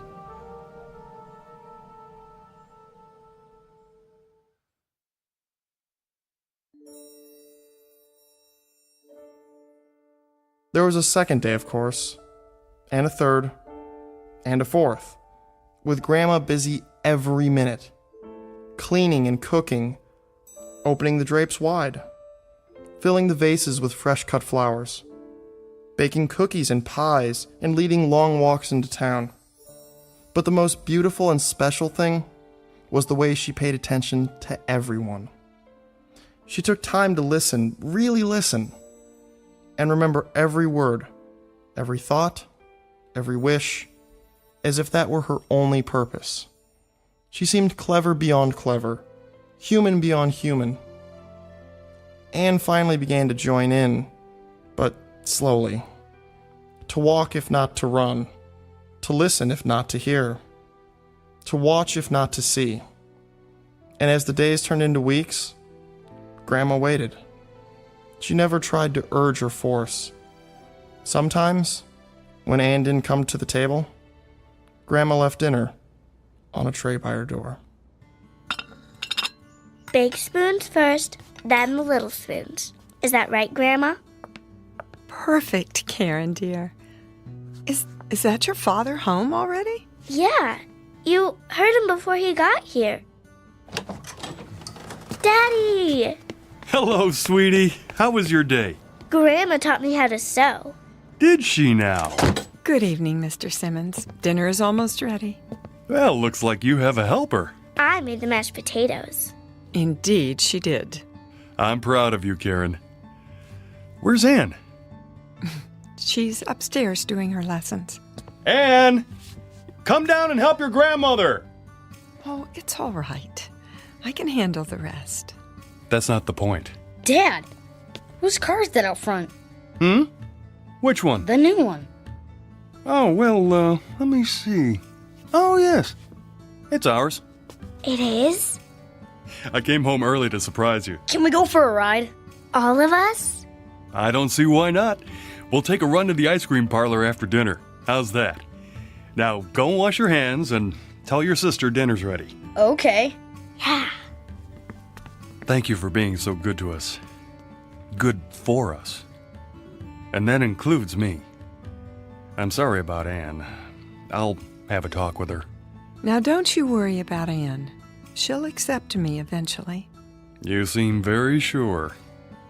Mr. Simmons, children are the most complicated creatures in the world. I could be the greatest cook, the finest, most exciting playmate, the most interesting companion, but those are very small accomplishments. It's the heart I have to enter.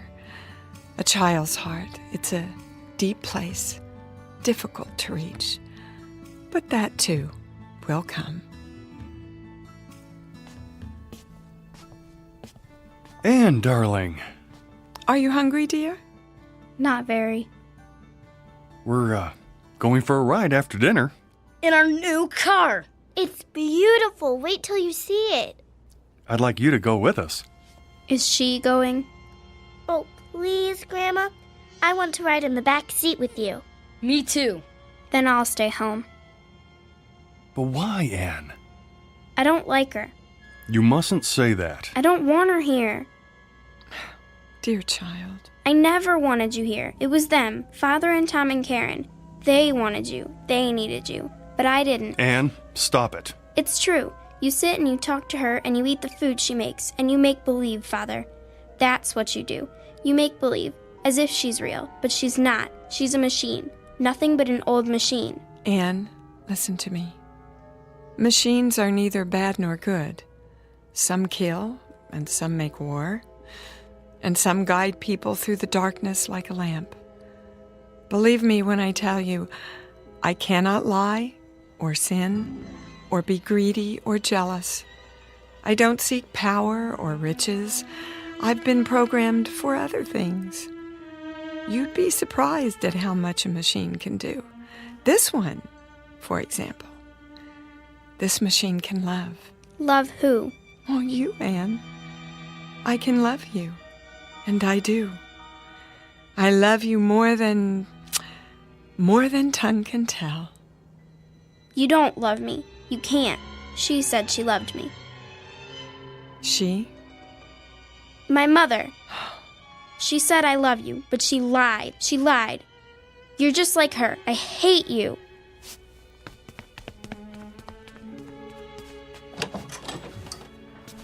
I'll go after her. Not this time. There's no place for her to go. No place except to me.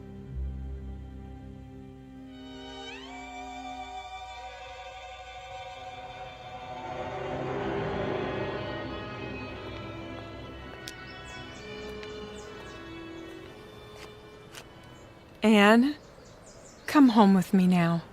No, you're just old junk. Well, is that what you think? Is that why you hate me? You're just like her. Your mother. I hate her too. Because? Because she lied. She said she loved me. And didn't she? She ran away. Oh. Is that what you think? She did. Well, that's not true. It is. No. Death left her no choice. But she let herself die. She shouldn't have done that to me. She shouldn't. She left me.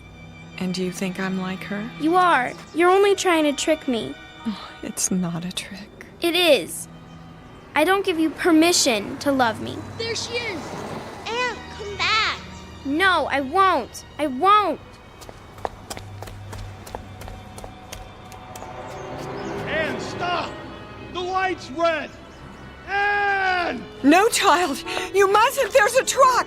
Leave me alone. Then stay where you are. I'm coming.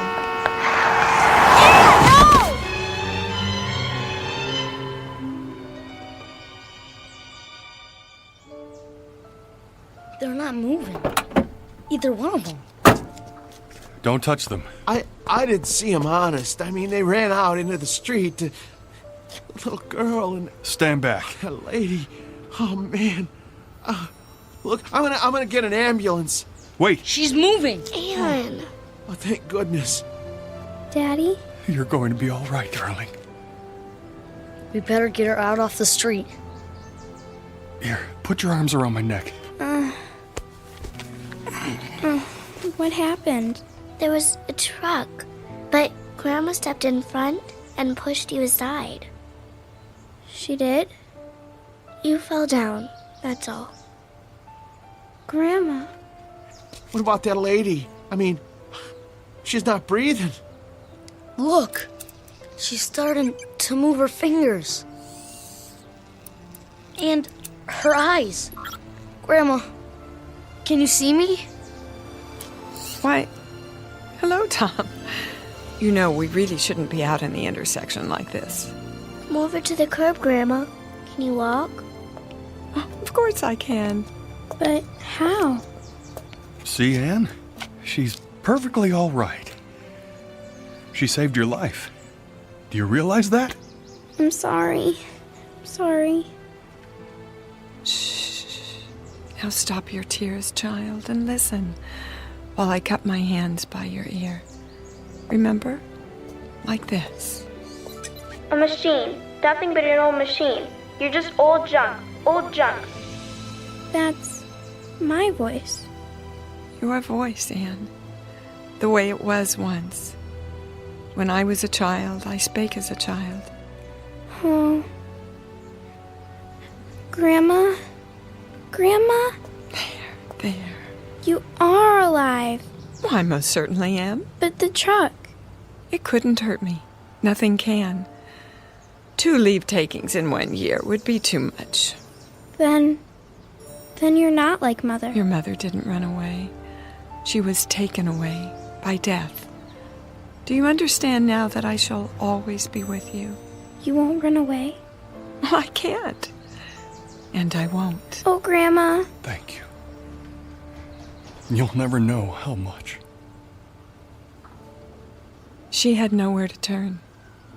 She was afraid that everyone would leave her, even her Aunt Clara. Everyone except you. Well, how could I? It's my job to live forever. Now, let's all go home and finish our lunch, shall we? Give me your hand, Anne. You too, Karen. I'll bet we get there before those two.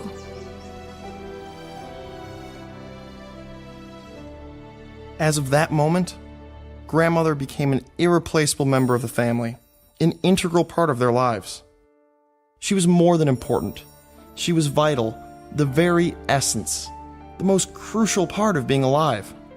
And she shared it all with them, without effort, as if it were what she was born to do.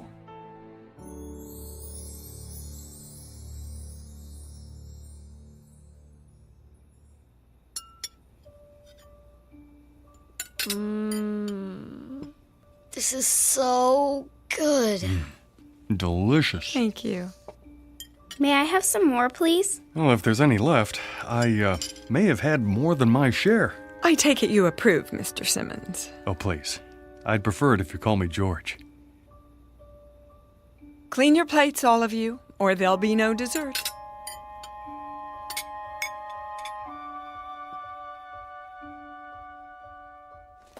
That's enough for tonight. Tomorrow we'll read another chapter from Moby Dick by, what's the author's name? Herman Melville. That's correct, Anne. Now, there's just enough time for your language lesson. Who can conjugate the verb to love in Latin? Me! I can. Me! She taught them better than any flesh and blood teacher, in a manner perfectly suited to their expanding minds, until learning became a hunger that would never be quenched. Grandma? Are you asleep? Oh, you know better than that. Do you need something? Hot chocolate? A plate of cookies? It's the storm. They're scared of thunder. And you, Tom? Heck no. Oh, well, come over here just the same. Everybody crawl into my bed. That's it. We'll weather this old storm together. They would never see lightning, never hear poetry, never listen to foreign tongues without thinking of her. Everything they would ever see, hear, taste, smell, and touch would remind them of her. She was all life to them, the source of the Nile. And all life became wondrous, quick and electric, like her. And one day, it came time for the inevitable, the unthinkable, the day of saying goodbye. Thank you for carrying my suitcase, Tom. Such a fine gentleman. It's the least I can do. The same suitcase you brought with you, how many years ago? Now, let's not get maudlin. Grandma, do you have to leave today? Oh, yes, Karen. It's time. We're going to miss you. And I you, Anne. But why do you have to leave at all? You're going off to college now, and you won't need me. That's the way it should be. But you've been our world. I'm not the world. The world's out there, and it needs you. What happens to you now, Grandma? Oh, back to Mr. Fantaccini and the rest of the Pinocchios. He should have called himself Geppetto. Don't joke about it. Oh, but it's true. You've been my family here, and now I must go back to my first family. My brothers, sisters, aunts, cousins, all the other robots. And do what? Some stay at the factory. They're taken apart and recycled. Not you. Or perhaps I'll be returned and sent out to help another family like yours. They can't destroy you. I won't let them. Nor will I. Destroyed? Oh, what a silly expression. I'll go for a while to the Room of Voices. The Room of what? Oh, a great dim room. A kind of parlor where all the other mechanical grandmothers are brought and stored for, a month or a year. And in that room we'll sit and rock and murmur and whisper to each other. And we'll listen and tell what we learned from the world and from the families we lived with. I'll share what I learned from Anne and Karen and Tom and even you, George. You didn't learn anything from me. Oh, didn't I? Don't be so sure. But you taught us. Is that what you think? Foolish lad. Why, now I have so much to share in the Room of Voices. Everything you ever said or did, everything you ever laughed or cried about. And someday... Someday what, Grandma? For reasonable creatures, we have an unreasonable dream. Someday, if we're very wise and very good, perhaps we'll gain the greatest gift of all. Oh, Grandma, you don't have to wait.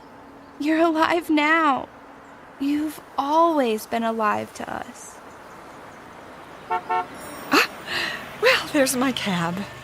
I'll get your case. Oh, no, I wouldn't hear of it.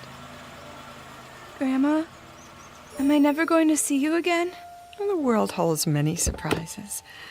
Someday, when you're very old, with childish ways again, in need of help, send for me. The old nurse, teacher, companion. And I'll come back. Hard to imagine. No, we'll never be old. But then... you'll never come. I mean, if we don't, we won't ever... Do me a favor, would you? Anything. Go on upstairs. Quickly now. I'm not one for goodbyes. Grandma! There. Mind your grandmother. Quickly!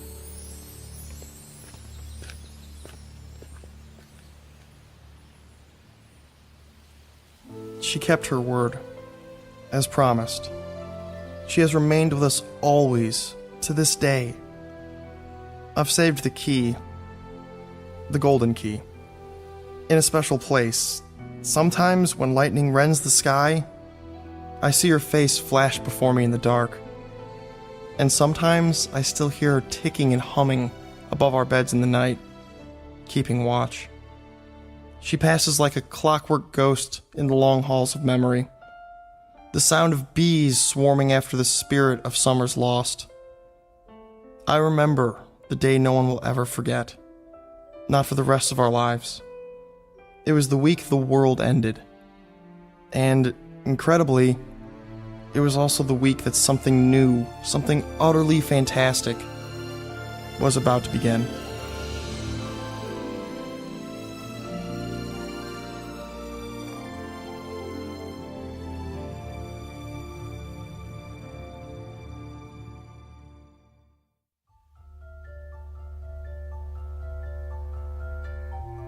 As of this moment, the wonderful electric grandmother moved into the lives of children and father.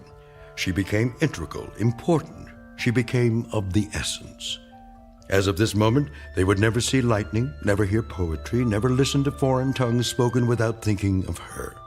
Everything they would ever see, hear, taste, feel would remind them of her. She was all life, and all life was wondrous, quick, magical, and electrical. Like Grandma. A fable, most assuredly, but who's to say that at some distant moment there might not be an assembly line, producing a gentle product in the form of a grandmother, whose stock in trade is love. A fable, sure, but who's to say what's possible in the Twilight Zone?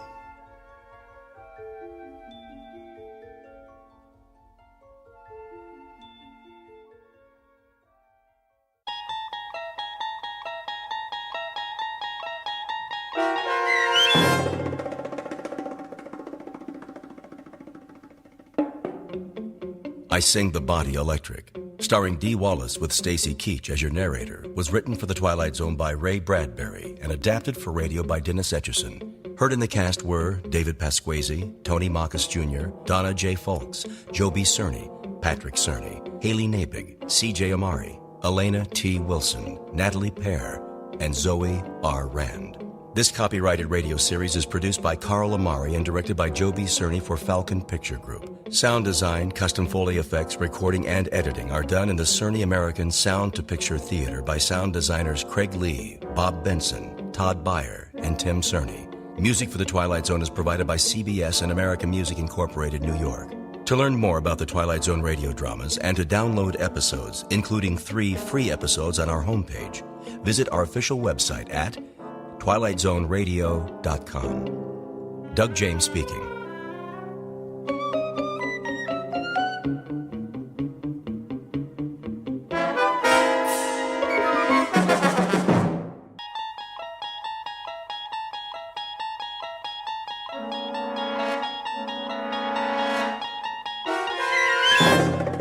You unlock this door with the key of imagination.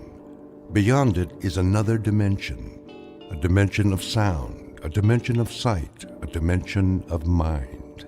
You're moving into a land of both shadow and substance, of things and ideas.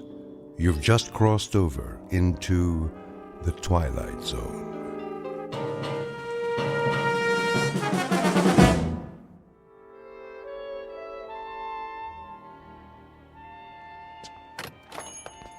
Yes, and will that be all then?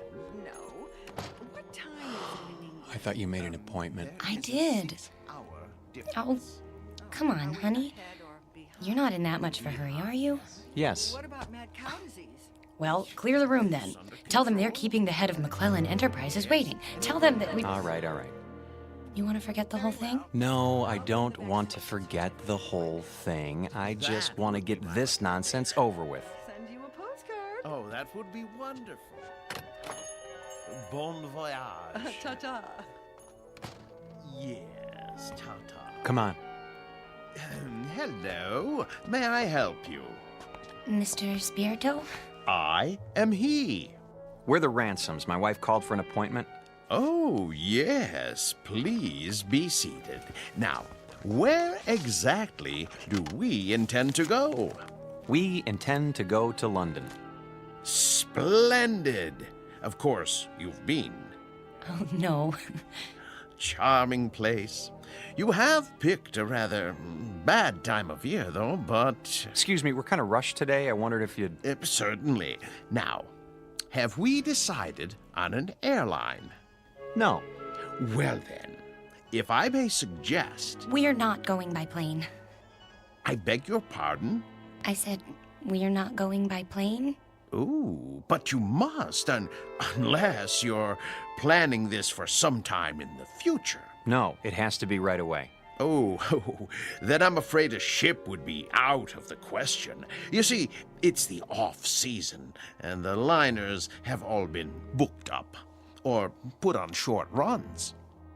All of them? All the acceptable ones, yes.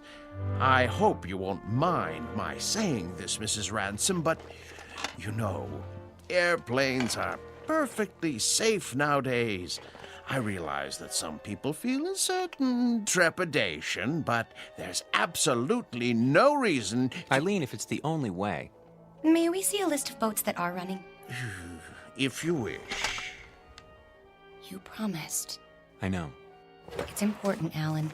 We agreed on that. I'm afraid these are the only passenger-carrying vessels bound for England in the next 30 days.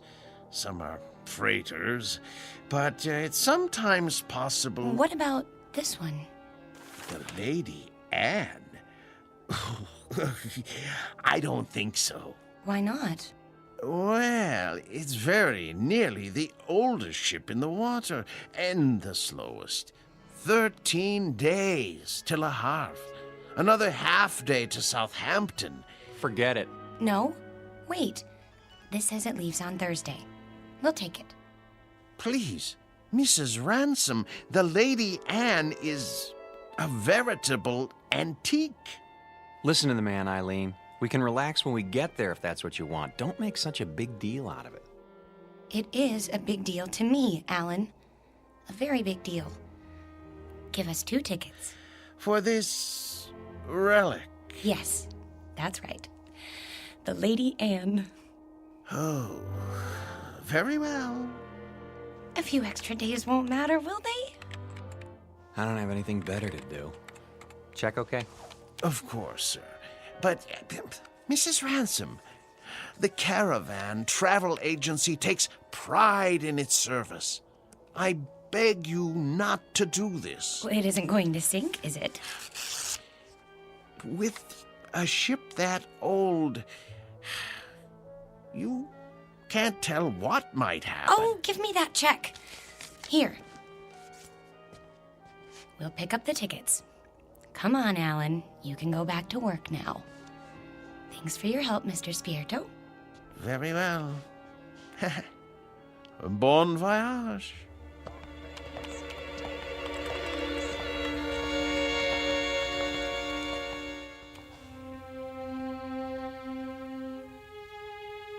Portrait of a honeymoon couple about to embark on a journey.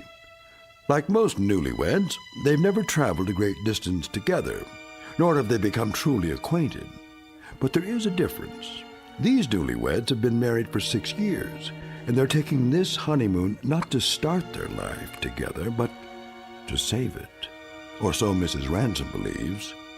She's not sure why she insisted on an ocean liner, except that it will give them some much-needed time together, even if it is the Lady Anne. The tickets read New York to Southampton, but this old ship is bound for a very different port. Its final destination? The Twilight Zone.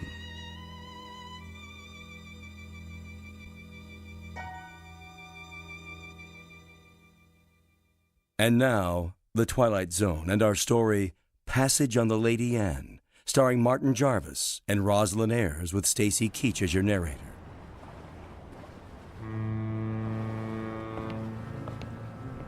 Perfect. A foggy night. Can't even see the ship. Where is everybody? Already on board. We're a few minutes late. I was ready. If you hadn't taken so long packing... There it is! Oh, Alan, isn't it beautiful? No, not it. She.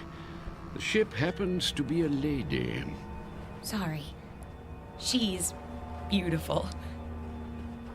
Indeed she is. Oh, yes. There's the gangplank, is that what they call it? Come on, Alan. I can hardly wait. You know, from the descriptions, we were expecting a cross between a kayak and the Flying Dutchman. You're seeing someone off? No, we're passengers. What? How's that? Passengers. Oh, no. No. I hardly think so. No, you see, this is the Lady Anne. Toby, please. You have no right to badger them. Be quiet, woman. Well... Now, young fellow. Look here, if you'll consult your tickets, I think you'll find there's been a mistake. I repeat, this ship is the Lady Anne. And I repeat, there's no mistake. Show me your tickets. Why should I do that? Call it curiosity. Do you mind? Go ahead, Alan. Oh, all right. Let's see. Mr. and Mrs. Alan Ransom, New York to Southampton. You're not going to read the fine print, too, are you? Well, they seem to be in order. Thank you. It's good to know that. Well, there must be an error. This is a private passage, you might say. A mistake in booking. No, it's a terrible mistake. Come along, dear. But, Millie, I don't understand. I really don't. I said, come along,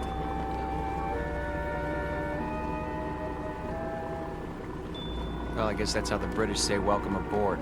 Oh, don't get your back up. You'll be twice as cranky when you're his age. Bet we can beat him up the ramp. Not too late to turn back, you know? I mean, think of being cooped up with me for 14 days. I made a promise and I'm gonna keep it. Isn't that good enough? Sure. Not very steady. Really gives you confidence, doesn't it?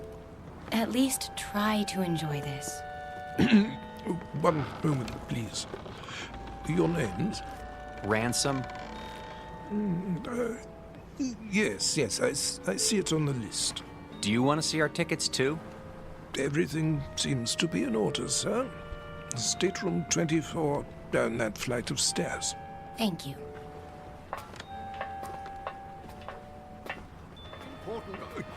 Oh, here we are. Yes, here we are. Good evening. I say, you're not going to let them do this, are you? I'm afraid it's out of my hands. Out of your hands? Well, we'll see about that.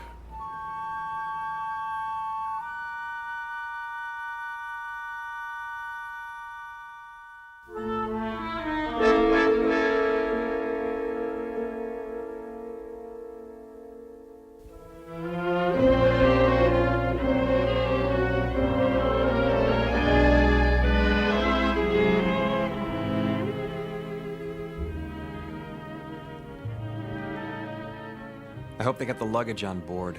It'll be waiting in our room. You'll see. It better be. We're due to take off in 10 minutes. Take off? Sail. Disimport. I think it's disembark. Alan, you have to admit, it's a real showpiece. Did you notice this carpeting? And the oil paintings? And brass everywhere. Great. Where's the bar? I could use a drink. Number 24. This is it. What in the... Alan, look! It's like an old-fashioned drawing room with a tapestry and gold everything. Pigeon's blood vases. I don't believe it. Are those plaster cupids on the ceiling? Oh, it's marvelous! And the canopy bed. Shaped like a swan. It's got a goose feather mattress. Oh, Alan, isn't this fabulous? It's probably the most ridiculous room in the entire world. You realize that? Probably? You actually like it. Don't you? Look at this chest. It must be 100 years old. A bowl of fresh flowers on top. And even a box of candy, shaped like a heart. At least the luggage is here. No kidding. You think we can take it for 2 weeks? I mean, with all this... There's the whistle. Come on, let's go up on deck. Why? Why? That's what you do. Haven't you seen any movies? Hurry.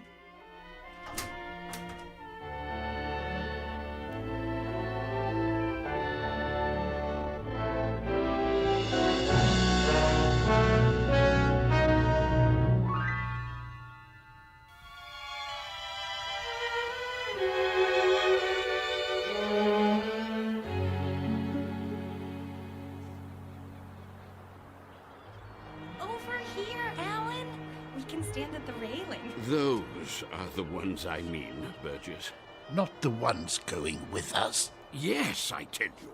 Nonsense. Obviously a silly blunder. No.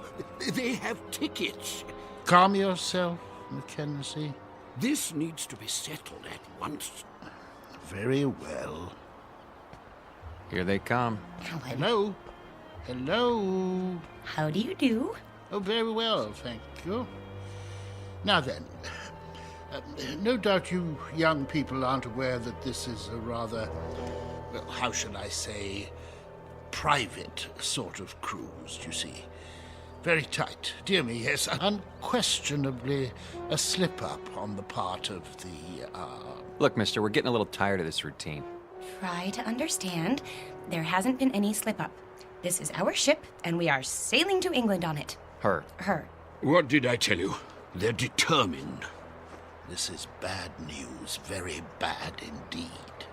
Oh, really? For you or for us? Don't argue with them, Alan. See here, please, this may seem odd to you, but we are actually trying to be of help. Yes, exactly so. You see, there are things you don't know about this ship. Yes. But what does that mean? Well, for example, it isn't common knowledge that... Burgess. No, Mackenzie. We've got to tell them. But... this vessel is over 50 years old. We knew that. Oh, but there are other things you couldn't possibly know, because you haven't had time to look. Such as? Well, she's falling apart everywhere. The deck chairs wouldn't support the weight of a baby. Yes, that's true. And the staircase is about to collapse at any moment. And the food, dreadful. It's positively poisonous. Ptomaine, you know. Yes. But the worst of it is the danger at sea. Those boilers, not to be trusted. They've been ready to burst for years. Oh, yes, for years. So you can see how impractical the whole idea is. There's just one thing. Yes? If it's such an awful, dangerous ship, what are you doing on it? What? Oh. Yeah, well, we're old and eccentric. Well, yes. Well, we're young and eccentric. We like impractical things, the challenge and all. Besides, we think it's an absolutely charming boat. Last warning. They'll be pulling away the gangplank at any moment. Look, you'll be quite bored. We never get bored. Do we, Alan? Nope, not at our age. You're sick, then. Yes, you'll get sick. No stabilizers. She rides like a washing machine, I can tell you. Sounds like fun. I think I've heard about enough. Wait. I have my checkbook. What's that for? I am prepared to pay you double the amount of your tickets. This is ridiculous. No, I want to hear it. Pay us to do what? If you will abandon your plans, I'm sure you'll find another booking. something more suitable. That's a very generous offer. Yes, very much more suitable. Alan, you're not considering it, are you? Well, what do you say? Not a chance. Triple the amount, then. Yes, triple. No. Very well. I am forced to extremes. Sir, madam, if you will leave the Lady Anne at once, I will give you the equivalent of, let me see, 50,000 American dollars. 50,000 American dollars. Yes, which I will match. Well, I haven't got it all on me, but Making it a total of 100,000. Yes, 100,000. Well. You're talking my language now, gentlemen. Alan! Let's say pounds sterling, shall we? In pounds? Or better yet, an even $250,000 U.S. currency will be fine. No, that amount is completely unreasonable. I'm sorry. No. In that case... But... Sorry. Let's go, honey. You must reconsider. You don't understand the implications. Look, fella. Ever since we picked this tub, people have been doing their best to discourage us. I don't know why, and I don't care. But if you're worried about brash Americans crashing your cozy little tea party... No, it isn't that at all. Forget it. From now on, leave us alone. I'm proud of you. Thought I'd take the money, didn't you? Well, for a minute there, I didn't know. Oh, look! We're moving! Off to a great start. I could use that drink now. Me too.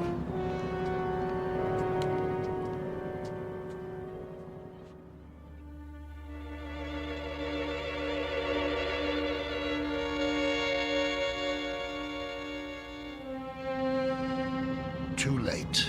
We did our best. We should have tried harder. But the funds he was demanding... highway robbery. Nevertheless, it was our duty. The duty of everyone on board. Who knows what the consequences will be?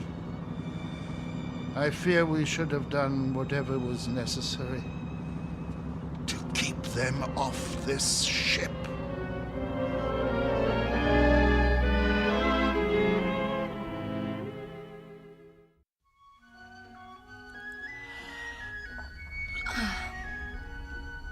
Alan? Yes? You're already dressed. Why are you up so early? It's almost 11.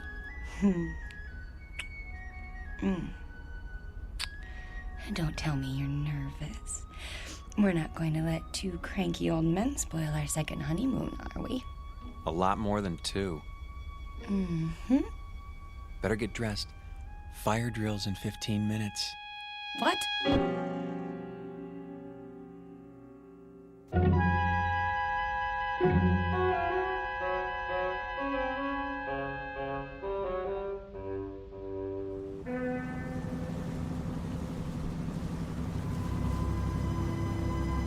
Honestly, you could at least tell me what this is all about. You act as if we're going to an execution. There. See for yourself. Look at all of them. And all wearing their life preservers. Oh no. Alan, some of them are even on crutches. And wheelchairs. Pretty hard to stand for inspection. Is that what they're doing? Apparently it's a safety requirement. Well, there was the Titanic. I picked up a few more names. The Mackenzies, of course, and Mr. Burgess. How could I forget? The one on the end is named Van Vlymen. Next to him is Mr. Bristow. Cooey! Hello there. Care to join us? Yes, do join us. Hello. In a moment, Mrs. Mackenzie. You don't suppose that everyone else on this ship is... Everyone. I checked this morning. The youngest person I saw was 70. Oh, but that's silly. It must just be the first class section. There aren't any other sections. The entire ship is first class. You mean they're all? Show some respect. This group alone represents several thousand years. All for fire drill practice. Remember, Eileen, getting there is half the fun. Chin up. Your life jackets. Oh, thank you. Now then, as soon as you're all ready... I think the straps go over your shoulders. Like this? That doesn't look right. Psst. Do you need help, dear? Good morning, Mrs. Mackenzie. As a matter of fact... You should put your arms through the hole. No. Let them learn for themselves, dear. I was just trying to make it easier. See you later, then. Yes. Do the best you can. We look like a couple of clowns at a funeral. Now then, in the event the balloon should go up, the alarm will sound. Proceed to the Imperial deck in a calm, orderly fashion and await further instructions. The groups will be divided in the following manner. Group A, Mr. and Mrs. Huntley Small, Mr. and Mrs. Mackenzie, and Mrs. Scott Aylesbury.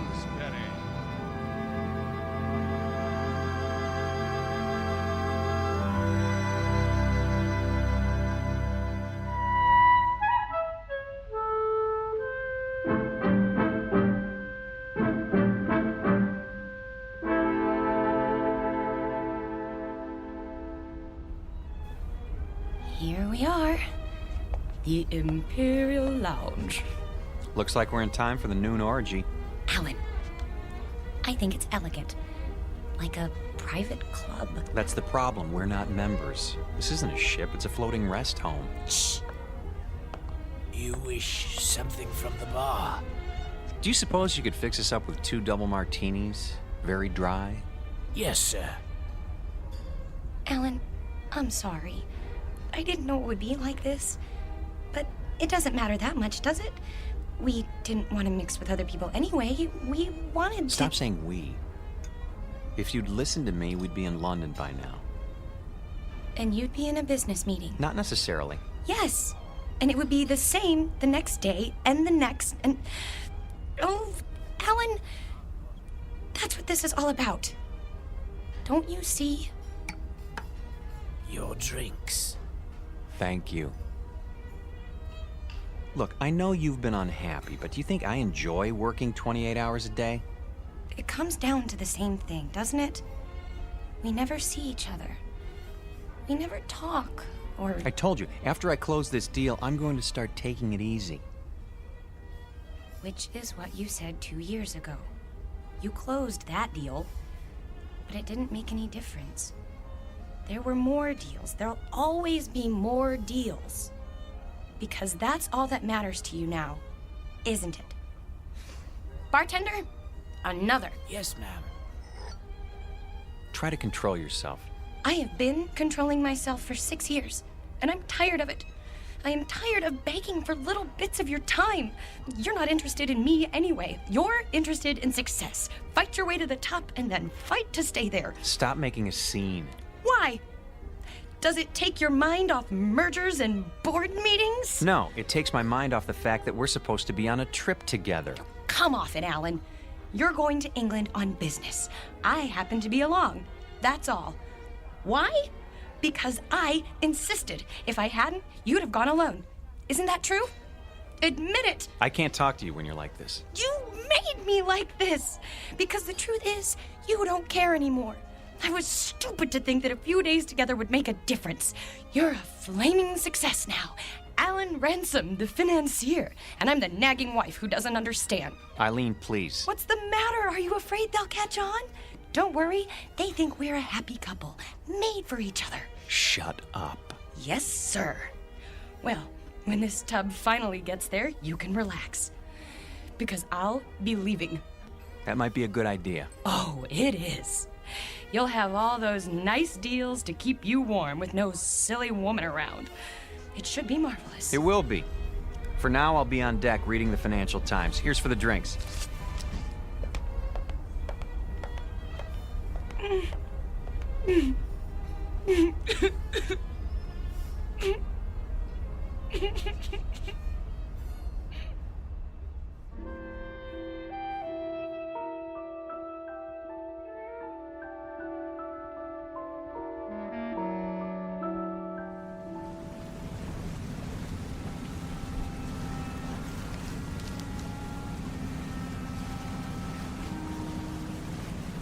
I say, you two, excuse us. Not you again. Well, yes. Not really. How do you do, dear? Nice to see you, Mrs. Mackenzie. If you don't mind, I'm trying to read the paper. My wife, Millie, yes. I say my wife, I mean we would very much like you to join us for tea, if you'd be so kind. Because I'm wearing my tweed jacket? Eh? Hmm? No, no. Tweed jacket, I see. That's I see, we're very British. No, we simply want to chat. Is it a date, then? We'd be delighted. In about an hour? Yes, in the Imperial Lounge. We'll see you there. And thank you. Not at all. An hour, then. Jolly good. Looking forward. Why did you do that? Because you and I don't have anything more to say to each other. You know it's true. We're finished. But you said it yourself, we're stuck here. So we might as well call a truce for now and make the best of it. Agreed.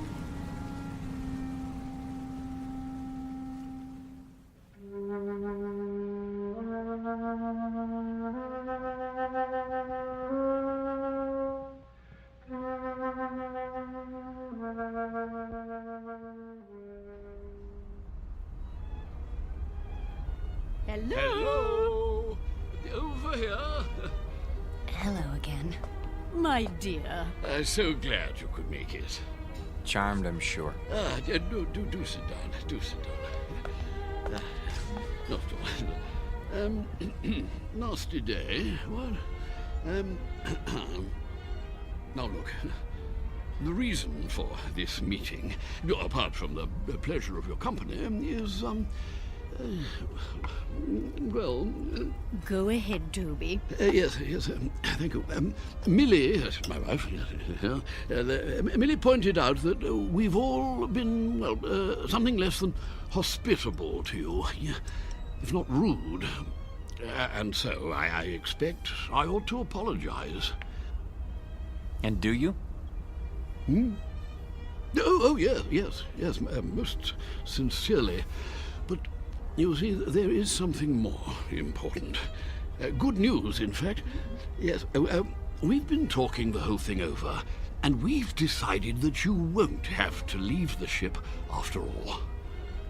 We won't? Say, that is good news. We were afraid we were going to have to swim back, and it's had us sick with worry. Really? No. I see. I see. Very good. No, I'm sorry about that, my boy. But we were quite concerned, all of us, as I dare say you gathered. You see, it simply hadn't occurred to us that an outsider would ever want to travel on the Lady. The last time she took on a new passenger was, well, according to Captain Prothero, was some 16 years ago. So you can understand. Yeah, but never mind that. It's all settled now. What's all settled, Mr. Mackenzie? Oh, no, we'll get to that in good time. You simply must forgive us. We can't have been very good company so far. Well, frankly. The point is, we spent a good many fine hours, Millie and I, my wife Millie, on this old, scow. And when we heard they were going to retire her, well, it seemed right somehow that we should join her on her last return voyage. Yeah, absolutely. And the same is true of the others. With the other people. And that's what accounts for the number of senior parties aboard. We didn't understand. No. And you still don't, really. More tea? It's quite bracing. Yeah, I'll go. Yes, one thing that hasn't changed. Yes, tea is still the best in the world. What about the others, Mr. Mackenzie? What, the others? Oh, yeah, yes, like us, as I said. Sentiment, you know. Of course they know, Toby. Why else would they have chosen the Lady Anne? Yes, that's true. Our story isn't so different, I guess. My husband and I had never really been alone in 6 years. Excuse me. I'm gonna get us a drink. Scotch all around? Oh, yeah, well, splendid. Thank you. He's embarrassed, isn't he? I seem to be doing that to him all the time now. You were saying the two of you hadn't been alone? Well, he's a busy man. You get wrapped up in things if you want to be the best, and I don't know. When I heard he was going on a business trip to England, I made him promise to take me.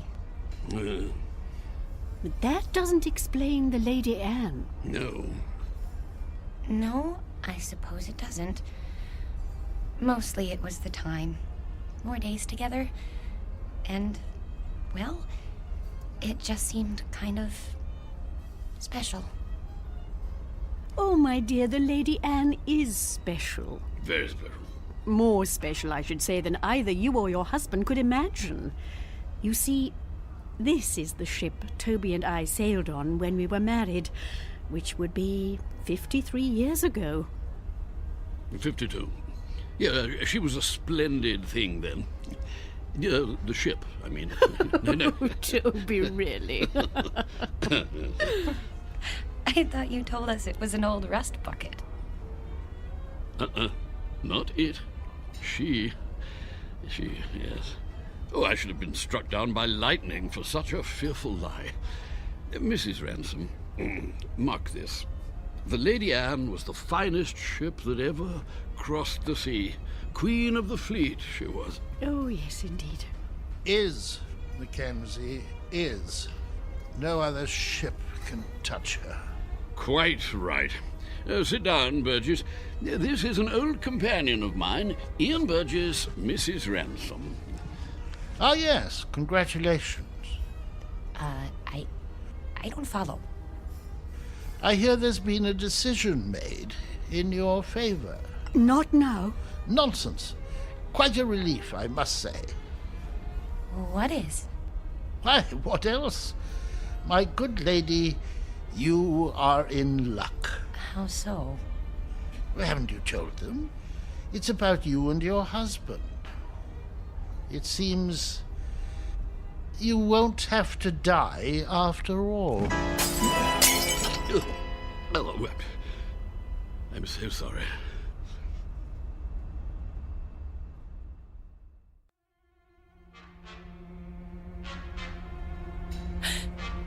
What did you say?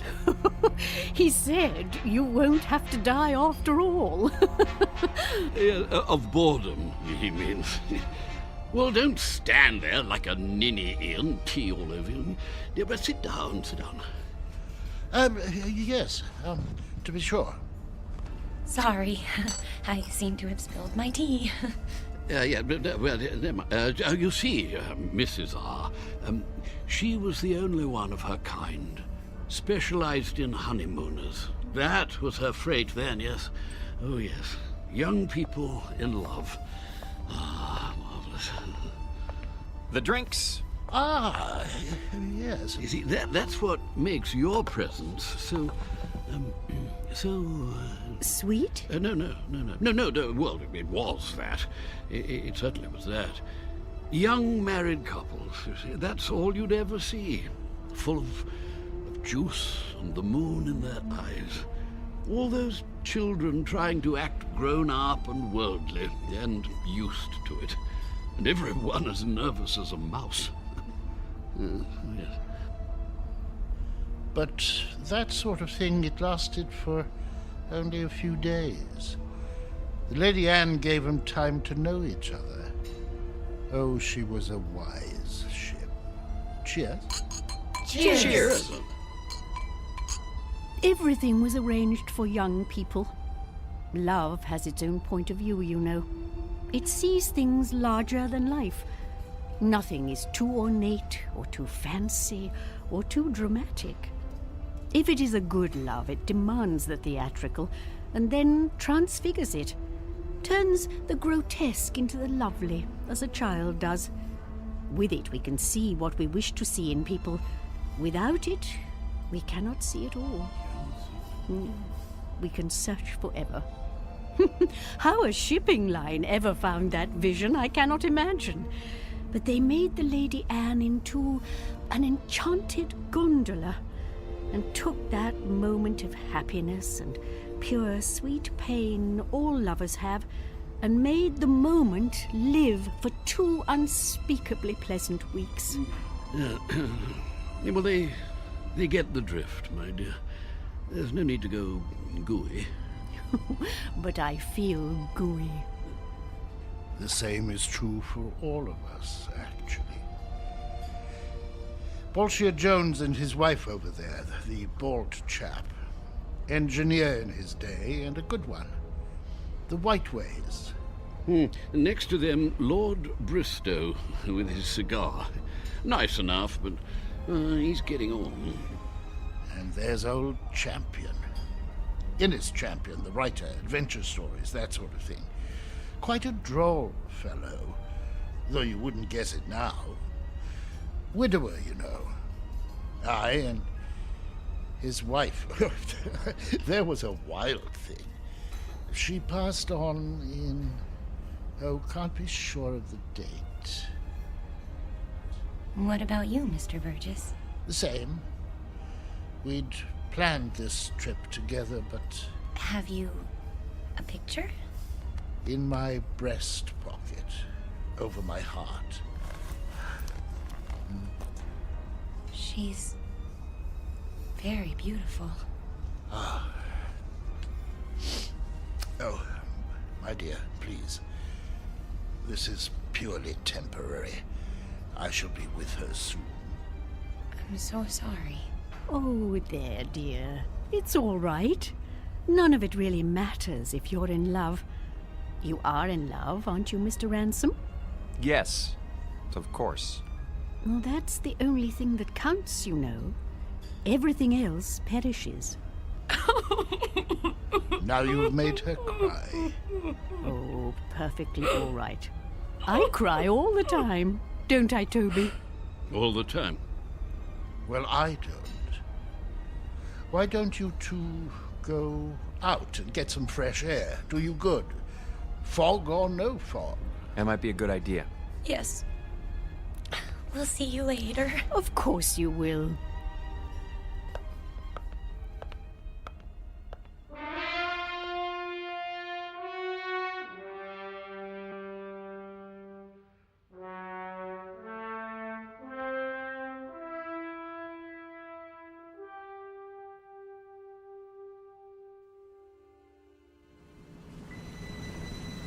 I think they're all very, very nice.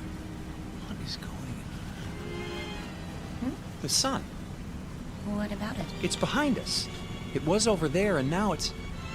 We're heading north. So we're heading north. We should be heading east. Blame it on me. Everything else is my fault. Why not this? There you go. Starting again. I don't know what I'm doing here. Look at them down there playing shuffleboard. Or sitting, wrapped up in their blankets. Really, Eileen, this whole idea was ridiculous. Eileen? Eileen, where are you? Eileen? Eileen!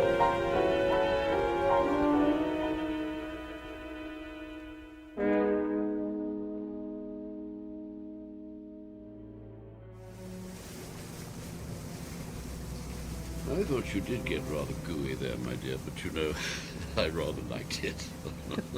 Dooley. Oh! Oh, Mr. Ransom. I say, is something the matter? I can't find my wife. We were standing over there at the rail. She was right behind me. You don't think anything could have happened to her, do you? Oh, I doubt that. It's rather difficult to fall overboard. Oh, yes, yes. Eileen! Eileen!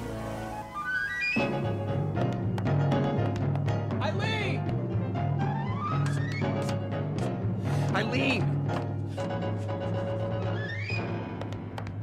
Eileen? Stuart, have you seen my wife? No, sir, but I wouldn't worry. I want this ship searched. I'll take the liberty of alerting the crew. Have you tried the library?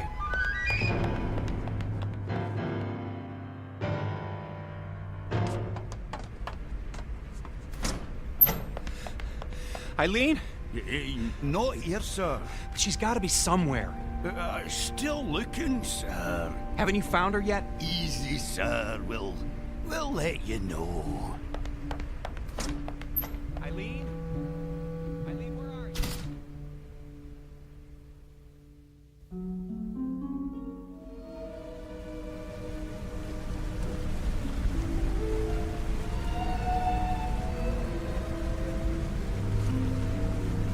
I say, not turned up yet? No, I searched everywhere.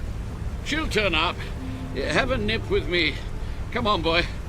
Let's go inside. Yeah, maybe she's inside. Come on. Let's go into the Imperial Lounge, what?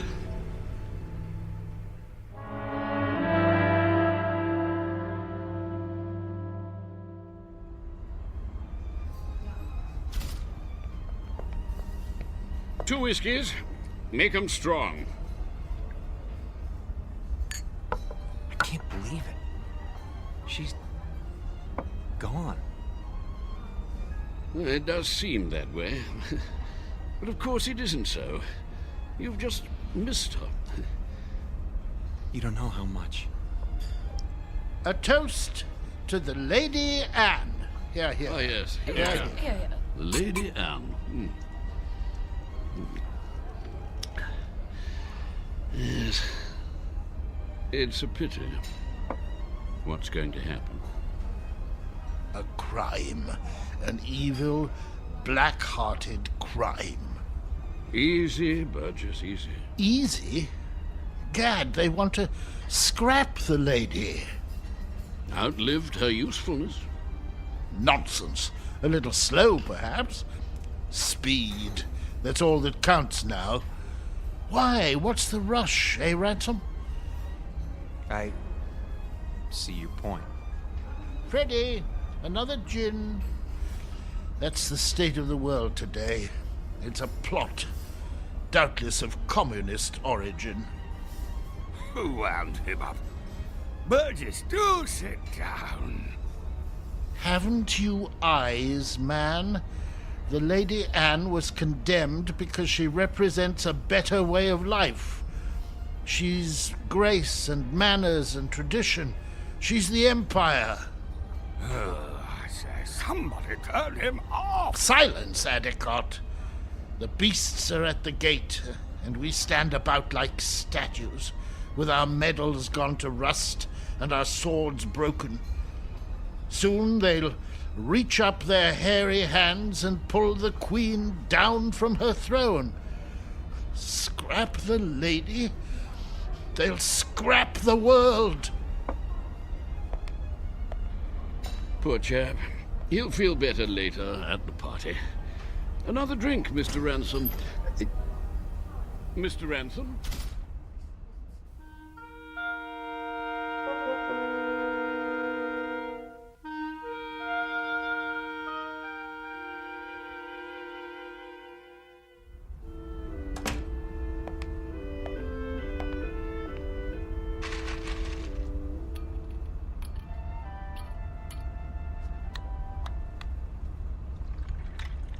Pour me one, too. Honey, where have you been? I decided to take a nap on our swan bed. You mean you were here all the time? But I've been searching for you. I'm here. I've always been here. Oh, Eileen. Are you drunk? Maybe so, or maybe this is the first time in 6 years that I've been sober. What's that you're wearing? The nightgown? Oh, Mrs. Mackenzie gave it to me. She wore it on her honeymoon. It's beautiful. You're beautiful. This whole stupid world is beautiful. What happened to you? I don't know. But I'm going to try not to forget. I'm going to try very hard. Oh, Alan?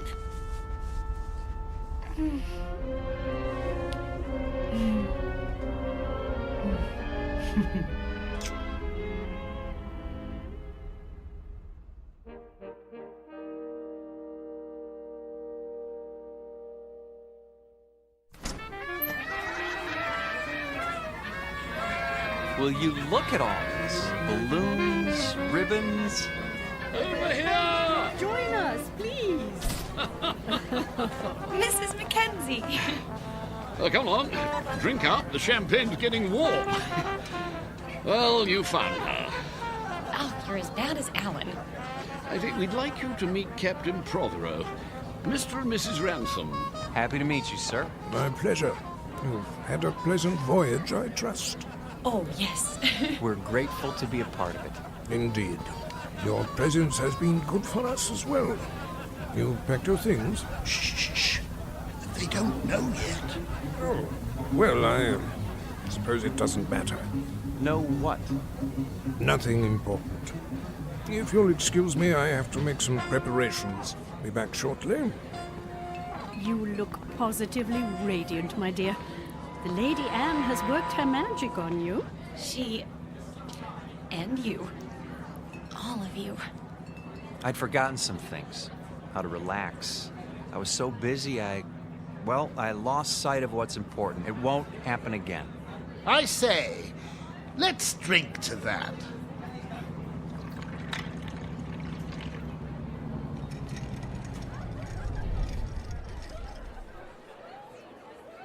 Have the engines stopped? Oh, nothing to worry about. Cheers. Mr. Burgess, why are we having a party now? We're only partway there. You'll understand soon enough. Who needs a reason to party? Mrs. Ransom, may I have this dance? I have been waiting for someone to ask. Mrs. Mackenzie? I'm not very good, but... Oh, delighted, Mr. Ransom. Oh, splendid.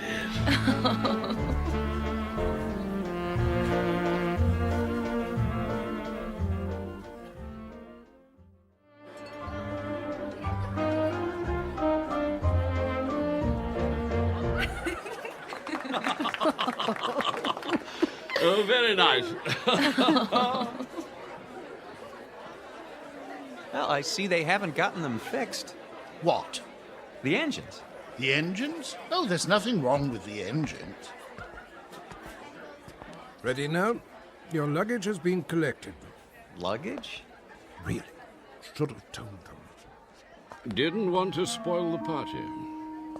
Excuse me, but what are you talking about? Why should our luggage be moved? Because, my friends, we're putting you off the ship.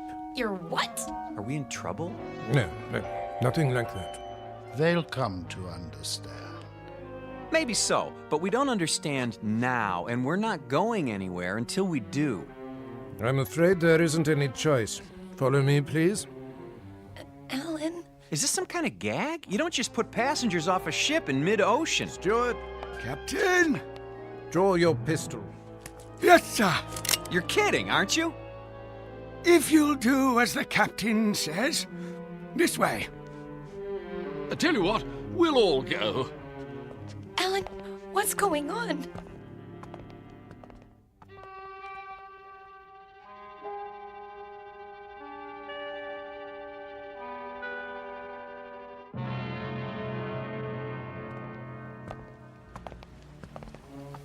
You can't be serious. There's nothing to worry about, my boy. Your exact position has been radioed. Even now, help is on the way. Alan, I'm not kidding. Captain, this is outrageous. Your luggage is in the boat. Flares, a tin of biscuits. Champagne? I thought of that. The lifeboat sends out a signal so you'll be picked up straight away. Everything you need, really. Except a reason. It's time we were off. Into the boat with you. No, please, But why? Is it something we've done? Not a bit of it. Then tell us. You can't do this without a reason. Cause, my boy, you can't go with us. Not yet. Yes, come along. Not where we're going. No. Step carefully, please. We liked you people. We thought you liked us. They do, Alan. you see? They do. Blow it away. Don't forget the blankets. Alan, look. Everyone's at the rail. Goodbye. Bye. Goodbye. I say, what are those papers, dear? They're your letters, Toby. Don't you remember, dear? I've kept them for so long. You're throwing them overboard. They deserve a proper burial at sea. I won't be needing them now, will I? No, dear. Not anymore. Listen, the engines are starting again. They're moving. So are we.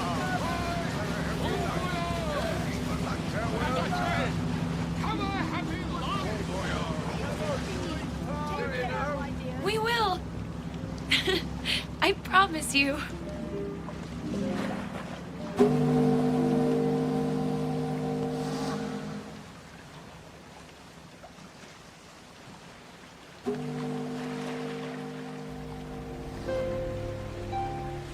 Here's a blanket. I don't need it. Aren't you cold, darling? Not with your arms around me. I don't think I've ever felt so warm in my life. Do you think we'll see them again? Yes. In fact, I'm sure of it.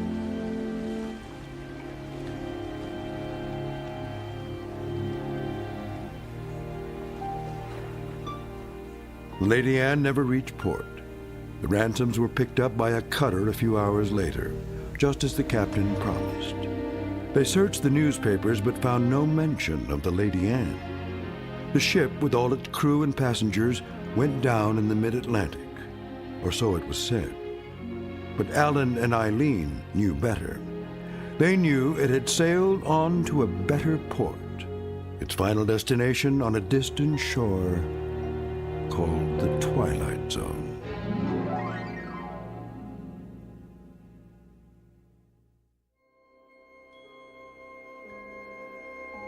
Hi, this is Carl Amari, producer of the Twilight Zone radio dramas. I'd like to take a moment to tell you about our official website at twilightzoneradio.com, where you'll get the latest news and information on these Twilight Zone radio dramas. Plus, at twilightzoneradio.com, you can digitally download 3 free episodes or any of our episodes for only $1.95 each. In this age of ever-changing technology, we've decided to make these episodes instantly available to you by making the Twilight Zone radio dramas a digital download-only series. This means that this series will no longer be offered on CD. The CD collections at our website are now being offered, while supplies last, at buy one, get one free. So be sure to get your favorites before they're sold out. Be sure to visit us often, and I'll see you in the zone.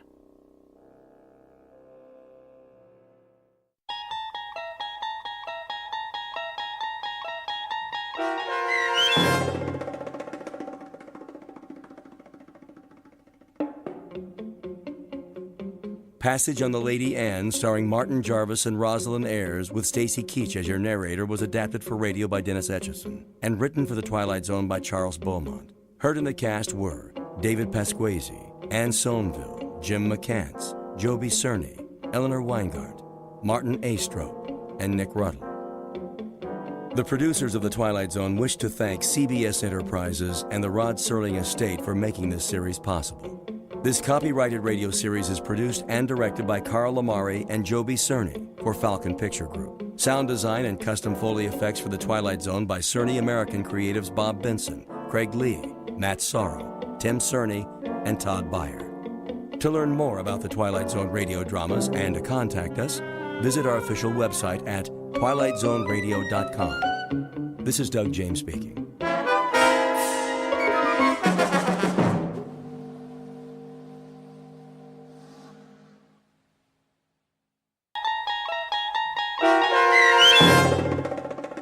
In His Image, starring John Hurd, with Stacy Keach as your narrator, was adapted for radio by Dennis Etchison and written for The Twilight Zone by Charles Beaumont. Heard in the cast were Alyssa Fraden, Anne Whitney, Darren Stevens, Jeff Lupiton, Meg Falcon, Elizabeth Lido, Carl Amari, Doug James, Jason Mallow, and Kip Karstedt. This copyrighted radio series is produced and directed by Carl Amari and Jason Mallow for Falcon Picture Group. Doug James speaking.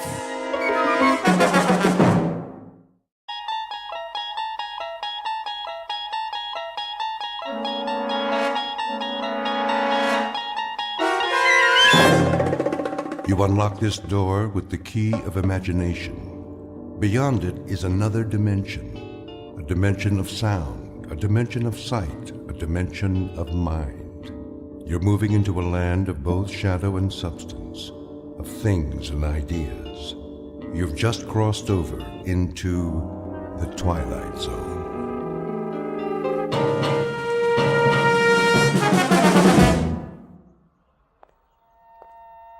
Morning.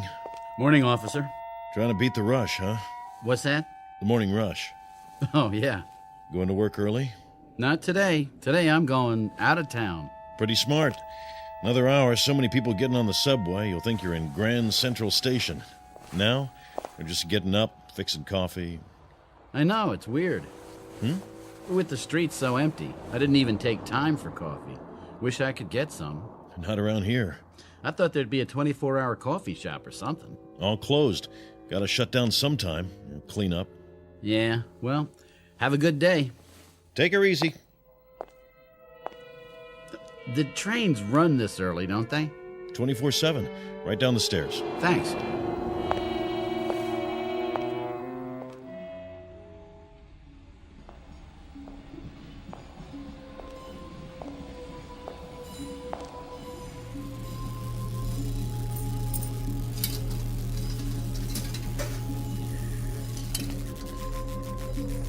What's that sound?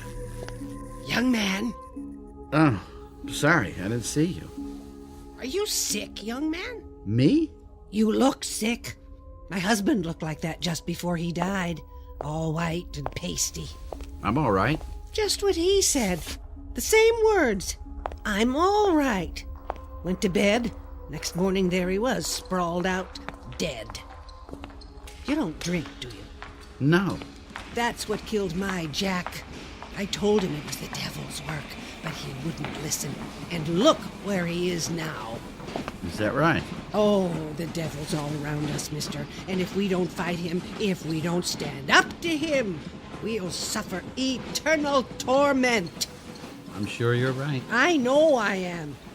And I'll tell you how I know. It was a Sunday. I was ironing, if you please, and that's when it happened. The good Lord's own sweet voice, like an electricity shock. I was revelated. Oh, praise him, mister, and praise his good works. I will.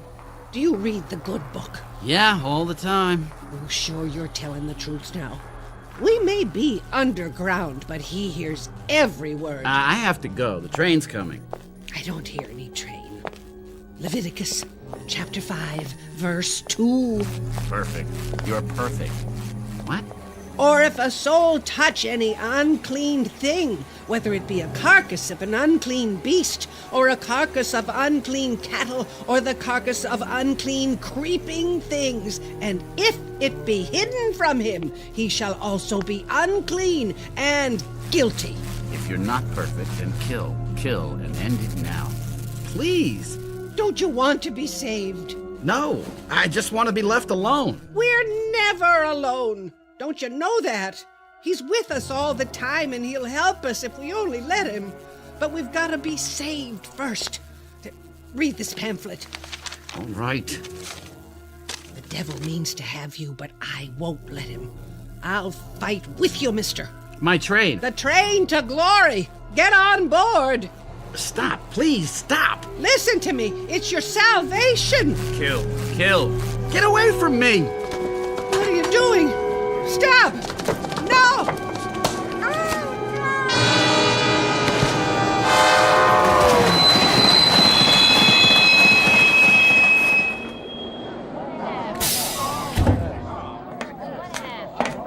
What in God's name? She fell on the tracks. I couldn't stop. Hey, that man pushed her. Hey, somebody stop him! Somebody! Get away from me!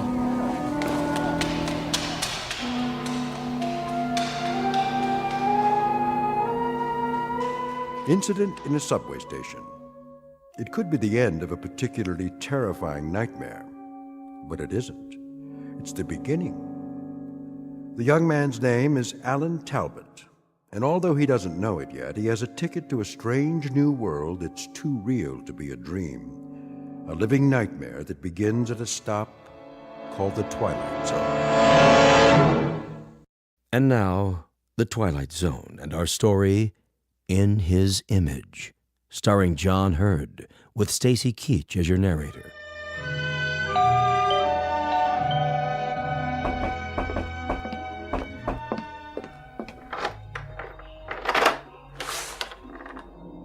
Yes? Sorry to bother you, ma'am, but see, I belong to the Junior Woodchucks, and if you'll just buy a 10-year subscription to the Ladies' Home Companion, I'll get to go to summer camp. What do you think? I think you'd better come in. Okay. Hi. Hi. Ready?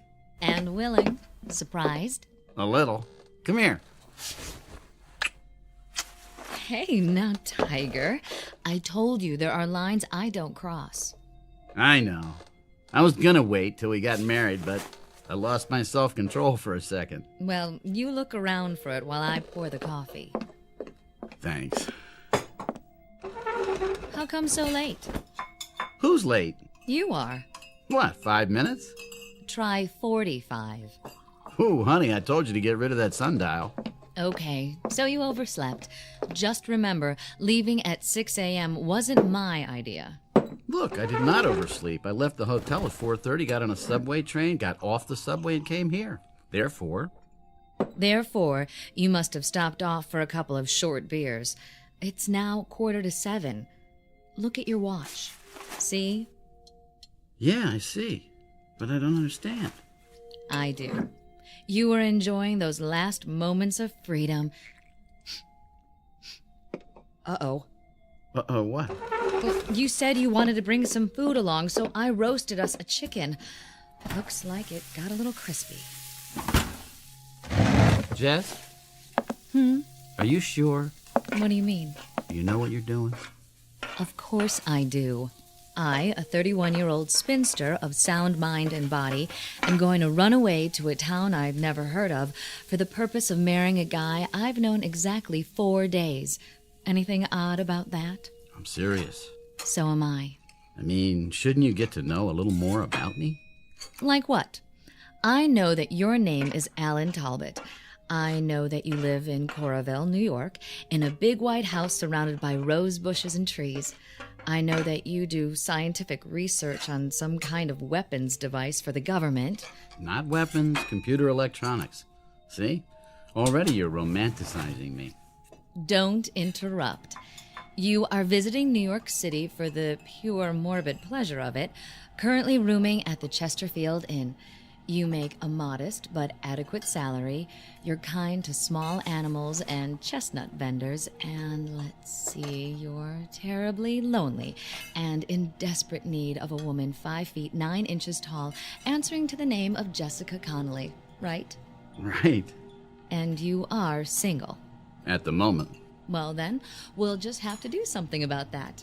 Here, wrap the chicken in foil and put it in the picnic basket while I get the suitcase. Sounds good to me. Think I'll like Coralville? Only if you happen to like great little towns full of warm, friendly people.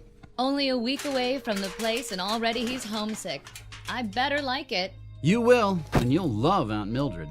Well, are you going to stall all day, or are you going to make an honest woman out of me? Let's go.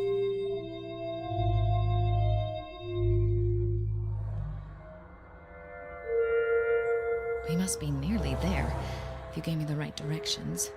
Alan? No. Go on then, sleep. You need it. Walter, no. Alan? No. It isn't right. Send me back.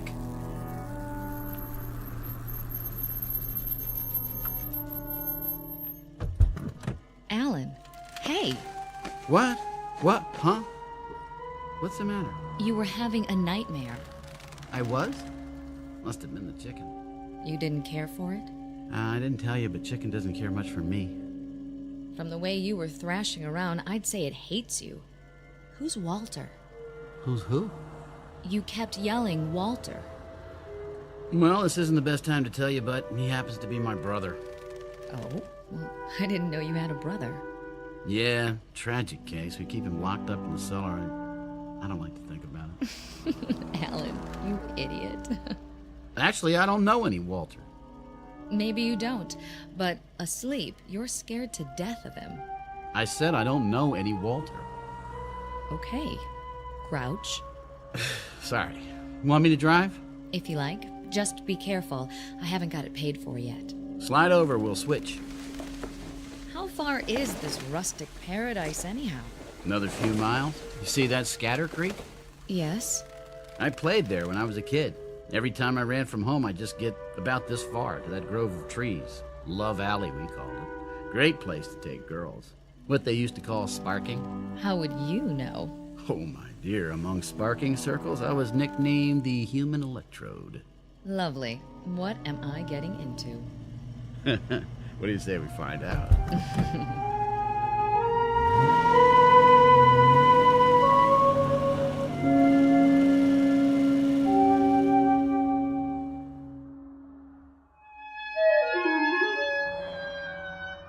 Here we are. Coraville. Population 3,250. Sounds cozy. It is. That's the town square up ahead. Alan, it's beautiful. Didn't I tell you? A little village. It reminds me of West Hampton. Trees, shops. Oh, look at that old hotel. That's the New Brunswick. Got an ice cream parlor and a magazine rack. You can get cigarettes there, too, if you can prove you're 21. Mr. Van Brook's very strict about that. Think I could pass? Maybe not. And over there, to the right, you can't see it from here, but the library's down Oak Street.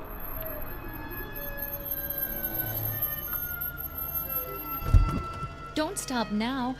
I want to see all of it. Alan? I'm sorry, it's just, What? Well, either I've got the worst memory in the world or they put up a new office building. I see it. In a week? Prefab, I guess.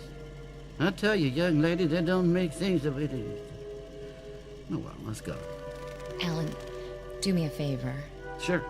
Let's get something first, before we meet the gang. Just a little glass of wine to take the edge off, all right? Relax. In the first place, it isn't a gang, it's just on Mildred. In the second place, there aren't any bars in Corville. Well, I thought I saw one a couple of blocks back. Nope. Nearest place is Temple, 15 miles away. How about a coffee? I guess that'll have to do.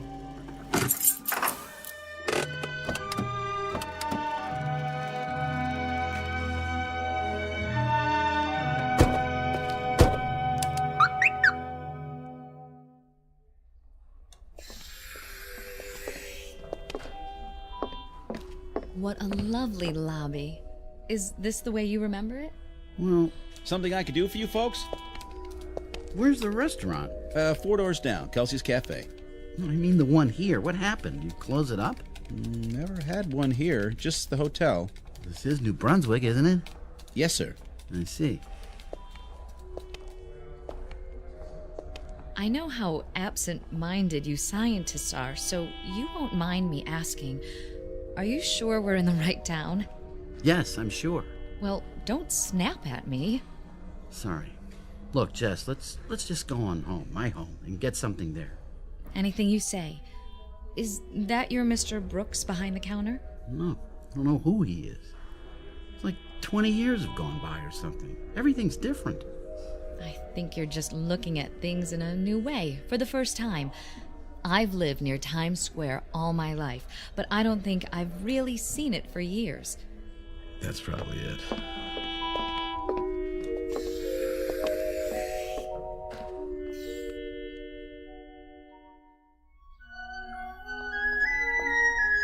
Now that's a classic house. 2 stories, Cape Cod style. And there are the trees and rose bushes. Yeah, that's more like it. I'd recognize that anywhere. Like it? And what if I didn't? Of course I do after listening to you. It's charming.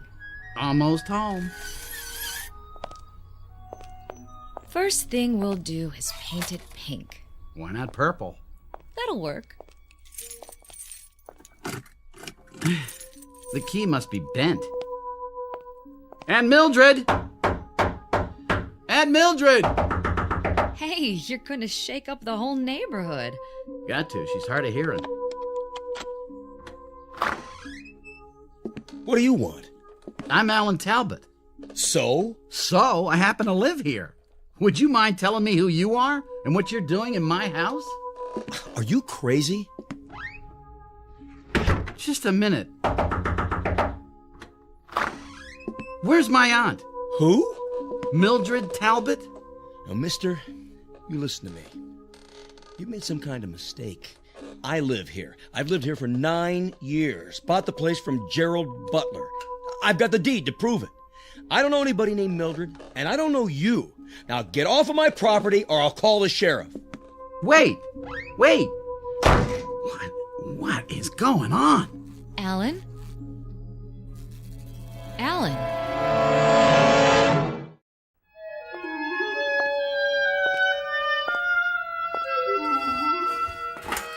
I'm back. Get everything straightened out at City Hall? Sure. I'm out of my mind. Alan. Well, I don't know what else to think. Somebody I never saw before in my life living in my house. The woman I had lunch with a week ago dead for 3 years. New buildings in town. According to the official records, it's all true. Alan, I know this will sound crazy, but remember what you said when we tried to get coffee at that hotel? The one that didn't have a coffee shop? You said it was as though Coraville had aged 20 years. 20 years in a week. What if it's true? What if 20 years have gone by somehow? Rip Van Winkle? Well, why not? It's a possibility, isn't it? No. I thought of that, but it doesn't hold up. For one thing, it would make me at least 45. Unless I left town at the age of 10. And that couldn't be because I went to high school and college here. Except there aren't any records that I ever attended Corville High. And the university I work for, it doesn't exist. It never existed. What about your aunt? I just checked. There isn't a single trace of evidence that a Mildred Talbot ever lived here. Well, it was an idea. Let's go. Where to now? The cemetery.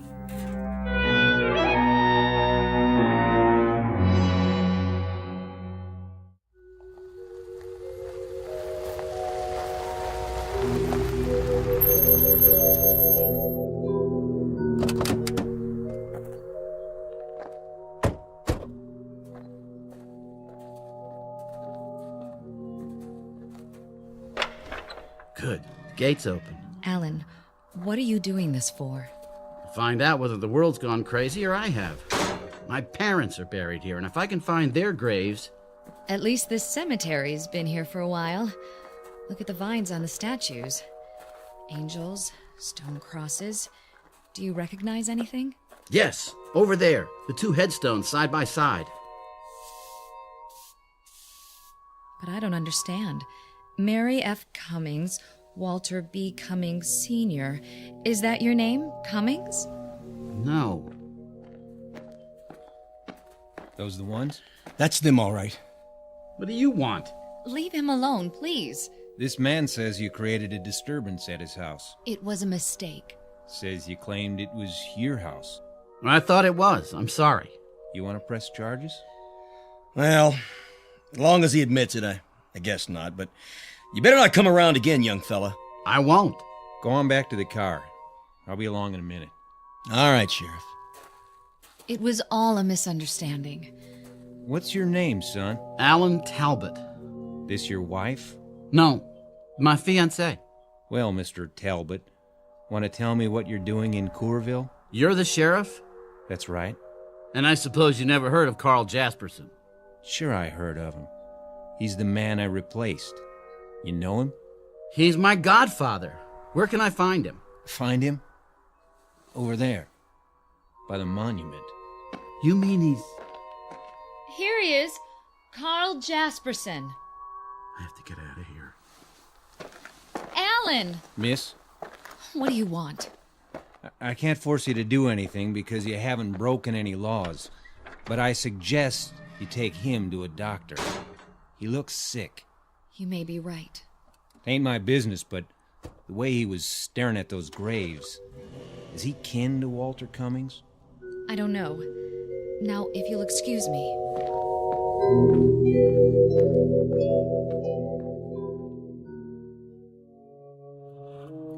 It's only a few more miles to New York. How do you feel? Alan? Alan, don't shut me out. I don't have anything to say. Honey, there's a rational explanation for all of this. There has to be. Dr. Matthews had a patient once who couldn't even remember her own name. Please don't humor me. She had no idea where she was or how she got there. When Dr. Matthews talked to her, she couldn't remember a thing about her life. But 2 weeks of treatment and she was all right again. It was a form of amnesia. You'll like Dr. Matthews. Then kill. You must kill. Wrong, Walter. Wrong. And he treated Sandy, my roommate. I don't know whether I told you about her. But anyway, she had a breakdown and... Stop the car. Are you going to be sick? Yes, stop the car.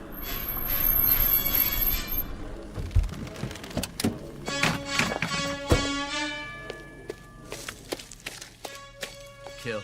No! Use what's at hand. A stick, a rock, anything. Jess, could you give me a hand here?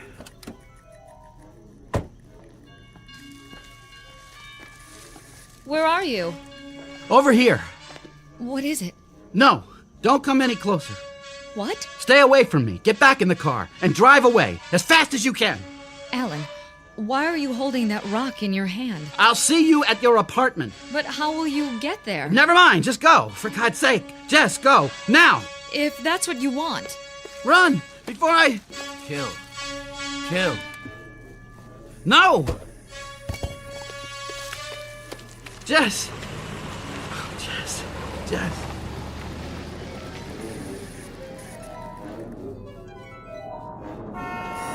What?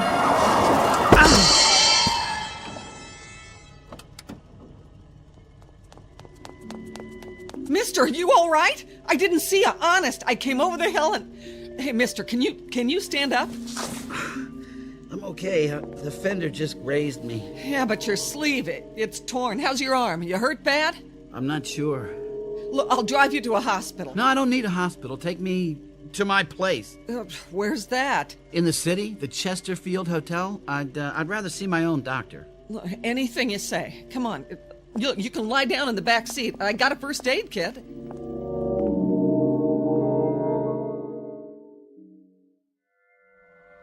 Look, is that a bad cut? No. I still think you ought to see a doctor. I will, as soon as we get there, but I'm not even bleeding. Not on the outside, maybe. I've heard of accidents where you... I'm fine. I'll sign anything you want, absolving you of all blame, okay? Look, don't get sore, mister. I'm just worried about you is all. Sorry to have been so much trouble. Mister, I'm glad you're alive. Look, it's none of my business, but how come you were standing there in the middle of the road like that? I'm not sure. I'm gonna find out.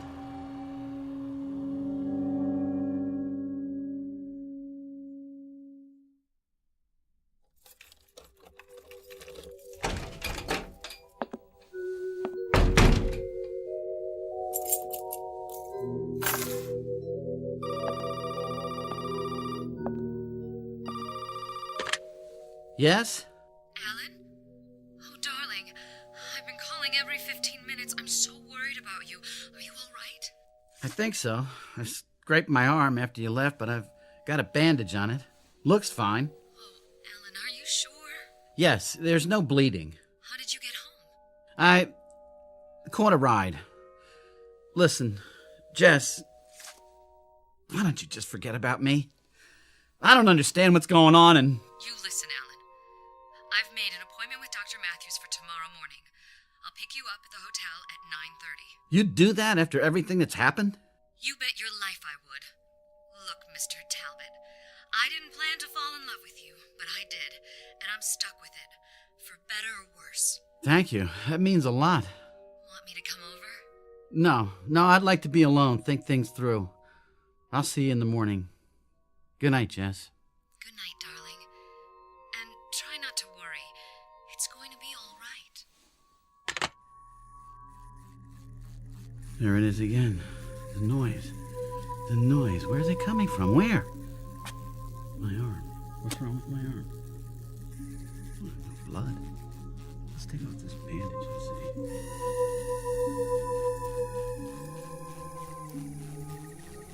What in the... There's no blood because it... This isn't real skin! It just peels back, and good Lord, I don't believe it! It's a circuit board!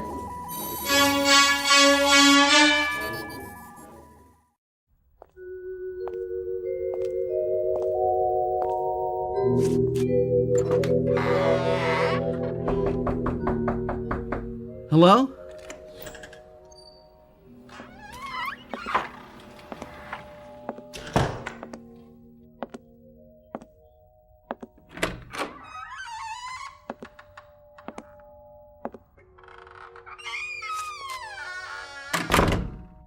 Hello, Alan. I've been waiting for you. You're real. That's a matter of opinion. Sit down, Alan. I'll fix us a drink.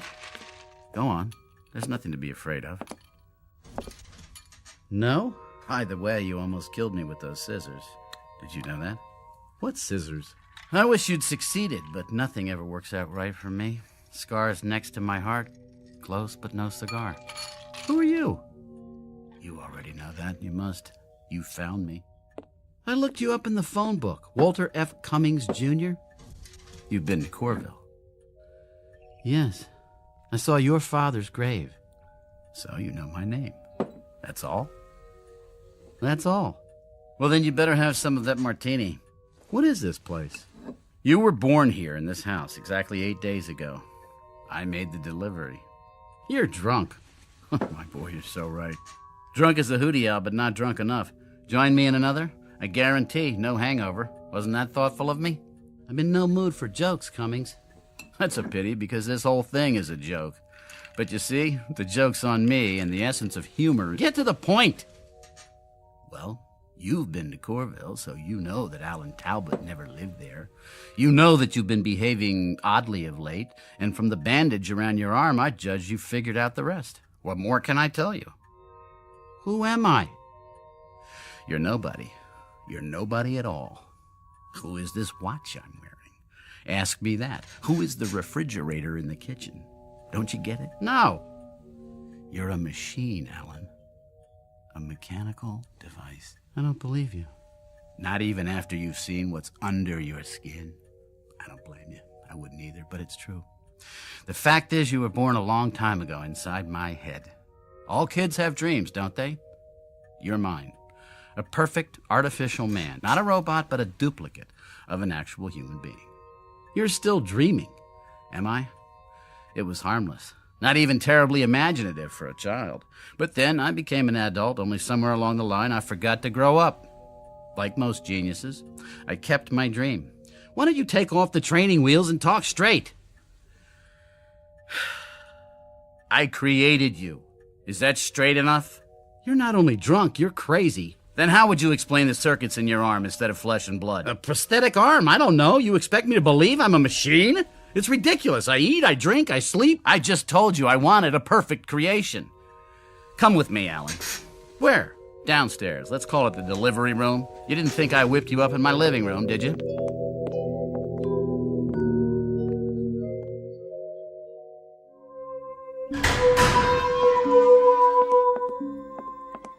What is this room? My lab. Your birthplace.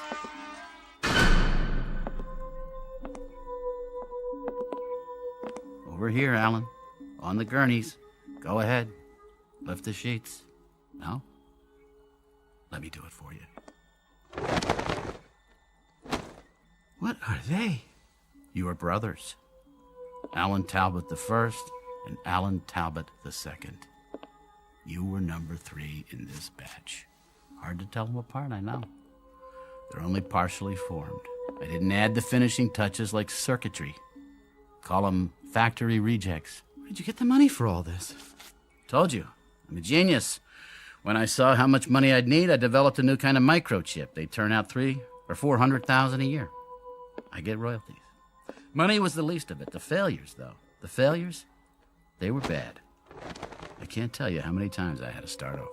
And you did it all by yourself? I'm afraid the day of the lone inventor is past. I had some of the best scientific minds in the world working for me.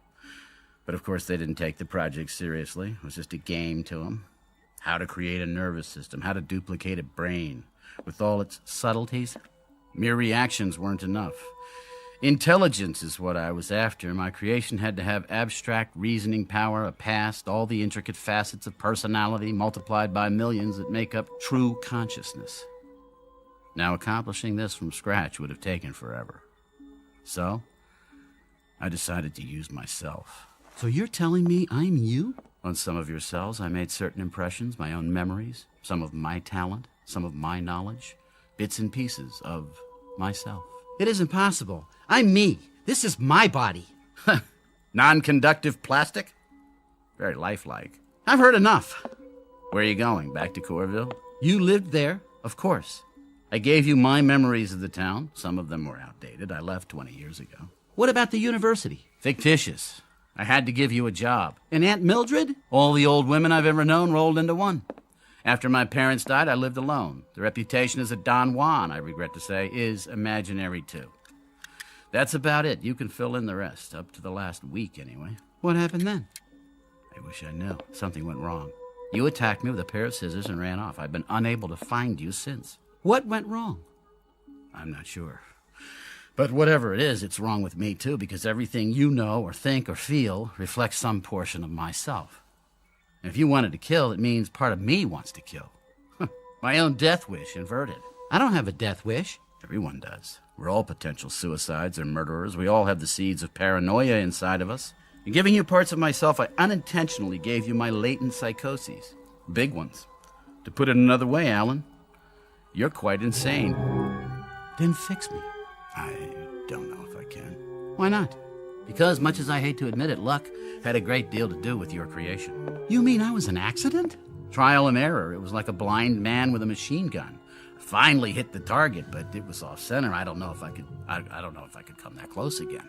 I thought you were a genius. That's the story of my life. Success in the little things, failure in the big ones. I think what I really wanted was to build another Walter Cummings without the drawbacks. Sort of a reverse Jekyll and Hyde, loneliness, pain, all unknown. Alan, you were gonna be perfect. That was the dream. That was the dream. A perfect version of myself. Well, there's somebody else involved. A woman. Does she know? I took her to Corville. We were going to get married there. She thinks I'm on the verge of a nervous breakdown. She's in love with me. Pretty. And intelligent. And lonely. Like you. I'm sorry, Alan. Huh. That's a great consolation. Even if I could fix you, she'd find out. How? Well, for one thing, she'd grow old and you wouldn't. For another, being a machine, you'd eventually wear out. And those things never occurred to you? I suppose I didn't think I'd succeed as well as I did. You can still make it right. I'd give anything if I could. You can. You've got the tools, the instruments. You're going to build another Alan Talbot. Too risky. Only this time, you're going to get it right. One of these blanks, the rejects, with some modifications. I don't know if I can. With all that you know now, it'll be easy. He's gonna walk out of here tonight, and he's gonna marry a girl named Jessica, and for the first time in his miserable life, he's gonna be happy. And so will she. You don't understand. The process takes too much time. There is no more time. Here, I'll write down her address. She was gonna meet me tomorrow, but she'll be home now. Take it. That's appropriate. What is? This pamphlet, The Way to Salvation? Where did you get it? Somebody gave it to me. I was in... Read this pamphlet. The devil means to have you, but I won't let him. I'll fight with you, mister, and we'll win. My train. The train to glory. Get on board. What's wrong? The noise! Make it stop! Are you hearing something? In my head, like computers and electricity! It's your circuits. They're going bad. And a train! Get on board! Walter, get on board! Your eyes. Your eyes! Get away from me! Now, Walter! Now!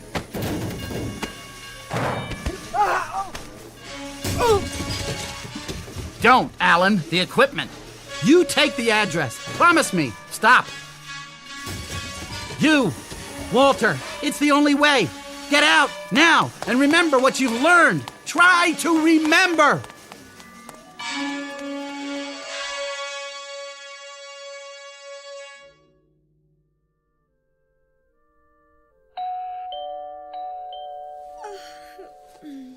Just a minute. Who is it? I'm sorry to bother you, man, but see, like, I belong to the Junior Woodchucks and... Alan!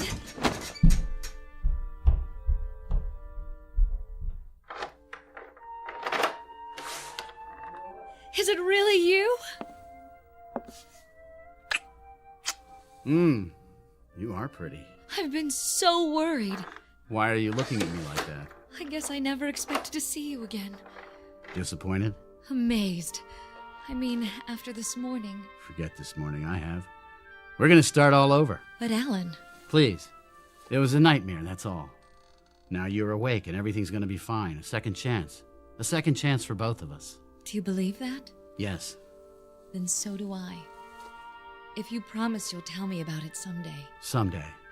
But now, how about a cup of coffee? Coming up. And a couple of Mother Connolly's hand-fried eggs? Well... Guaranteed to make a new man of you. In that case, yes.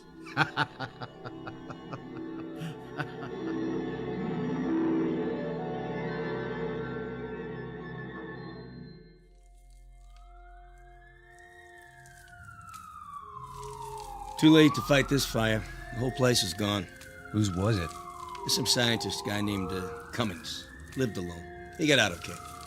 Well, no more laboratory for him. Burned to the ground. What's this? Looks like a mannequin. Crash test dummy, huh? Nothing but melted plastic. Circuit's still going inside the head. Look at all those wires. Leave it for the cleanup truck. Fire crew! Over here. This has been the story of Walter Cummings, Jr., a.k.a. Alan Talbot.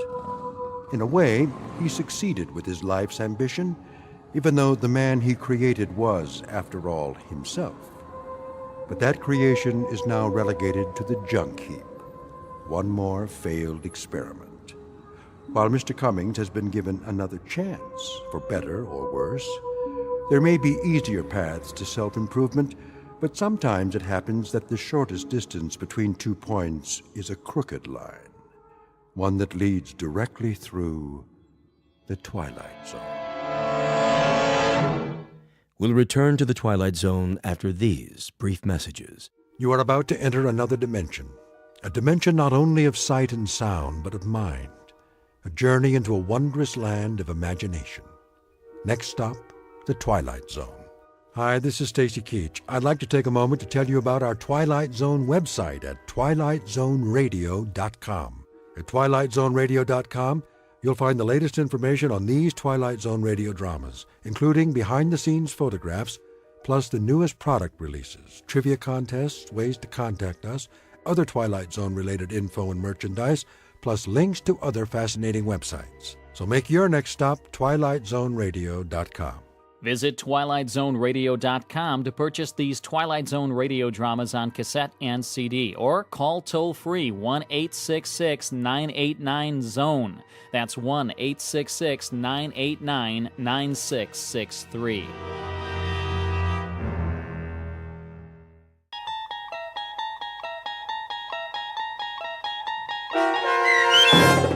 The Jeopardy Room with Stacy Keach as your narrator was adapted for radio by Dennis Etchison and written for The Twilight Zone by Rod Serling. Heard in the cast were Yasin Piyankov, Jamie Vann, Terry Berner, Katrina Lenk, Ned Noyes, Anna Sverutza, and Lisa Dotson. To learn more about the Twilight Zone radio dramas and to obtain audio cassettes and CDs of these programs, visit our website at twilightzoneradio.com.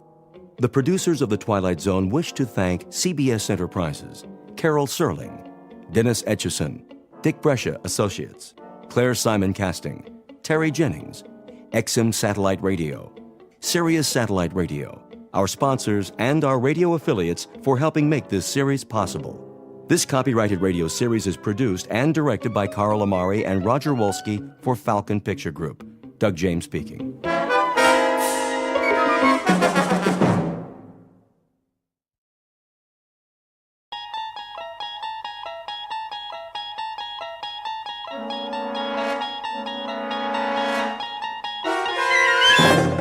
You unlock this door with the key of imagination. Beyond it is another dimension. A dimension of sound, a dimension of sight, a dimension of mind.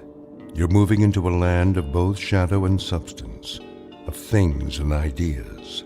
You've just crossed over into the Twilight Zone.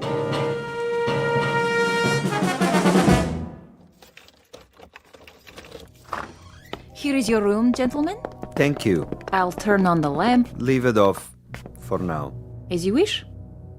I am sorry it's so small, sir. It suits our purposes. Where is the bath? Down the hall. The hall? I can give you one with a private bath if you prefer. No. I said this will do. I'm afraid the dining room is closed at this hour, but you may take a meal at the cafe down the street. We're not hungry, my friend and I. Then I bid you good evening. Good night. Check the window, Boris. You chose the right room. Of course. There is Kuchenko, in his room, across the alley. Binoculars? Right here, Commissar. Yes. See? The Major lies on his bed, but he does not sleep. He will sleep very soon.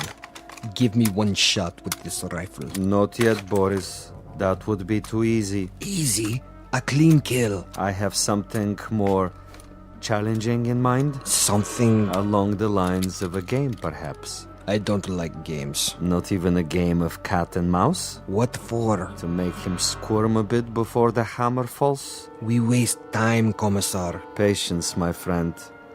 Hand me the phone. Who are you calling? Hickory Dickory Dock. Front desk. Yes. Excuse me, but do you have a Mr. Kuchenko in your hotel? One moment.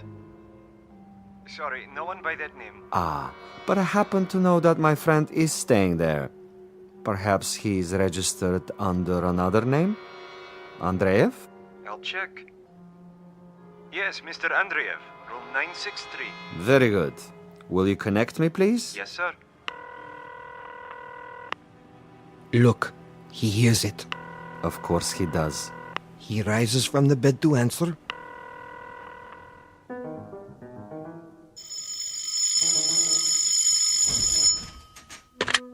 Yes? This is Major Kuchenko. Hello? Major? Are you there? Major?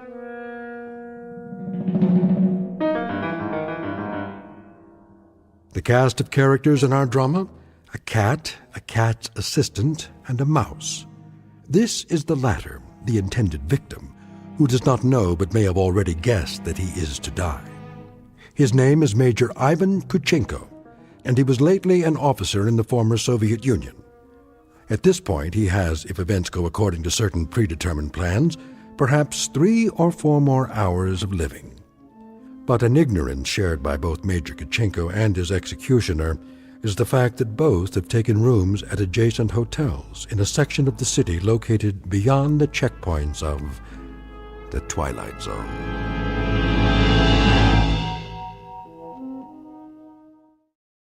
And now, The Twilight Zone and our story, The Jeopardy Room, with Stacy Keach as your narrator. This is Major Kuchenko?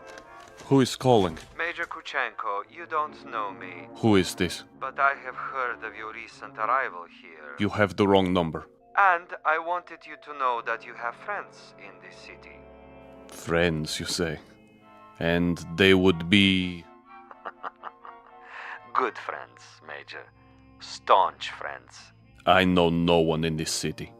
May I impose upon you to remain in your room for a little bit? Your friends will make themselves known.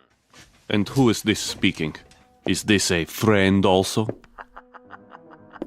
A good friend, Major. Not known to you yet, perhaps, but soon to become acquainted. And why must I stay in my room? We'll be making contact with you very shortly. For what purpose? Your welfare. Your well-being is our deepest concern, Major.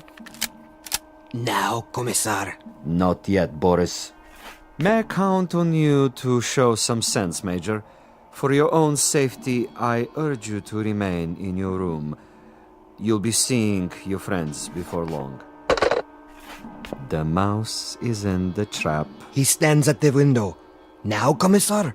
Patience. But I have him in the crosshairs.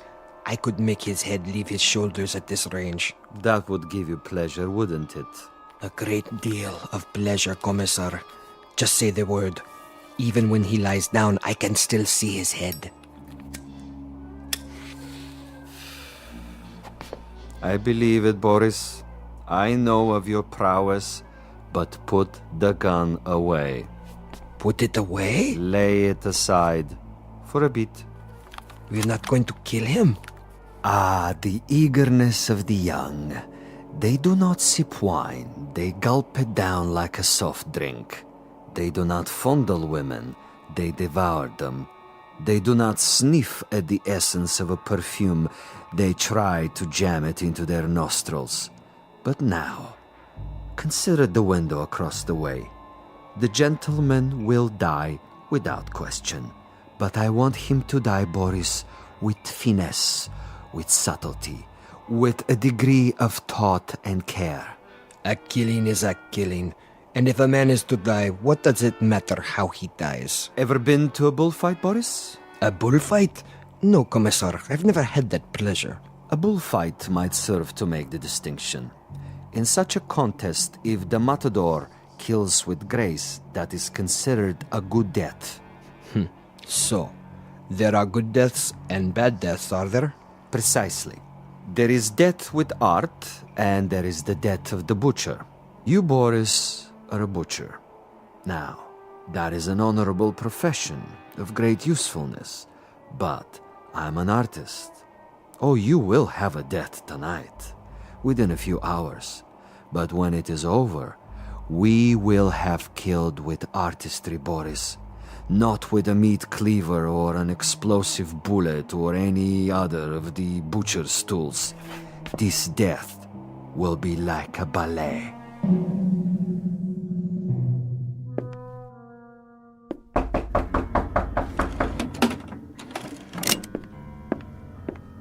Yes?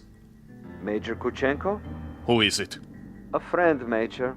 If you prefer, you can turn off the lights and find a hiding place. I'll come in with my hands up, palms open. Major Kuchenko? And you are? I am a friend. May I? For a moment. I would prefer that you put the gun away. Not a chance. Were you the one on the telephone? We had a brief chat earlier. Quite a place you have here. Who occupied it before you? A rat? I have no luxury of choices. Indeed not. In this respect, you are a very poor man of late. However, you have a bed, you have some pictures on the wall, and the floor without so much as a throw rug. An adequate accommodation, and a view of a brick building alongside. I suppose there are worse places to spend an evening, Major? I know. I've been to many of them. Indeed. Indeed you have. Siberia is cold this time of year, is it not, Major? I'm told it's a most uncomfortable climate. You've been told quite correctly. It's a freezing jungle. A freezing jungle. Marvelous. Lovely imagery. Siberia is a freezing jungle. It was. When it was part of the Union? You make reference, of course, to the people who inhabited it. I make reference to some people. Those who were in charge of that private resort. It must have been unpleasant for you? At least sufficiently unpleasant to motivate you to renounce your native land and try to seek asylum elsewhere? For a time. Asylum is no longer necessary under the new regime. Ah, but of course the old ways die hard. Some of the same people remain in charge, and they might be concerned about their public perception in this new world. To the victors go the spoils, and that includes access to certain, let us say, sensitive information? I don't know what you're talking about. Really? But I think you do. You were a political prisoner. You served a term of 12 years. You escaped and you moved quickly when the borders were opened. To bring us up to date, you have made your way to a neutral country, somehow avoiding an official debriefing. You have made contact with certain foreign agencies, and now you're desperately trying to get on an airplane that will take you to a Western nation. But for some reason, you feel that you're still under surveillance? Oh, it's more than a feeling. I know I'm under surveillance. Do you know by whom? I know very well. Can you tell me who they are? Look in the mirror. Commissar Vasilov. Very discerning, Major. You remember faces? I remember pain. I remember some interrogations that went on for many weeks. I had no calendar, but I made marks on the wall of my cell. How resourceful. I remember one particular man who smoked Balkan cigarettes in a long holder and stood in the corner of the room, smiling and nodding, making jokes, while I went from agony to agony. So, Major, now we may dispense with the amenities. The masquerade, the little give and take of two strangers feeling each other out. Agreed. Now we get to the point. Do you honestly think that we would permit you to book passage on an aircraft out of here? That would be quite impossible. As a former member of the military, even as far back as 12 years ago, you have information that we would find embarrassing were it to be released elsewhere. Why, if the government we worked for no longer exists? Because the new government contains many of the same players reshuffled into different positions, and they have their new careers to consider. Consequently, Major, it is not to our advantage that you leave. It would, of course, be simpler and more convenient if you accompany me back to our embassy. I am sick, tired, and torn, Vasilov. But I am not insane. I would sooner cut my wrists over a sink and bleed to death. That would be my choice in the matter.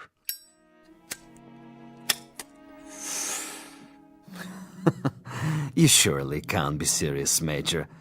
I'm rather a connoisseur of the several hundred ways for a man to depart the earth.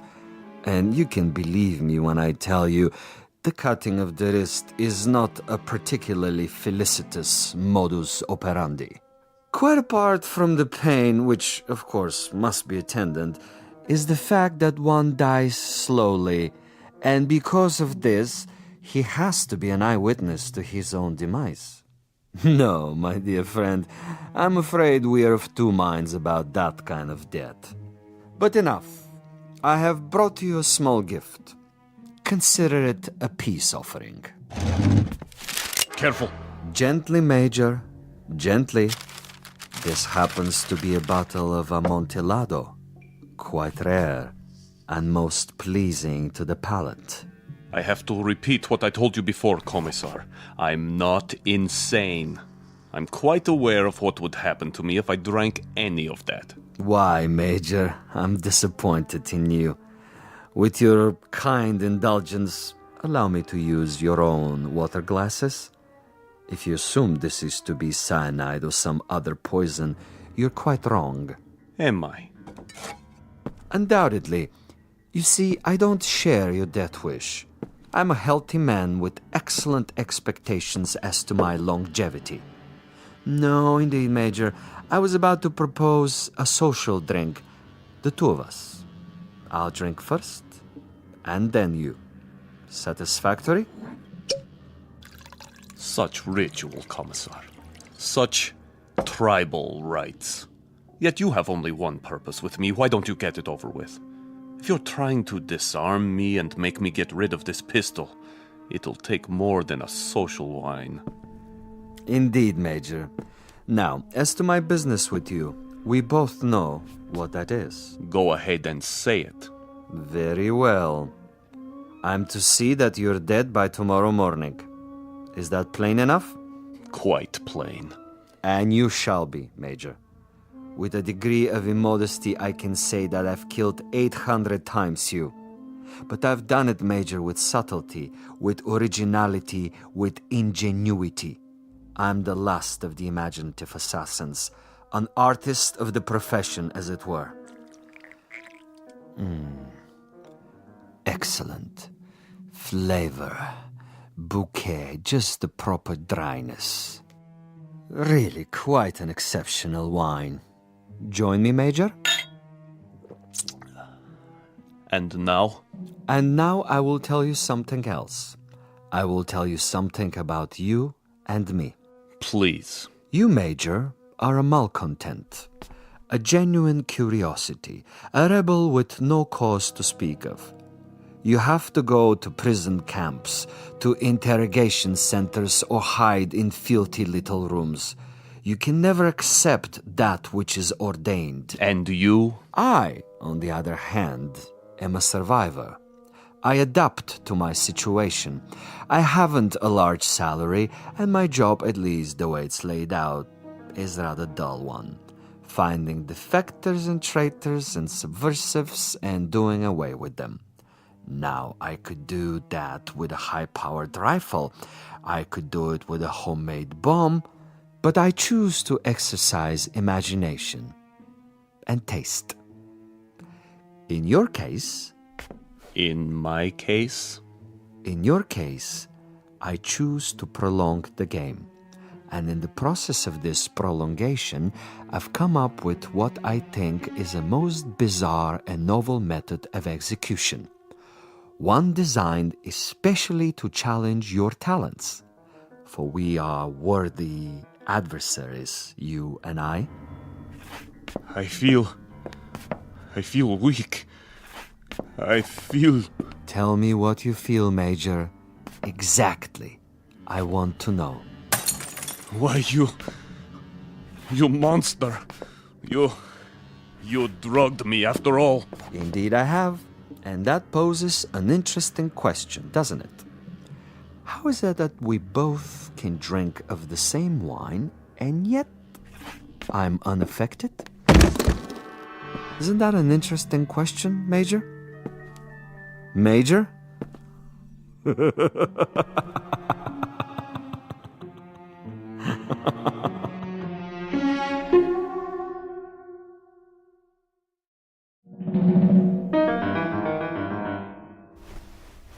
My head. He's gone. But I'm still alive. So he wants to play a game. And he has left something behind. What is this? Greetings, Major Kuchenko. I'm an exceptionally good judge of men. Are you? And in my judgment of you, I made an assumption that you are sufficiently observant to see the tape recorder on top of your dresser and curious enough to play it. How could you resist? This will also suggest to what complicated ends I'm willing to go to make a simple execution different and imaginative. First of all, to clear up one point. You may remember our discussion. Before I left you, I proposed a question. Isn't it odd that we both drank of the same wine, and how different the effect? Isn't it odd? Really quite incredible and bizarre. How can it be? In all honesty, Major, how do you explain it? Go ahead. I'm listening. You... Perhaps you have figured it out already. The truth is, I have been imbibing this particular drug for many years, a sort of experiment with myself as the subject. I have now reached the point where my physical tolerance has risen so that I can drink it by the gallon and remain quite unaffected. This in itself is a rather common and uninspired trick, a phenomenon well known to the scientific community. But you will also note, and I hope with a degree of pleasure, that you have not been poisoned. You're very much alive. Where are you? As you've probably perceived, I am rather a gamesman when it comes to killing. I adhere to my own rules and ethics. Hence, Major Kuchenko, I have taken the liberty of removing your pistol so that you won't hurt yourself. Now listen to the following quite carefully. This is the game, and these are the rules. You have been asleep for roughly 3 hours. During that time, in addition to dictating this on the recorder, I have done the following. I have placed a booby trap in your room. It is not visible, but it is attached to a very common object that is in the room. If you trigger this object, it will detonate and you will immediately be blown up. Why not get it over with now, sadist? Now, for a proposition. If during the next 3 hours you are able to find this booby trap and cut the wire, you will be permitted to leave the room alive and unharmed. This is a guarantee. You have my word on it. Your word? But the following conditions are of the essence, Major. You must actively search for this booby trap and you must find it and render it inactive. It goes without saying that, as of this moment, you are being observed. How? Attempt to turn out the lights, and you will be shot. The moment you stop an active search, should you refuse to play the game, you will also be shot. If you are unable to find the trap within 3 hours, or attempt to leave the room at any point during that time, I am afraid the same conditions apply. You will receive a bullet in the head. So there you have it, Major. Find the booby trap, cut its wires, and you're free. Fail to find it, or fail to look for it, you're dead. Look for it, find it, but fail to recognize it, you're also dead. Needless to say, Major Kuchenko, it is this latter occurrence that I rather expect and look forward to. As a fellow expert in tricks and deception, I think you will admit this situation has its own special imaginative quality.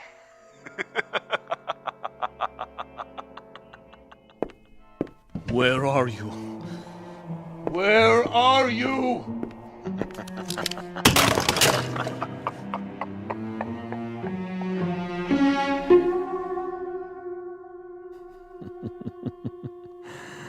Over here, Major. Just across the way.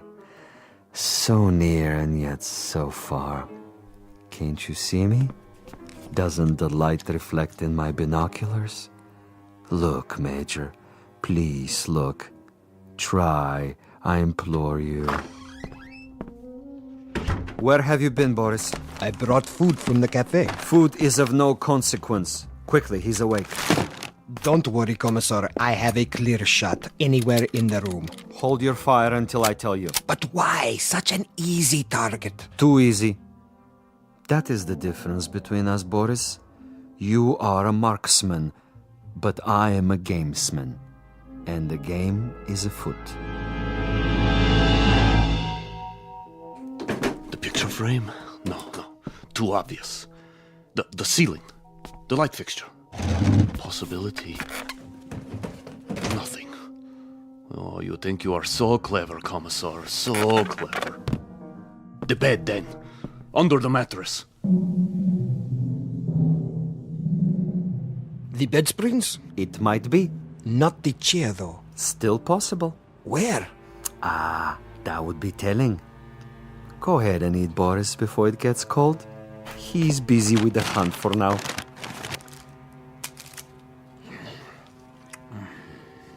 What did you bring? Sandwiches. Have one, Commissar. I never eat while I'm working. I'm like an athlete, Boris. Food is a distraction. Food is good. It makes one sluggish, affects the concentration. The morning will come soon enough. Over here, Kuchenko, just across the alley. Don't you see? He sees nothing. But surely a fragment of light, a stray reflection. Perhaps he has seen us. Yes, he must know, but he refuses to acknowledge. He is too proud. He knows he must do this on his own and will not give me the satisfaction. The bookshelf. Or the books themselves. Which one? An atlas? A novel? The Bible, of course. It's already been moved an inch, 2 inches. But the wire? Where? One way to find out. The bookcase itself, then. Behind the books. In the wood, the nails. Or under the floorboards. Wait, think. Where would I put it? You want a real battle of wits, Vasilov? You've got it. Think. 4 walls. Ceiling. Light fixture. Floor. A picture. Bed with frame. Box springs. Mattress. Headboard. A night table. Bookshelf. Dresser. Window. Desk. First the drawers. The top one. Slowly.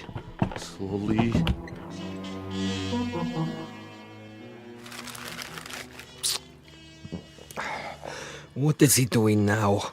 The desk. He's down on his hands and knees removing the 2 bottom drawers so he can see what's under the top one. Bravo, Major.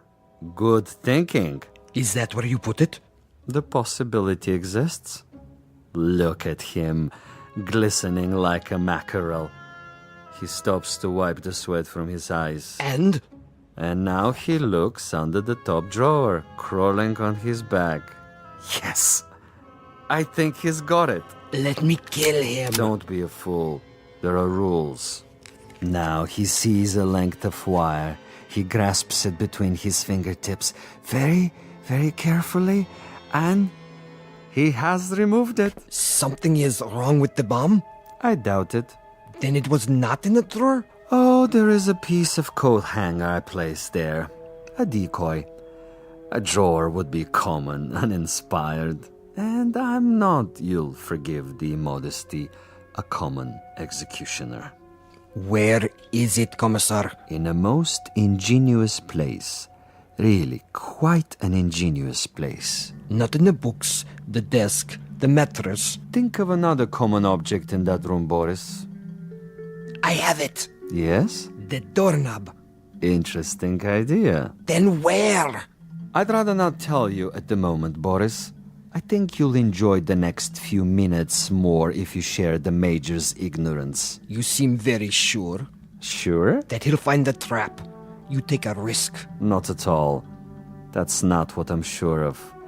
That is to say, I'm reasonably sure he'll find it, given his mental capacity. But he'll find it too late. He's looking toward us. But he can't see us. It's quite dark in here. And it wouldn't matter if he did see us. Now he's returning to the table. You're getting warm, my young friend. The ashtray. Extremely warm, but not hot. Where then? Please, Commissar, please tell me. Take the glasses. What do you see? He stands over the telephone.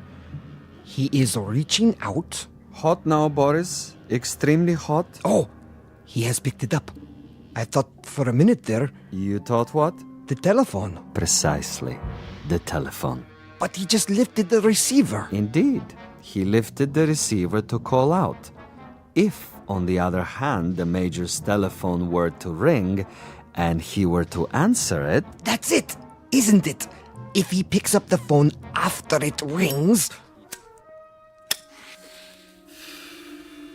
You have it now, my friend. When the Major's phone rings and he answers it, I have placed a tiny bottle of nitroglycerin inside the mechanism. The explosion will only occur after the ring and the lifting of the receiver, at which point the electrical contact will be made, and Major Kuchenko will not even have time to say hello. But what if no one calls? Oh, someone will. I promise you, someone will.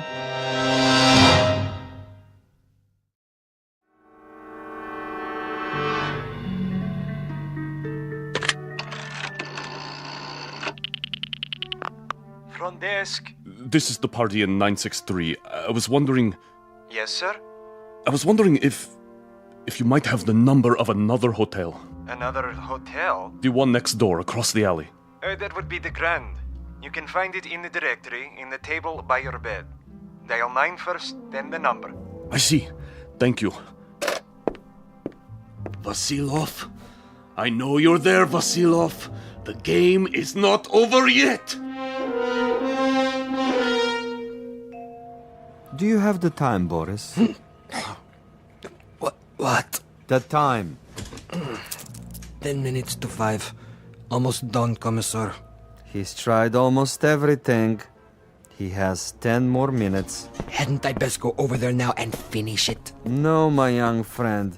That would be impetuous. It would also be a bit embarrassing if someone were to see you. At this hour, the streets are empty. Quite apart from the fact that I wanted this to be imaginative, I also wanted subtlety. I should like our quarry to die in his room without our being there. Opportunity is running out. Then I do believe that it's time to, shall we say, accelerate the process?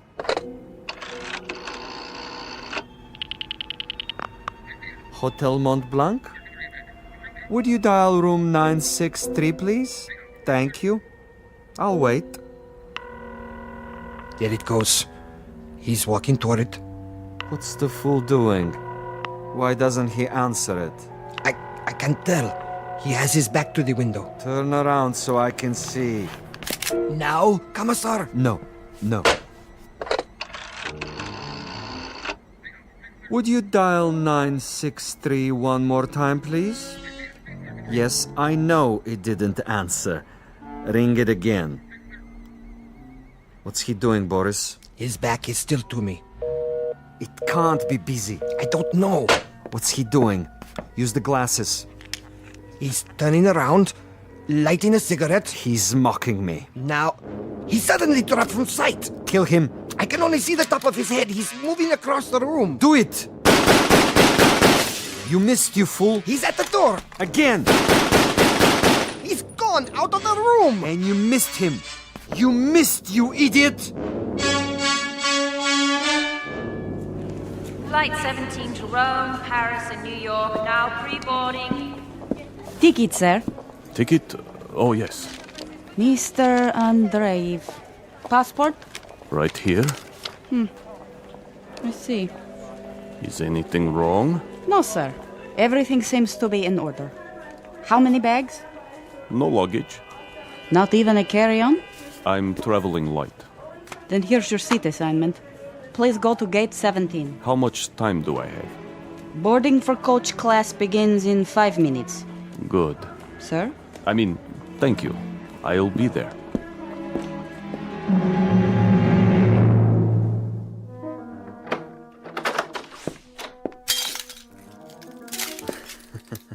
What a mess he left behind. Like a pigsty. He tore the bed apart. And the furniture. Oh, just look. Oh, even my poor little tape recorder. Commissar? Yes, Boris? It would have been better, wouldn't it? What would? If I had taken his head off in the first place. You mean if we had slaughtered him like an animal? I love your style, Boris. You should have been a pig farmer. Our man would have been dead by now. He would have been dead if we had beaten him to death with mallets too. But anyone can die that way. And any stupid, insensitive fool can kill that way.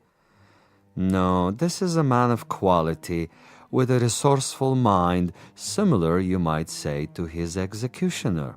He deserves a better ending, as do I. But that's all right. I have time. I'll get him in the next city, now that I know my adversary. We will be able to track him? Most certainly. The old network still functions, though in a much different way. I have the same contacts, no matter what they now call themselves. Importers, exporters, businessmen of various stripes, here and abroad. It's marvelous, you know. Really marvelous. Think of the possibilities. Other, even more ingenious methods of doing away with Kuchenko and his kind. I still think we should have chased him. Not at all. He would have gotten away. And even if he hadn't, it would mean that a thick-headed clod like you is more efficient than I. And this I reject, Boris. This I reject in toto. Look at this. A bottle of wine. I can only find one glass. Throw it away. One drink, Commissar. I said no. But there is more than half left. This is not for you. But why? Do you know much about Amontillado? I know about vodka. Of course, you and all the other potato growers. Give me the glass. Here. Believe me, it wouldn't agree with you. It's an acquired taste. Yes, Commissar. If you say so. I say so. There are some secrets that you're not ready to learn. But in time, Boris. In time. For now, I need you awake and alert. That's right. I do what you say, as always. But so far, your methods are not very effective. The men who pay us, they will not be impressed. And you will make a report? Only I can do that. I am the one they listen to. I can request another assignment. You're free to do so. Until then, I take no further orders from you.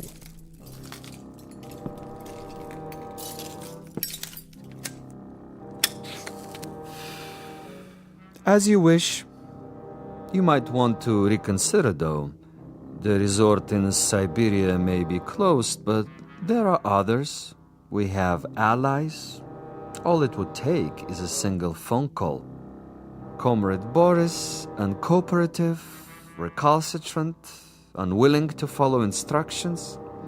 In this new order, there are not many positions for the uneducated, the blockheads with families.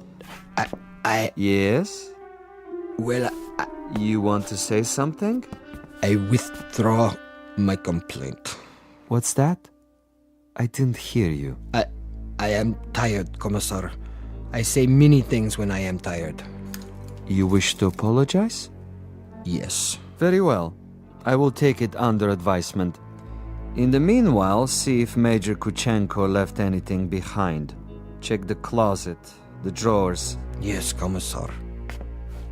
And life goes on. The sun comes up and we arise to meet another day, to prevail by our wits and our wits alone. I'll get it, Commissar. No, Boris! I don't want... You fool, no! I'm sorry, sir. Your party doesn't answer. No? It doesn't ring at all now. You're sure? Mont Blanc Hotel, room 963. Strange. The line is suddenly dead. Thank you, operator. That means my message got through. Flight 17 Transocean Airways now departing for New York City via Belgrade, Paris, Rome, London, final call.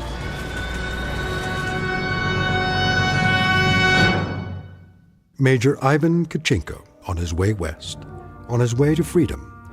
A freedom bought and paid for by a most stunning ingenuity. Exit a gunman named Boris and one Commissar Vasilov, who forgot that there are two sides to an argument and two parties on every line. This has been a collect call, placed direct to you from a phone booth located somewhere in the Twilight Zone. More from the Twilight Zone after this. You are about to enter another dimension. A dimension not only of sight and sound, but of mind. A journey into a wondrous land of imagination. Next stop, the Twilight Zone. Hi, this is Stacy Keach. I'd like to take a moment to tell you about our Twilight Zone website at twilightzoneradio.com. At twilightzoneradio.com, you'll find the latest information on these Twilight Zone radio dramas, including behind-the-scenes photographs, plus the newest product releases, trivia contests, ways to contact us, other Twilight Zone-related info and merchandise, plus links to other fascinating websites. So make your next stop twilightzoneradio.com. Visit twilightzoneradio.com to purchase these Twilight Zone radio dramas on cassette and CD, or call toll-free 1-866-989-ZONE. That's 1-866-989-9663.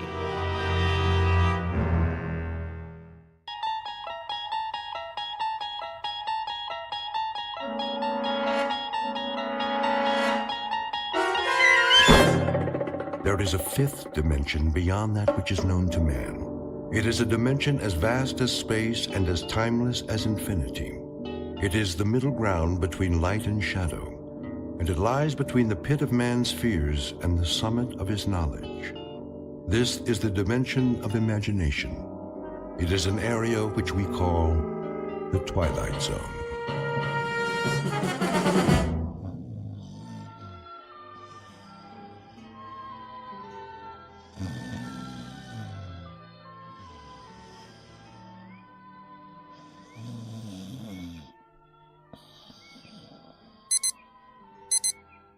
Yeah.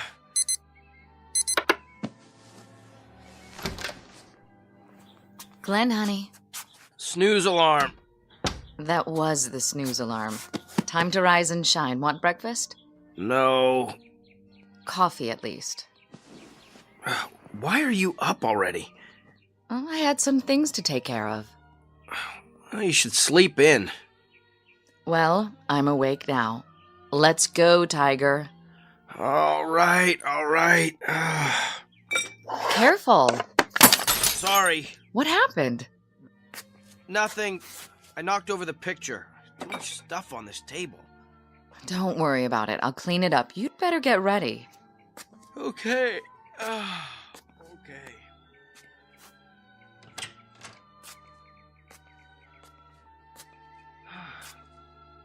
Something wrong with the mirror? What in the... Claire? Something isn't right. Look at this magazine ad. Really a nice layout. Who did it? Claire? Not McCloskey, that's for sure. Claire! I wonder if it was Wolfus or... Look at me! Look at me! Yeah? What do you see? Oh, Glenn, please. I asked you a question. Coffee's in the kitchen. Why don't you take your shower and... Who do you see? What kind of question is that? Am I supposed to see something? This isn't me! You're right. I knew it! It's somebody acting like an idiot. My face, Claire! Look at my face! Very nice. Now, don't forget to shave. You think it's nice? I just looked in the mirror and I've never seen this face before in my life!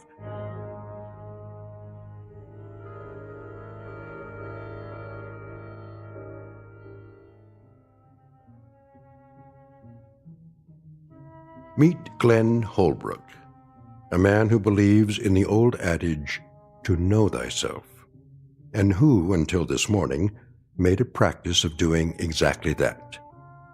For most of his adult life, Mr. Holbrook has felt very much at home in his own skin. But a moment ago, he caught a glimpse of himself in the bathroom mirror and didn't recognize the stranger staring back. Whether he will discover that stranger's identity remains to be seen. Because somehow the law of cause and effect has been temporarily interrupted. It was put on hold the moment he awoke to find himself a new resident of the Twilight Zone. And now, The Twilight Zone and our story, Who Am I? Starring Sean Astin, with Stacy Keach as your narrator. What are you talking about? I'm trying to tell you. I looked in the mirror and... You must have had a bad night. I'll bring you some coffee. I don't want any coffee. Claire, take a good, long look, and then answer this. Yes? How can a man go to bed one person and wake up another? Who did? Me! That's ridiculous. All right, the joke's over. Look at the person standing right here, in front of you. I'm looking. Tell me you see Glenn Holbrook. What? Go ahead, let me hear you say it. Well, as far as I can tell, you're the man I married. Satisfied? I think I know what you look like. Not as well as I do. I know the face I grew up with. You're the same, Glenn. Then when did I get this? This what? This scar on my cheek. Okay. You want to talk about your scar? We'll talk about it. But it's no big deal, really. Since when? You used to think people were staring at you, then you finally got it. Got what? You figured out that nobody pays attention to anyone but themselves. Personally, I think it's sexy. Claire, listen to me. I'm not crazy. I didn't say you were. I swear to you, I never saw this scar before. That's impossible. Why? Because you were still sensitive about it when I met you. It was years before you told me how it happened. And how did it happen? Oh, come on. Please, just tell me. You were a child. You and some other boys were playing war. Somebody threw a rock and it hit you in the cheek. It required 7 stitches. Your mother was hysterical. Isn't that right? No, it never happened. Not to me. I've had about enough of this. It's getting late. Go over to the bedroom mirror and we'll settle it.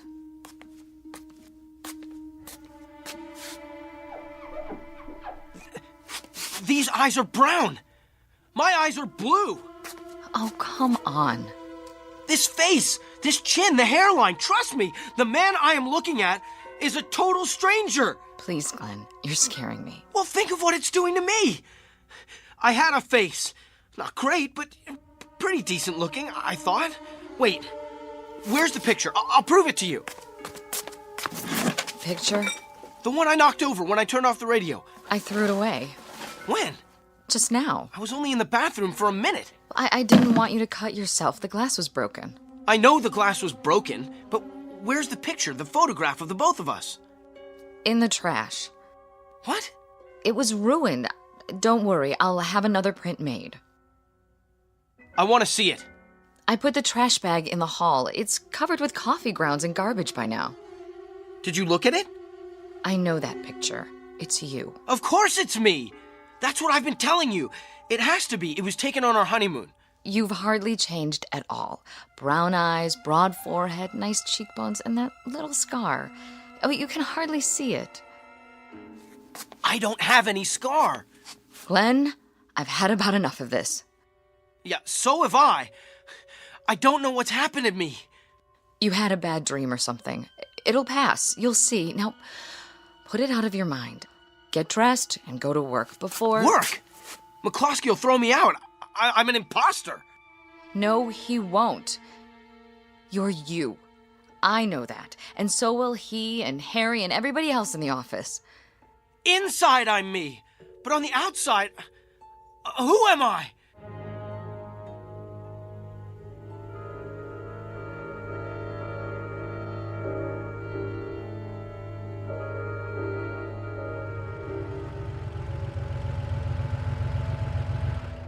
Morning, sir. Good morning, Willard. I know. Park it away from the other vehicles. Don't worry, sir. I'll take real good care of her. No dings allowed in my lot. Willard, you recognize this car, right? Sure do. Been parking it for you. How long is it now? A couple of years. And you recognize me? I should by now.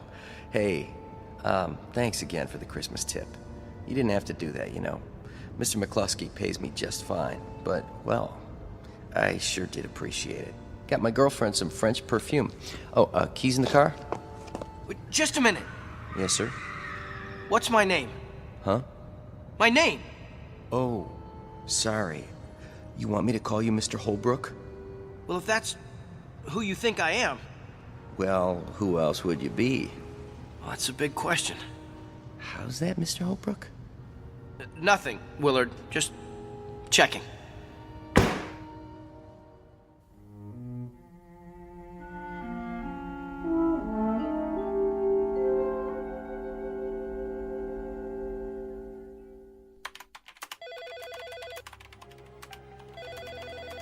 McCloskey Advertising, how may I direct your call?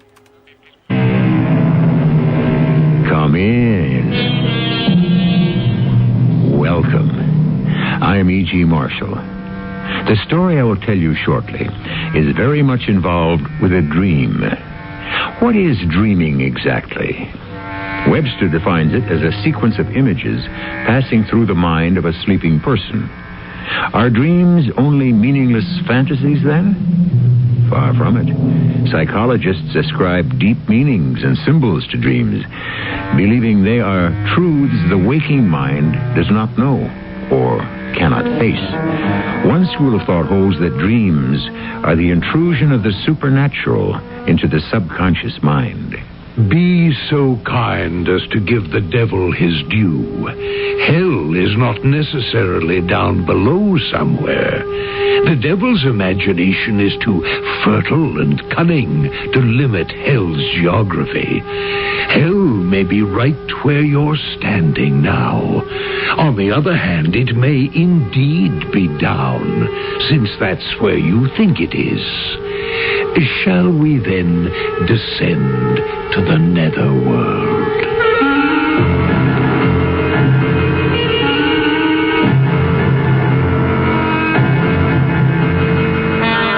Our mystery drama, Catch the Smallest Devil, was written especially for the Mystery Theater by Nancy Moore and stars Fred Gwynne. I'll be back shortly with Act One.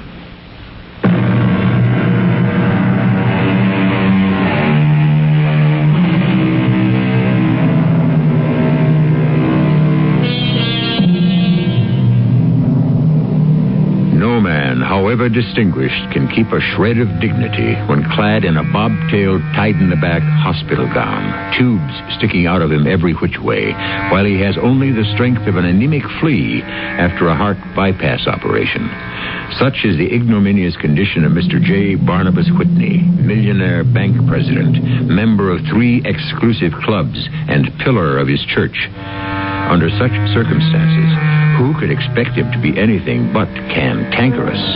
Right now, he is peevishly pressing the buzzer, which snakes out on a string from under his squashed pillow. Where's that confounded doctor? Buzz this thing 50 times. Good morning, Mr. Whitney. Happy New Year. It's not happy. I'm not happy, and I didn't ring for you. I rang for Dr. Fowler. Doctor's on his rounds. He'll be here soon. Yeah, the amount of attention I get around here, you could put in that egg cup. Now, by the time you finish your breakfast, Doctor will be here. Don't want any breakfast. We'll just roll up your bed a little. Don't want it rolled up. Are you in pain, Mr. Whitney? Of course I'm in pain. What do you think I'm in? Not in a very good humor this morning, are we? Who'd be in a good humor after last night? I quote Mr. Edgar Allan Poe. Oh, the bells, bells, bells, bells.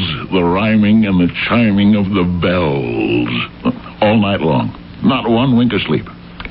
Ask the night nurse. It was New Year's Eve, and the bells really only rang at midnight, Mr. Whitney. Don't tell me when they rang. They rang all night. Well, if you say so. The very idea of... There. Hear them? Call the city, Miss Stewart. Called it? Why? Whatever for? Those bells. At it again. Tell our mayor to stop that racket. No bells are ringing now. What's the matter with you? Listen. Hear that? Hear 'em? No, sir. Are you telling me I'm delirious again? Listen, will you? Huh? They stopped. Mr. Whitney, you must not try to sit up. Don't tell me what to do, young woman. Now, you see what happens when you sit up straight like that? All right, now. There now. See? Now that's better. Just pat your pillow a little. Don't want my pillow patted. And then I'll feed you a little oatmeal. Don't want any of that swill either. Don't want to be spoon-fed. Not dignified. I was born with a silver spoon in my mouth, all the same. Yes, I know you were. Where's that doctor? I have a good mind to change doctors. Tired of no service. Tired of that white uniform of yours